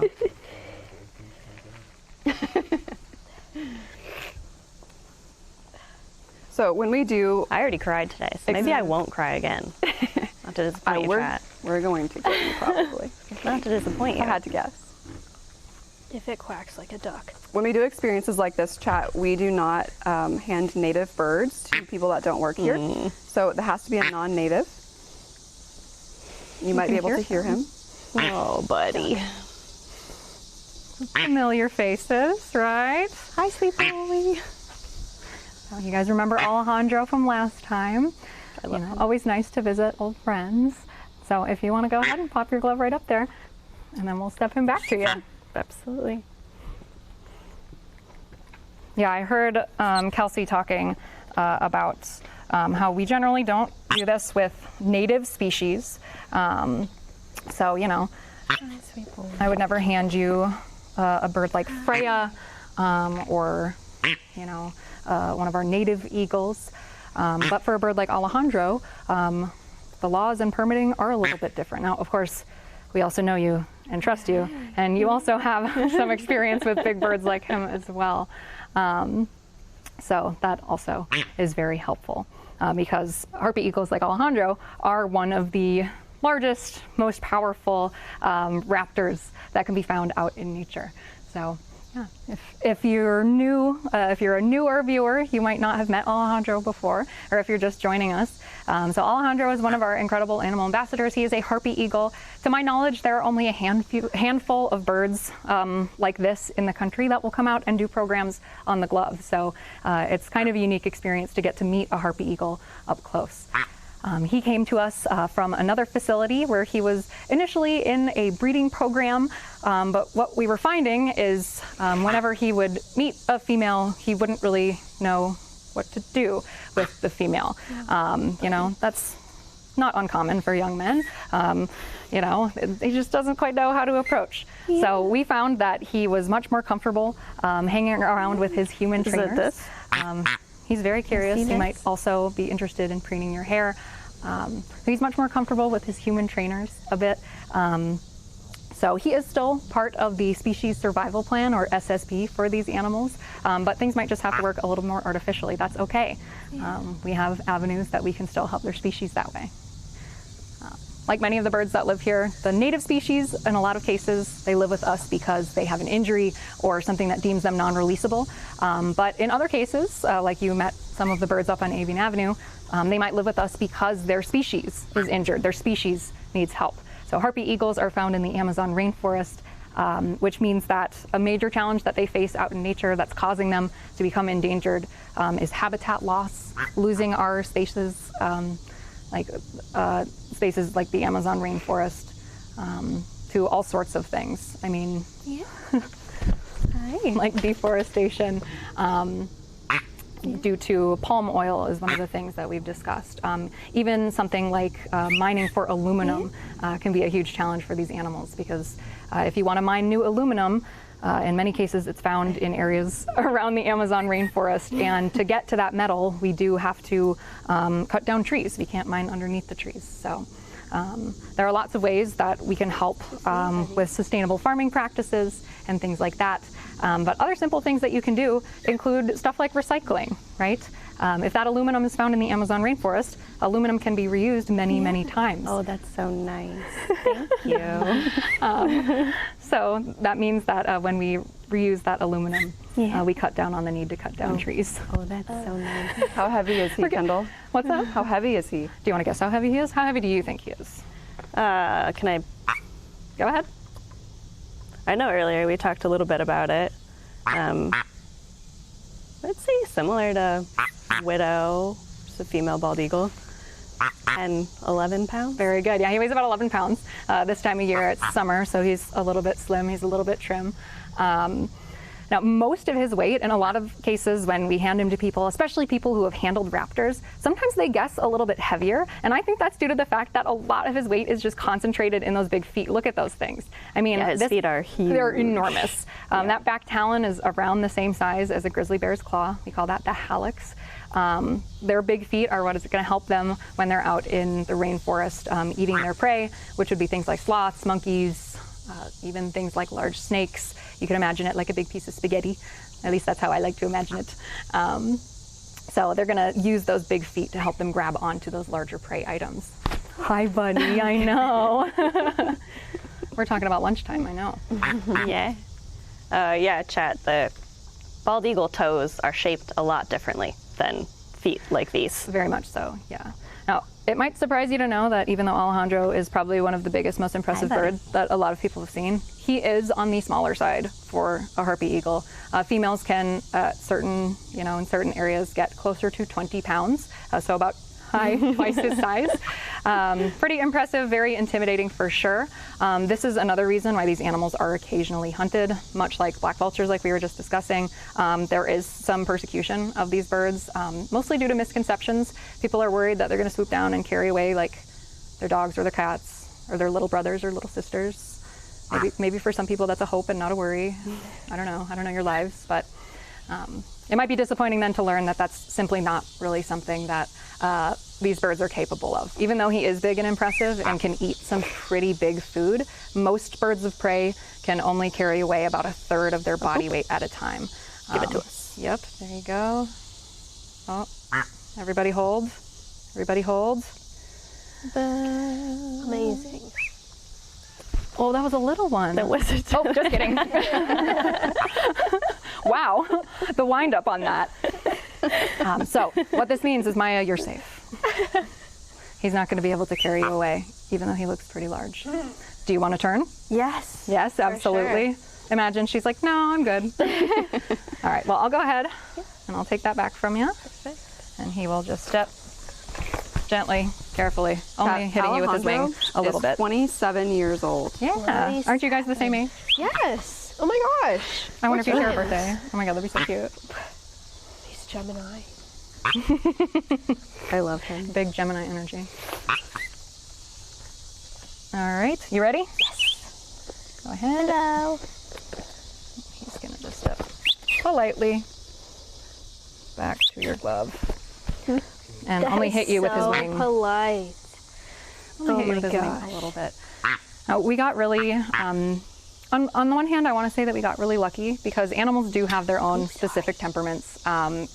We see a lot of differences in individual birds across the same species. But also, Alejandro had a really great training team when he first came to us at the sanctuary that really helped him to be comfortable enough to come out and do things like this. Yeah. Our assistant executive director, Daniel, which you guys know, like Kayla and Connor, know Daniel. He's a fantastic bird trainer and did a lot of Alejandro's initial training when he first came to live with us. So that he is very comfortable. You know, obviously you've met this bird before. We met him last time you were here, but it has helped him just be super duper cozy on the glove. All these little vocalizations that you hear him making too, hopefully the microphone is picking those up. The little squeaks and honks, that's one of his nicknames. We call him Squeak Honk, or our very big duck. He is ducky. Our duck is very sick. Our duck needs help. That would be a very silly looking duck with a lot of issues. But these are comfort vocalizations that he's making right now. He's feeling chill, he's feeling relaxed. We heard earlier that he likes sticks. Yeah, he does. That's probably one of his favorite, hello. Wow, nature in action. There's a deer that's just running across our field up there. That he sees and then realizes is too big. He's a little big. A little big for you. I thought so too, yeah. He really likes enrichment of a lot of different kinds. Sticks are a big one. Yes. He'll bring them up to the highest heights of his aviary that he lives in, and he'll just hang out with them. He'll bring them to his nesting platform that he has. He'll just carry them around for fun. Sometimes we joke that it kind of looks like a sword. He's our resident tank, I think. He's got a big sword. He's perfect. Other things he really likes though, his favorite snack is something like rabbit. We're very fortunate that a majority of the food that we feed the birds here is donated. So for example, local 4-H groups will donate breeder rabbits that have just kind of naturally lived their life and expired, and that's a great source of food for birds just like Alejandro. His favorite thing to do is to turn the fur into confetti, which also our trainers love cleaning. Yes. Super fun. For sure. We just love it. And then other enrichment that you guys do for him, you talked about Kongs. Yeah, Kong toys are a big one. You know, have you ever seen those like trash cans that are like bear proof or whatever? Yes. Or like Kong, if you want to send us like some toys, we can make sure that they are like raptor proof. That would be sick. Because we will a lot of the time stuff them full of things to shred, things that they like playing with, and of course their food too. Yeah, one of the birds that you guys might get to meet later really, really likes something like a Kong toy, Cool. especially like the Wubba Kongs. Do you guys ever do like ice? Stuff frozen in ice? Sometimes, yeah, and it does get really hot here in the summertime, obviously, as you guys experienced earlier. It's still like nice and cool and fall time here, but occasionally we will freeze, especially for the crows and ravens. Yeah. They'll get the scariest looking popsicles you can possibly imagine. For sure. It's like a mouse tail sticking out of Yeah. blood. Delicious. For sure. His eyes are so dark, it's so crazy. Yeah. Scientists think that, like, you know, we've done a lot of research on bird vision, and in many cases, the darker the eyeball, it's possible that these birds are relying on, thank you, Alejandro, relying more on their hearing. He said, I hear something over there. That's fine. That's fine. You're good? Yes, thank you so much. Relying a little bit more on their hearing, which we just had a bunch of cicadas stir up in the woods too, that I'm sure he can hear very well. He's got this really round shaped face that is going to help him to pull a lot more of that sound into his ears. Like you might have talked about with the owls when you met them up there too. Cool. Honk. Chat, how back. cool. How cool. Thank you so much. Yeah, absolutely. For bringing him out. He's the coolest bird ever. I love really cool. I know. He's just a doll. So hopefully we'll continue to partner with other organizations, and he can help contribute to that SSP, or Species Survival Plan. That's one of the really cool things that we're able to do. So cool. What do you think, bud? Should we meet some more birds? Chad, do you think we should meet some more birds? I did not cry this time. You guys haven't had enough of birds? I did cry when he came out first. No. There's still a chance. Never enough of birds. Never say never. All right. Some more. Well, we'll go ahead and bring out our next couple of guests, all right? She got it. Vapro, thank you. Jeffro, thank you. Frog of Silence, Hoots, Bob Magnus, Semi, Carlor, Merger, Cami, thank you guys for your donations. Thank you so much. We did hit $13,000. Thank you, thank you, thank you. Amazing stuff. Incredible. Amazing birds. They're amazing, amazing birds, amazing stuff. Singing Fox, thank you for the $15 donation as well. Is your nose running still? Yeah. You better go catch it. Did that feel good? Are you proud? I've been thinking about that for the past 20 minutes. It's very original. Good. You should be so proud.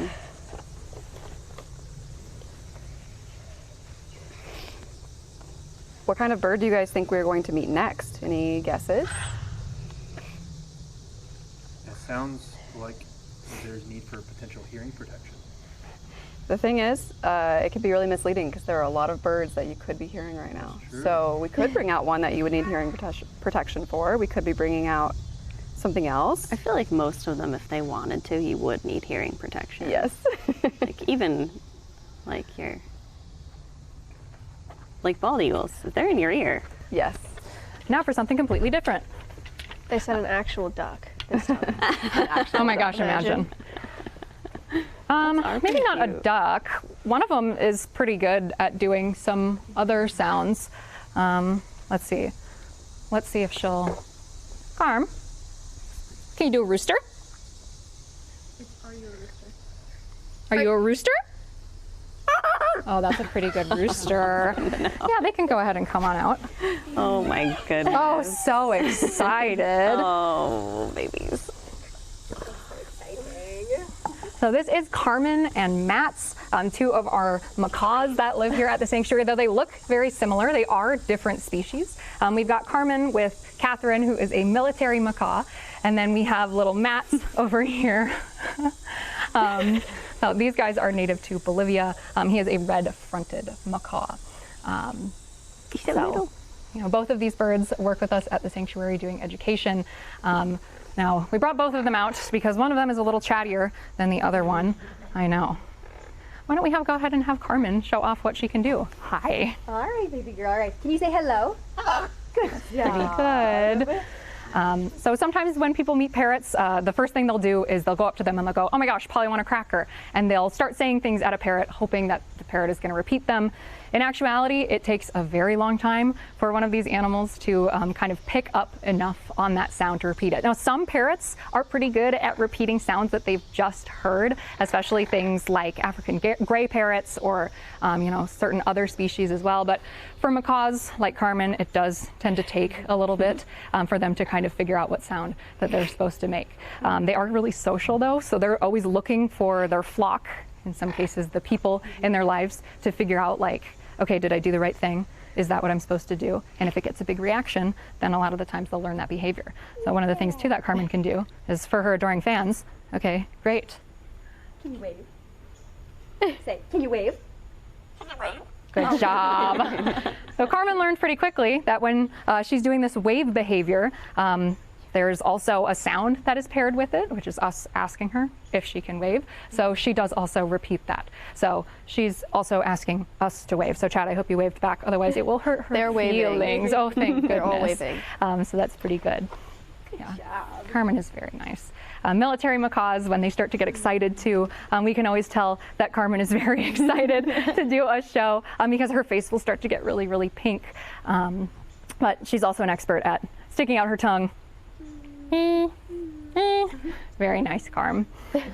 Give Miley like a year. Yeah, I know. She's there.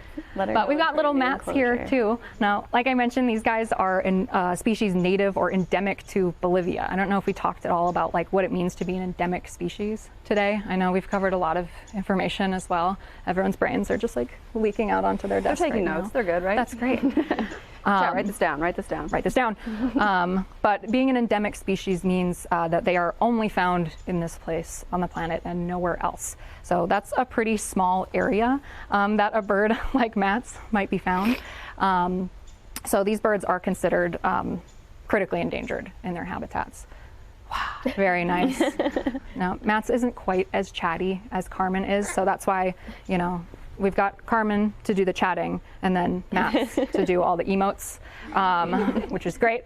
Matt's is very good at a toss. He has a couple things he can do. Yeah, go ahead.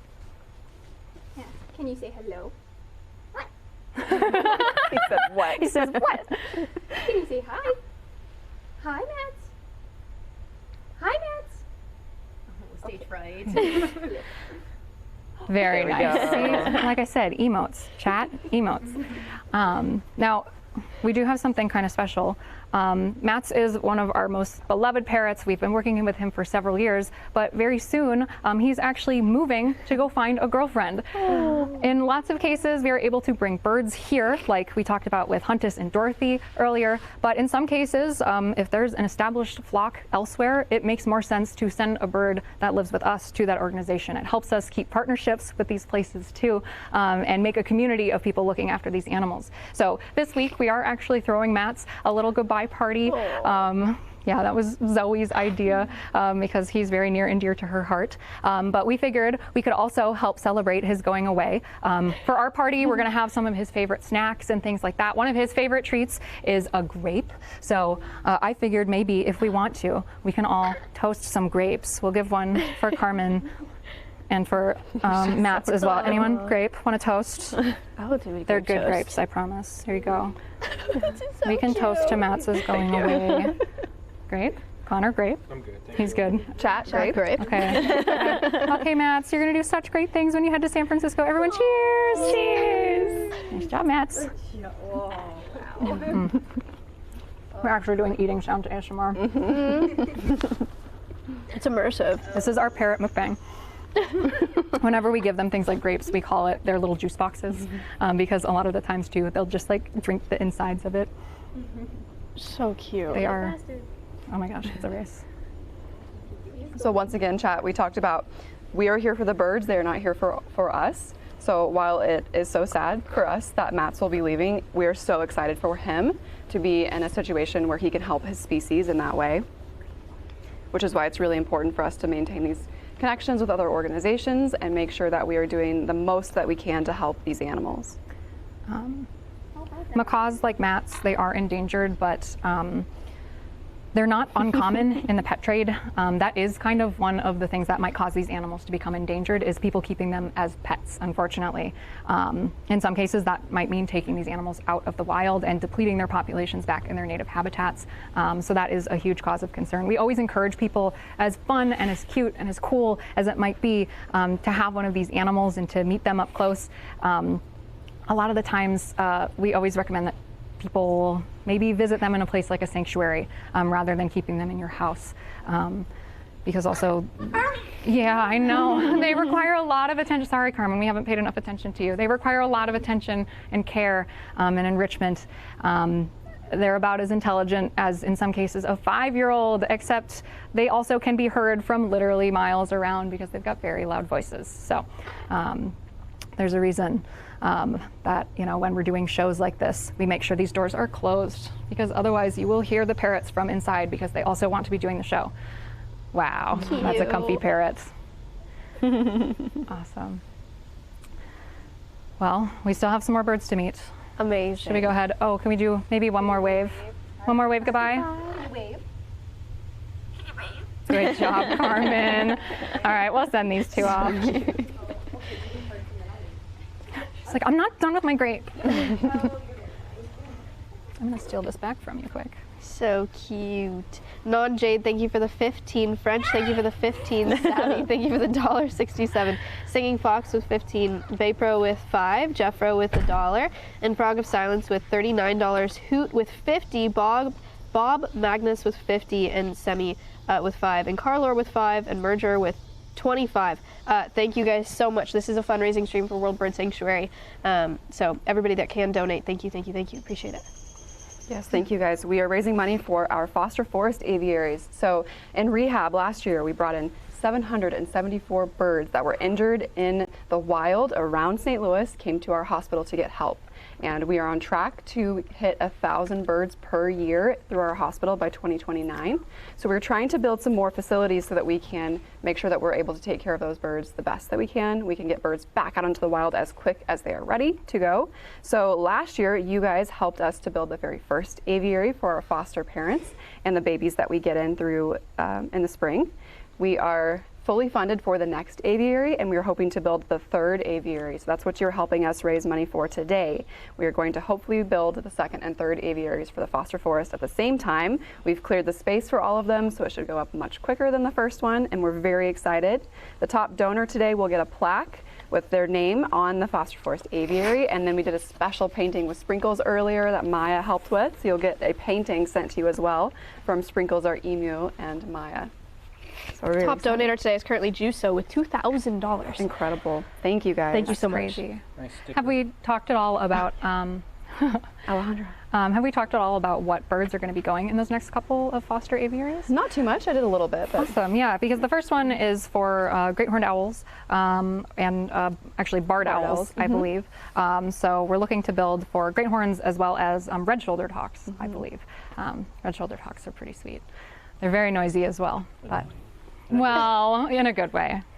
We've got a pair They're that live around Alveus, and exactly. I tell people chatters can appreciate that. They're chatty. You can hear them before you can see them. Well, the next bird that we are going to meet is going to be one that is going to be flying for us today. So we had Cash, who was like kind of flying here on stage. The next bird we're going to meet is going to be actually flying over your heads a bit. So you might want to hold on to your hats. We always say, you know, keep your hands and feet inside the ride at all times. Thank you so much for choosing World Bird Sanctuary Air. We hope you enjoy your flights. I think last time when we met some flying birds, we met a Harris hawk, we met a barn owl last year. We decided to go like a little bit bigger this year. We actually have 2 really cool big birds that you guys are going to get to meet. This is Norbert. Norbert is my very favorite bird that lives at World Bird Sanctuary. He's of course a pigeon. No, he's one of our resident bald eagles. We have about a dozen or so bald eagles that live with us at the sanctuary. You met a few on Avian Avenue. All of them live with us due to injury that makes them non-releasable. In Norbert's case, he is also an imprinted bird, which means that when he was young, someone thought he would make a very good pet. When they realized that was not a very cool thing to do, also against the law, you know, it's illegal, ha ha ha. That's the same joke twice, I think. They didn't hear it the first time. Oh, well, great. So it's illegal. Ha ha ha. Thanks, guys. Thanks. When they realized that, unfortunately for Norbert, the damage was already done. He never really learned how to be a bald eagle. He never learned how to hunt out in nature. And he was actually found on a golf course chasing golf balls around. Wow. Like, not quite. There we go. Norbert! Yay! Norbert! Tyler, thank you for the $500 Oh my gosh, that's amazing. Thank you. So, now we already asked this question. How much do we think Norbert here weighs? Zoe's very strong. We know this to be true. Though I am still going to grab her a kickstand to help her out. Chat, in pounds, what do you think? Or go in grams. We got that works too. 24 pounds, 20 pounds, 35 pounds, 15 pounds, 1,000 6 pounds. Wow, Zoe, crazy. 7 pounds, 30 pounds, 20 pounds. These are some good guesses. Norbert here hates to burst your bubble, but also I love to burst your bubble.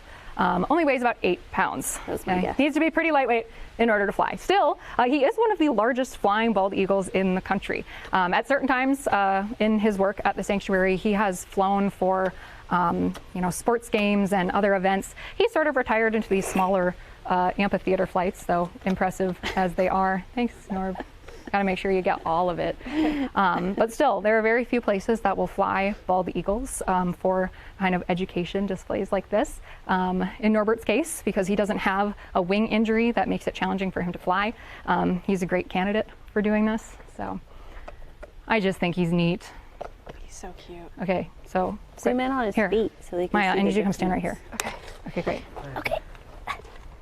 Okay, great. Here, I'm gonna have you put this on. Oh my gosh. Okay, great. Okay. Okay, it's your turn. Actually, you know what, Kayla? I need you to get ready. Hang on. Okay, everybody ready? We're gonna count down. Kayla. What? Don't look that way. Don't look at her. Look that way. Okay, your turn. You're gonna throw a bald eagle. 1, 2. Am I catching a bald eagle? Taylor, catch me. Oh, okay. No. Okay, I was ready. You can hold that. There you go. I'm sorry. I It's a can't. baby Norbert. It is a baby 8 Norbert. pounds? And you know what? This is heavy. That weighs the same as Norbert does. Oh my gosh. He's very upset. You are so strong. I'm sorry. He said there can only be one. How dare you call him heavy? Right. Sorry. It's very rude to talk about his weight. Oh yeah, you gotta do. I mean, you got a little bit of. You can a little bit of you can this. try tossing him gently if you would like. Oh my gosh. I'm happy to stand up here and hold him. I'll There you see go. how long Perfect. I can do it. Yeah, there you go. Let's have a competition, actually. Yes, we call that a victory screech. Chat, also, just for the record, this is still easier than holding the real bird because the real bird is moving. Yes. He's shifting his weight. He's looking at things. He's Taylor trying is jacked. very hard to clean all of his toes. Yeah. No glove too is crazy. That's Crazy. She's so brave. Yay. Awesome. We used to tell people that it was about like the weight of like a gallon of milk. So like if you go to the grocery store and you buy yourself a gallon of milk, just like hold it out.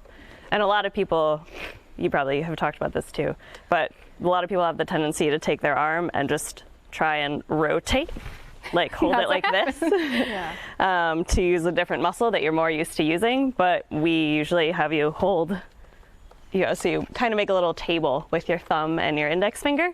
So it's a different muscle than you're used to. So it's harder than it looks. So when you see people out here holding birds And looking so cool. and saying they only weigh 8 pounds, no. Strong. Yeah. We tell people when they are first, we do have people who volunteer here at World Bird 2, and that does include getting to like handle some of the birds and help us to fly them and work with them and train them. But we tell people when they're just starting to handle, yeah, okay, great. Go get like a gallon of water, a gallon of milk, and just hold it out from your body for half an hour or so. Do that. Train the muscles up. Casual. You hold the bird like you would a so cup sorry, of coffee. Norbert. You don't want to spill your coffee. You don't want to spill the bird. Don't spill your bird. Don't spill your bird. That's Right. how I used to. We can go ahead and How I used to teach people to tie knots onto their glove. They would hold a full glass of water. That's what we do as and well. you have a tendency to forget, and you're just like, oh, just turn and tie the knot, and then your water. You spilled your water. Spilled your bird. We have a mug that I think on the side it just says like Serenity, and that's our bird handling practice mug. That Channel we it. use here. Yeah, exactly. Channel it. That's clever. Did you guys You guys put like rice or something in this? There are dive weights in there, so we can that's actually so change smart. the weight of it depending Yeah, we on gotta which do bird this. that we've brought to our education programs. One of our love that naturalists so at the sanctuary, Paige, actually helped make that for us. She hand sewed it, put a little zipper on the back, which is pretty cool. That's awesome. All right, we're gonna have another flying bird. Now, one thing I didn't mention is that Norbert is molting right now. So you might have noticed that the flights he did were not very long, not very big.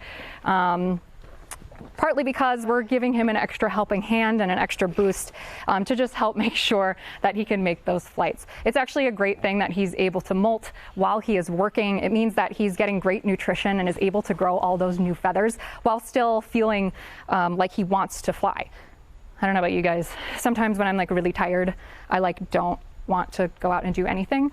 So, you know, it costs a lot of energy for a bird to be making new feathers. But Norbert is in great physical condition, even though he is about 21 years old, which is getting up there for a bald eagle.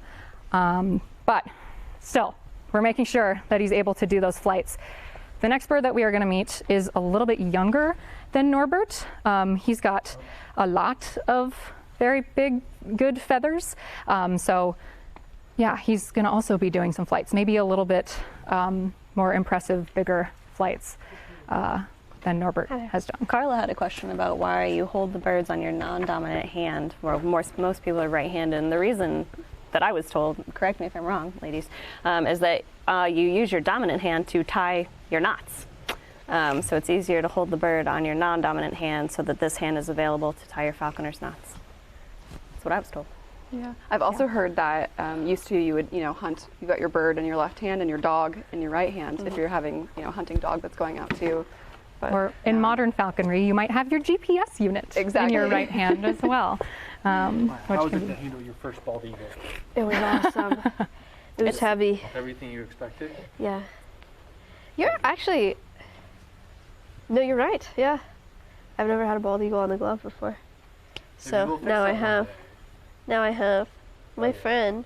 I've also never pet a bald eagle. They don't really like it. But no, pet this guy. So nice. That's probably the only one you could do that with. Yeah, huh? You can tell me to sit down whenever. No, you're fine. You're good, man. How you doing, Connor? Fantastic. Excellent. I feel another coffee coming on though. Okay. So you can keep feeling fantastic. Yeah. Yeah.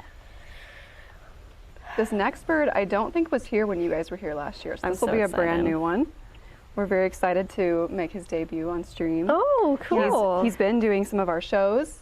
He's been doing a great job in training, but this is still another way that when our birds that fly pretty much every day, so we're doing exercise for them anyway. This is a great experience for them. It's a great experience for them to get used to cameras and other things like that, because I come down here sometimes with my camera to try to get photos for like the Adopt-A-Bird program that we talked about earlier. So this will be a great training session for him, and you guys get to all help us participate in that. Excellent. Really fun. Absolutely. This past I love participating in training sessions. this past weekend, when we were having our final set of on-set shows for the summer over Labor Day, this amphitheater was packed with 200 people, and it was probably the largest crowd that our next bird has flown for before. And he did just the best job. You could hear as he made his flights, just everyone going, "Wow, that's amazing." That's awesome. What a dream. So not to like hype it up, but also to hype it up. Also just to like very clearly where the ad is going to go right before this bird comes out, for sure. Sammy, thank you for the $25 donation. Thank you so much. Thank you for all of your donations today, chat. Pretty sick. Pretty awesome. Still hoping for a duck. Yeah, huh? Just building suspense, biding our time. They said, I bet it's a chicken. All right, you guys ready? Oh.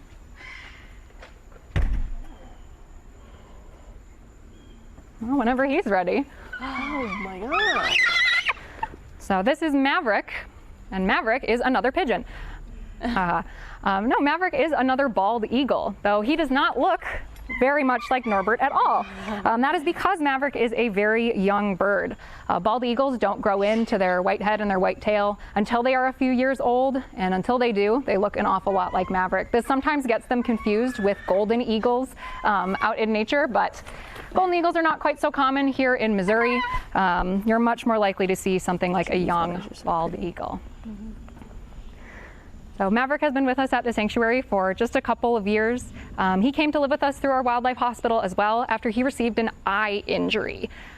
So he is actually mostly blind in one of his eyes, which would make it very challenging for a bird like this to survive out in nature. All right, you guys ready? He's gonna come right over you. We're ready. That's a big baby.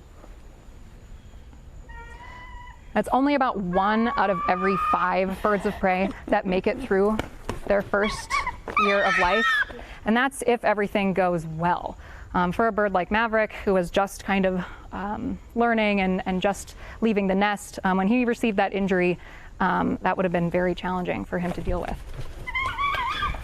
So when he came to our wildlife hospital, we opted to keep him with us just to make sure that he would have the best chance at life. These birds rely on their vision really, really heavily. So having that as an impairment would make it really challenging.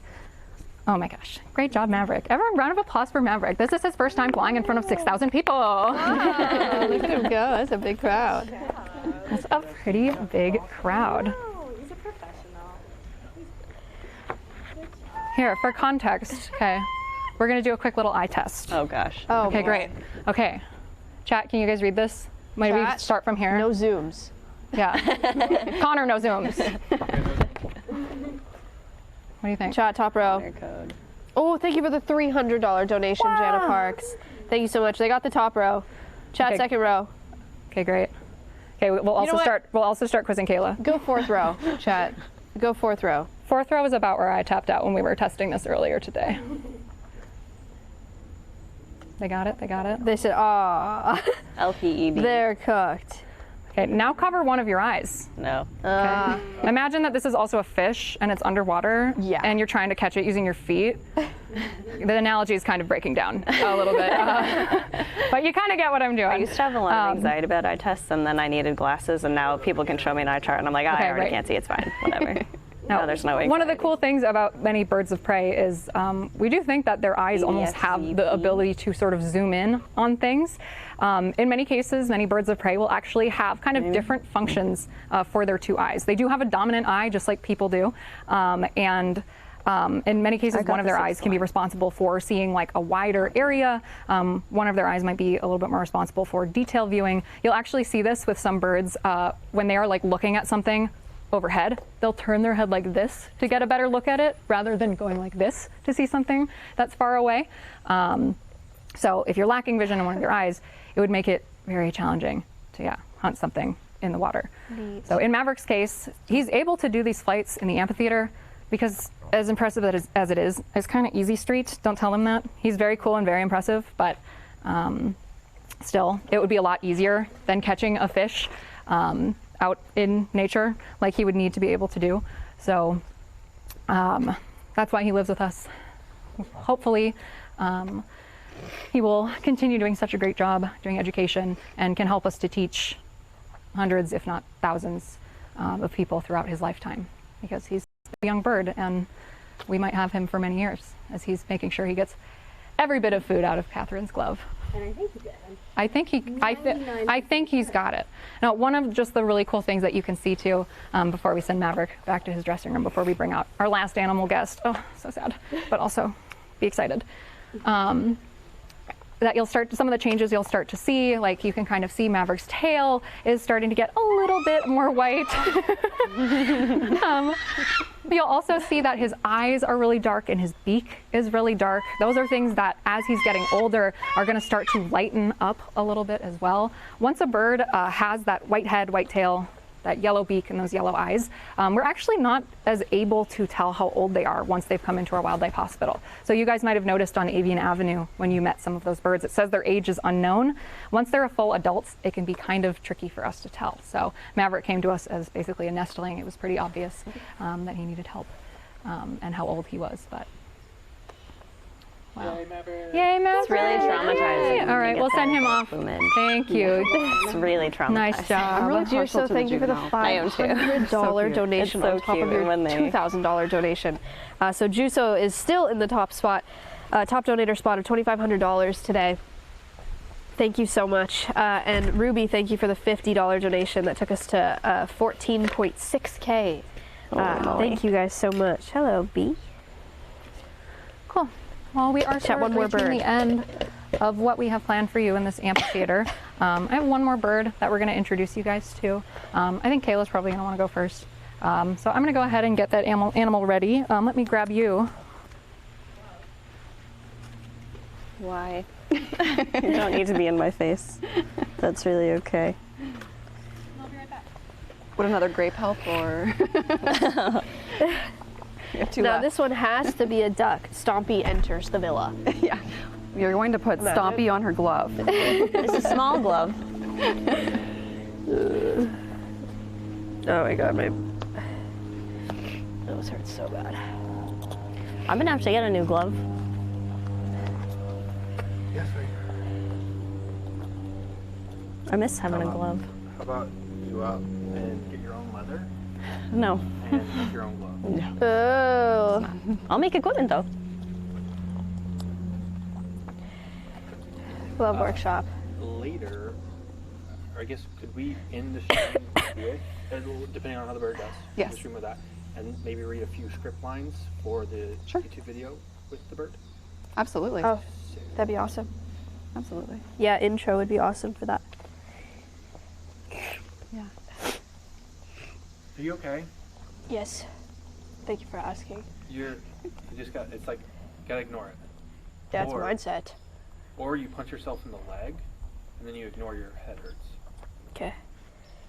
That's what my dad would do to me. Okay. Bad Sheep, thank you for the $50 donation to World Bird Sanctuary. Thank you so much. What's been your favorite so far? Oh, the release. Kayla, what's been your favorite so far? Vultures. All. Vultures, okay. Everyone. Oh, the vultures. Oh no. What's been your favorite so far? All of it. All of it. Getting to share all of our amazing ambassadors with you guys. Oh no. This is why we saved her for last.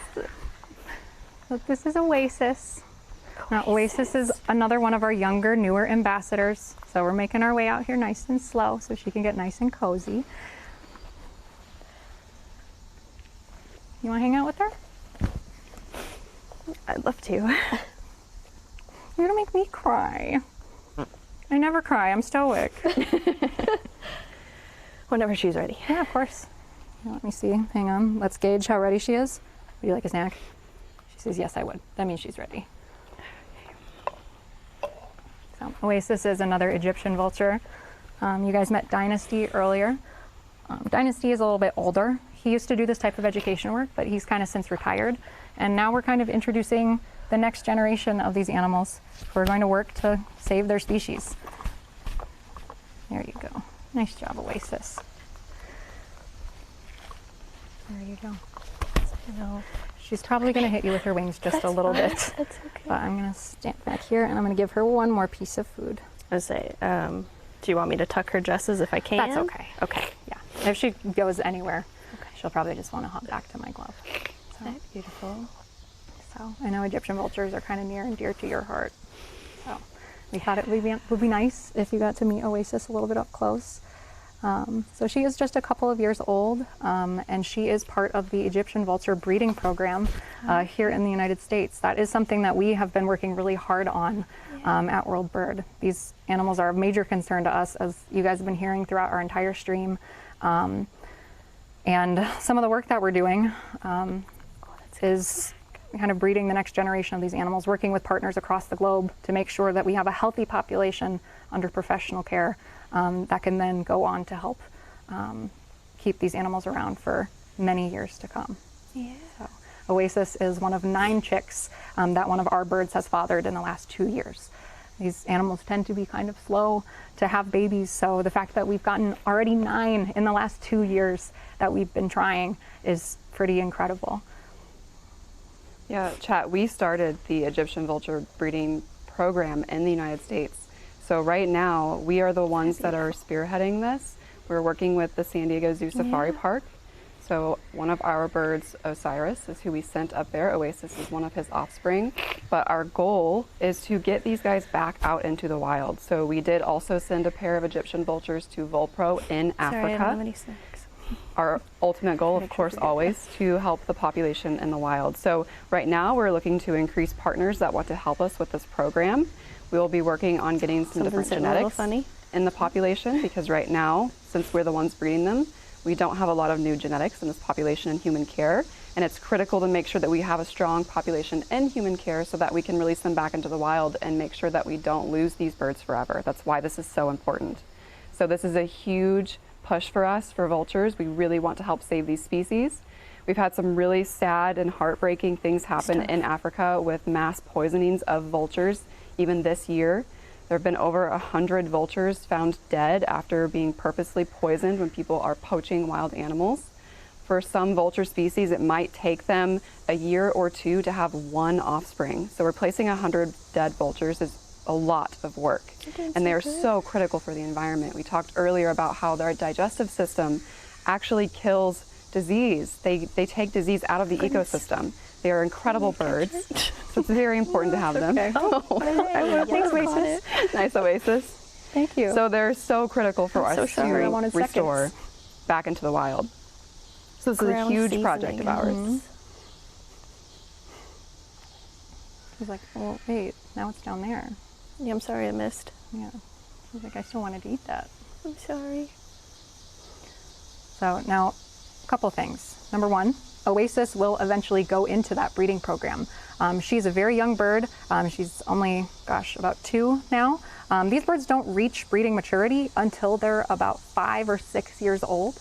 So until then, she's going to help us teach people about these cool birds. And as an added benefit, when she gets to meet people up close like this and become comfortable around people, though she was not raised by people, she's still comfy and cozy when we're in her space. That means that she's much more likely to have breeding success later in life. So for example, her dad, Osiris, also did education for many years and then retired into the breeding program and is now having great success. Because even though these animals live in like a 5-star hotel, they still need to get room service. Somebody needs to clean up after them. Somebody needs to feed them. And that has to be the people that are caring for them. If they're comfortable with people coming in and out of their spaces, that means that it's not going to bother them so much that they don't feel like they can keep having babies. So she's going to do her work, and then she's going to retire to a life of luxury where she can help further her species. But we're really happy to have her in the meantime. You're perfect. She's an angel. And here, would you like another snack? She says yes, very much so. Thank you so much. I was thinking. Now, Maya, do you want to hold her too? Yes, I would love to. All right, so we'll go ahead and we'll let her take her time. So. Yeah, no. I'm very familiar with bird time. Now, another thing that I just think is a little bit interesting about these guys, you might have noticed that Oasis is kind of not running around on stage like Kinsey and Cash did. You might also notice that her foot situation is a little bit different. These guys are what we call Afro-Eurasian vultures. They are more closely related to the other raptors that we've been meeting so far here today, in the sense that they do have strong grasping feet. That means that Oasis is pretty comfy on the glove, where a bird like Cash or Kinsey might have a little bit more trouble because their feet aren't exactly designed the same way. All right, go ahead whenever you're ready. Same deal. We're just going to step her back to your glove. She's going to take her sweet time. She's probably only going to hit you with her wings a little bit. That is fine. It's very polite. Wow, hello. You are so beautiful. Chat, they also have special Oasis merch. That's true. On our bonfire website, which is like attached to our main website, and will probably be in the description of all of the things that you can find about these animals and from our stream today. You can buy Oasis merch that was actually drawn by one of our staff members. So cool. Yeah, we have a lot of artsy staff members too. You know, there are some shirts up in our gift shop if you ever come visit, and things like that that were all drawn by the keepers who care so much for these animals. When we say goodbye to Oasis too, I have a gift for you guys. Well, what do you think? She says, I want to be extra close. Oh, another snack?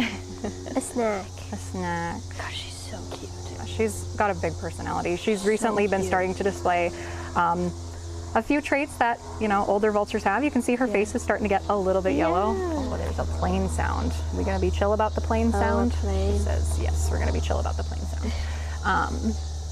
So her face is starting to get a little yellow. You can see how that white is kind of coming in on her feathers, and she's also got that fancy hairdo that you probably saw with Dynasty.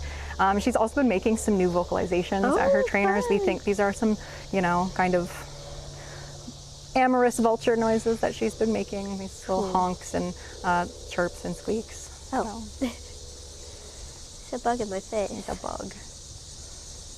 So cool. Yeah.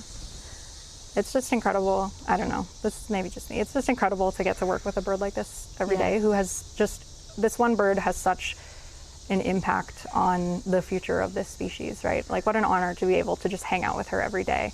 You know, even though we look at her and like, she's a little silly, she kind of looks like a sunny side up egg, you know, she's got a big personality. She loves enrichment. She loves newspaper balls. She loves to play with feathers and Kong toys, but she's also, in a very serious manner, super important to the continued survival of these animals out in nature that do just some of the most important work that an animal can do on this planet. So we hit $15,000. No Thank you so way. much, chat. Incredible. We hit 15,000. Oh yes, we did. Thank you, chat. Thank you all so much. It's amazing. Oh my gosh. In the so future, we cool. hope to be continuing to improve our facilities. I mean, you guys have seen how much we've just added in the last year. So much. Eventually, on the horizon for us is of building specifically for vultures. Yeah. Cool. Yeah, on site here, so we can continue to work on breeding these animals and then sending them where they need to go. We sent 2 of Oasis's siblings to South Africa to work on being reintroduced. Wild. Just this year. Wild. All right, Miss Thing. Okay, We're gonna baby. go ahead, yep, and she's gonna say honk. Honk. Honk, honk. Nice job, Oasis. So cool. She's perfect. She's perfect. So cool. We thought she might be, that's why we saved her for last. I wouldn't want you to be unable to see the rest of the I held that one. Okay. Well, guys. Timbo, thank you for $100. Pydrex, AMH Russell, Crazy Life, Evil, Lauren, Walk and I, Mini Pearl with another 200, IDK Cloudy, Sir Lancelot with 50, Rogue with 10, Mantis with 5, Bad Sheep with 50 from earlier, Pydrex with 25, and Zorath with 25. Guys, incredible amount of donations today. Thank you so much. I don't know if this is fully updated, but we did get over 15K, so my number right now shows $15,346.67 raised today for World Bird Sanctuary. That is insane work. Thank you so much. Yes, that is halfway to a new aviary. So cool. Where do I donate? I can't figure it out. We're running Twitch Charity right now, so there is a donation button where there's usually a sub button, or you can do Command Charity in chat and it'll give you a link. Yes, thank you guys so much. I hope you learned a bunch of cool stuff today. One more. Oh, I was going to say, chat, do you recognize what this is? Oh, they know what that is. So we have a Twitch now. We have a camera now. So we are looking to put this in one of our aviaries, hopefully in the next couple of months. That's and our awesome. goal is to start live streaming on Twitch. So you can see They said that's some us. of our birds. Yes. So I wanted to show that you guys that we have this. And we do have one final thing for Maya, actually. For Maya. For Maya. Oh my gosh. So we know how much you loved Mudflap when you were here last time. Oh no. And we also love Mudflap. So we wanted to give you one. Oh my gosh, stop. We have a footprint from her from when she passed. We wanted, as a thank you for everything that you've done for us. So much. This is so cute. Oh my god. Thank you. Oh my gosh. No. Look at it. Nice. That is so sweet. And that's so special because I didn't even really know this bird. I just thought she was so cool and I liked her name a lot. I was like, Mudflap. But you guys obviously knew her so well. This is really special. Thank you so much. Okay. Okay. Oh, wow. That is so thoughtful. Yeah, everything today was so thoughtful. Thank you so much. World Bird Sanctuary set up so much cool stuff for the stream today. in front of the sign. World Bird Sanctuary set up so much cool stream stuff for us today and for this video. He's directing right in front of it.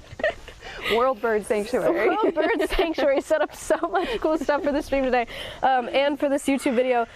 This is going to be, you're not seeing all of it. We still have to do a bunch of filming actually for Alveus Adventures. This is going to be your last episode of Alveus Adventures, which is premiering on Thursday, tomorrow. Oh my gosh. The series starts tomorrow on the Alveus YouTube channel. So look forward to a video from World Bird Sanctuary on the Alveus channel. Anonymous just donated another $500. Thank you so much. M22 Sharp, Tired Eyes, Suri Mo, Dirk Heiser, Zorath, Pydrex, Timbo with $100. Thank you guys so much for all of your donations. That is so crazy. We're so lucky to be able to come back here and to meet these birds and the ones that we've already met before and new ones. I can't believe I was a part of a release today. Thank you so much. It means so much to me. And you guys being here and learning contributes so much to their mission. Even if you weren't able to donate today, part of their mission is doing education and conservation. And so you guys learning is a huge part of that. And then all of you that donated, thank you so much so they can keep doing this amazing rehab work. Our top donator today is Juso with $2,500, I think. So what does that mean? We need to get information so we can send you the lovely painting that Sprinkles and Maya worked on, and then we can probably DM you some on chat. Juso, can you DM space? Only Juso, nobody else. Perfect, yeah. And we can get you set up too, because we'll get a plaque on the Foster Forest Aviary that you guys have all helped support, and we'll put your name on there, or if you have a message you want to put, we can do that too. That is awesome. Yeah. Amazing. Oh, $2,600 from Juso. Incredible. Juso, thank you so much. Thank you. I hope you love your painting. This was amazing. I cried like 5 times. Yeah, same. Same. And hit 2,000 followers on that Twitch channel. Incredible. So they're all going to be very excited for you to launch those cams. Connor and Kayla are staying here a few days to help install those cameras. So we will have another live cam channel on Twitch. How cool is that? KHZ, thank you for the $10 donation. Thank you so much. And Kendall, thank you so much. Oh my gosh. For a freaking amazing program. Thank you so much. As Here. always. I know, we're all just like giving you guys things. Here, have all those pictures. Oh my gosh, so Kendall cute. drew these. I did. You didn't. So, She yeah, I have did. one for everyone. Well, oh my gosh. Heck yeah. we're all crazy bird people here. It's so cute. I want a crazy bird. You, Hot Vulture there Summer. you go. Thank you Hot so much. Vulture Summer, I know. Yeah, be sure to check out our TikTok too. Yes, If you had a good time with Zoe and Catherine, they work really hard on it. Mods, if you can link World Bird Sanctuary's TikTok, that would be awesome. I'll cry. They're hugging.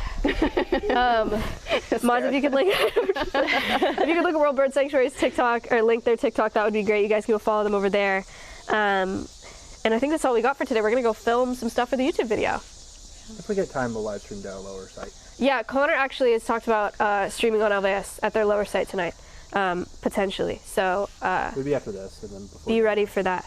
Be ready for In a that. few days. We'll see. Almost 16K. Connor and I will that's be so around. crazy. Thank you guys so much.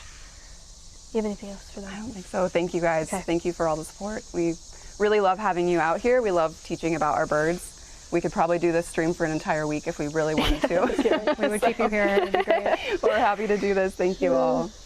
All right. Thank you guys so much. Space, you want to gear up the raid? That would be awesome. And we'll maybe see you guys in a little bit. I think you should get in the middle. And then... Oh, sorry. The raid is starting. Great. Thanks, chat. Oh my gosh.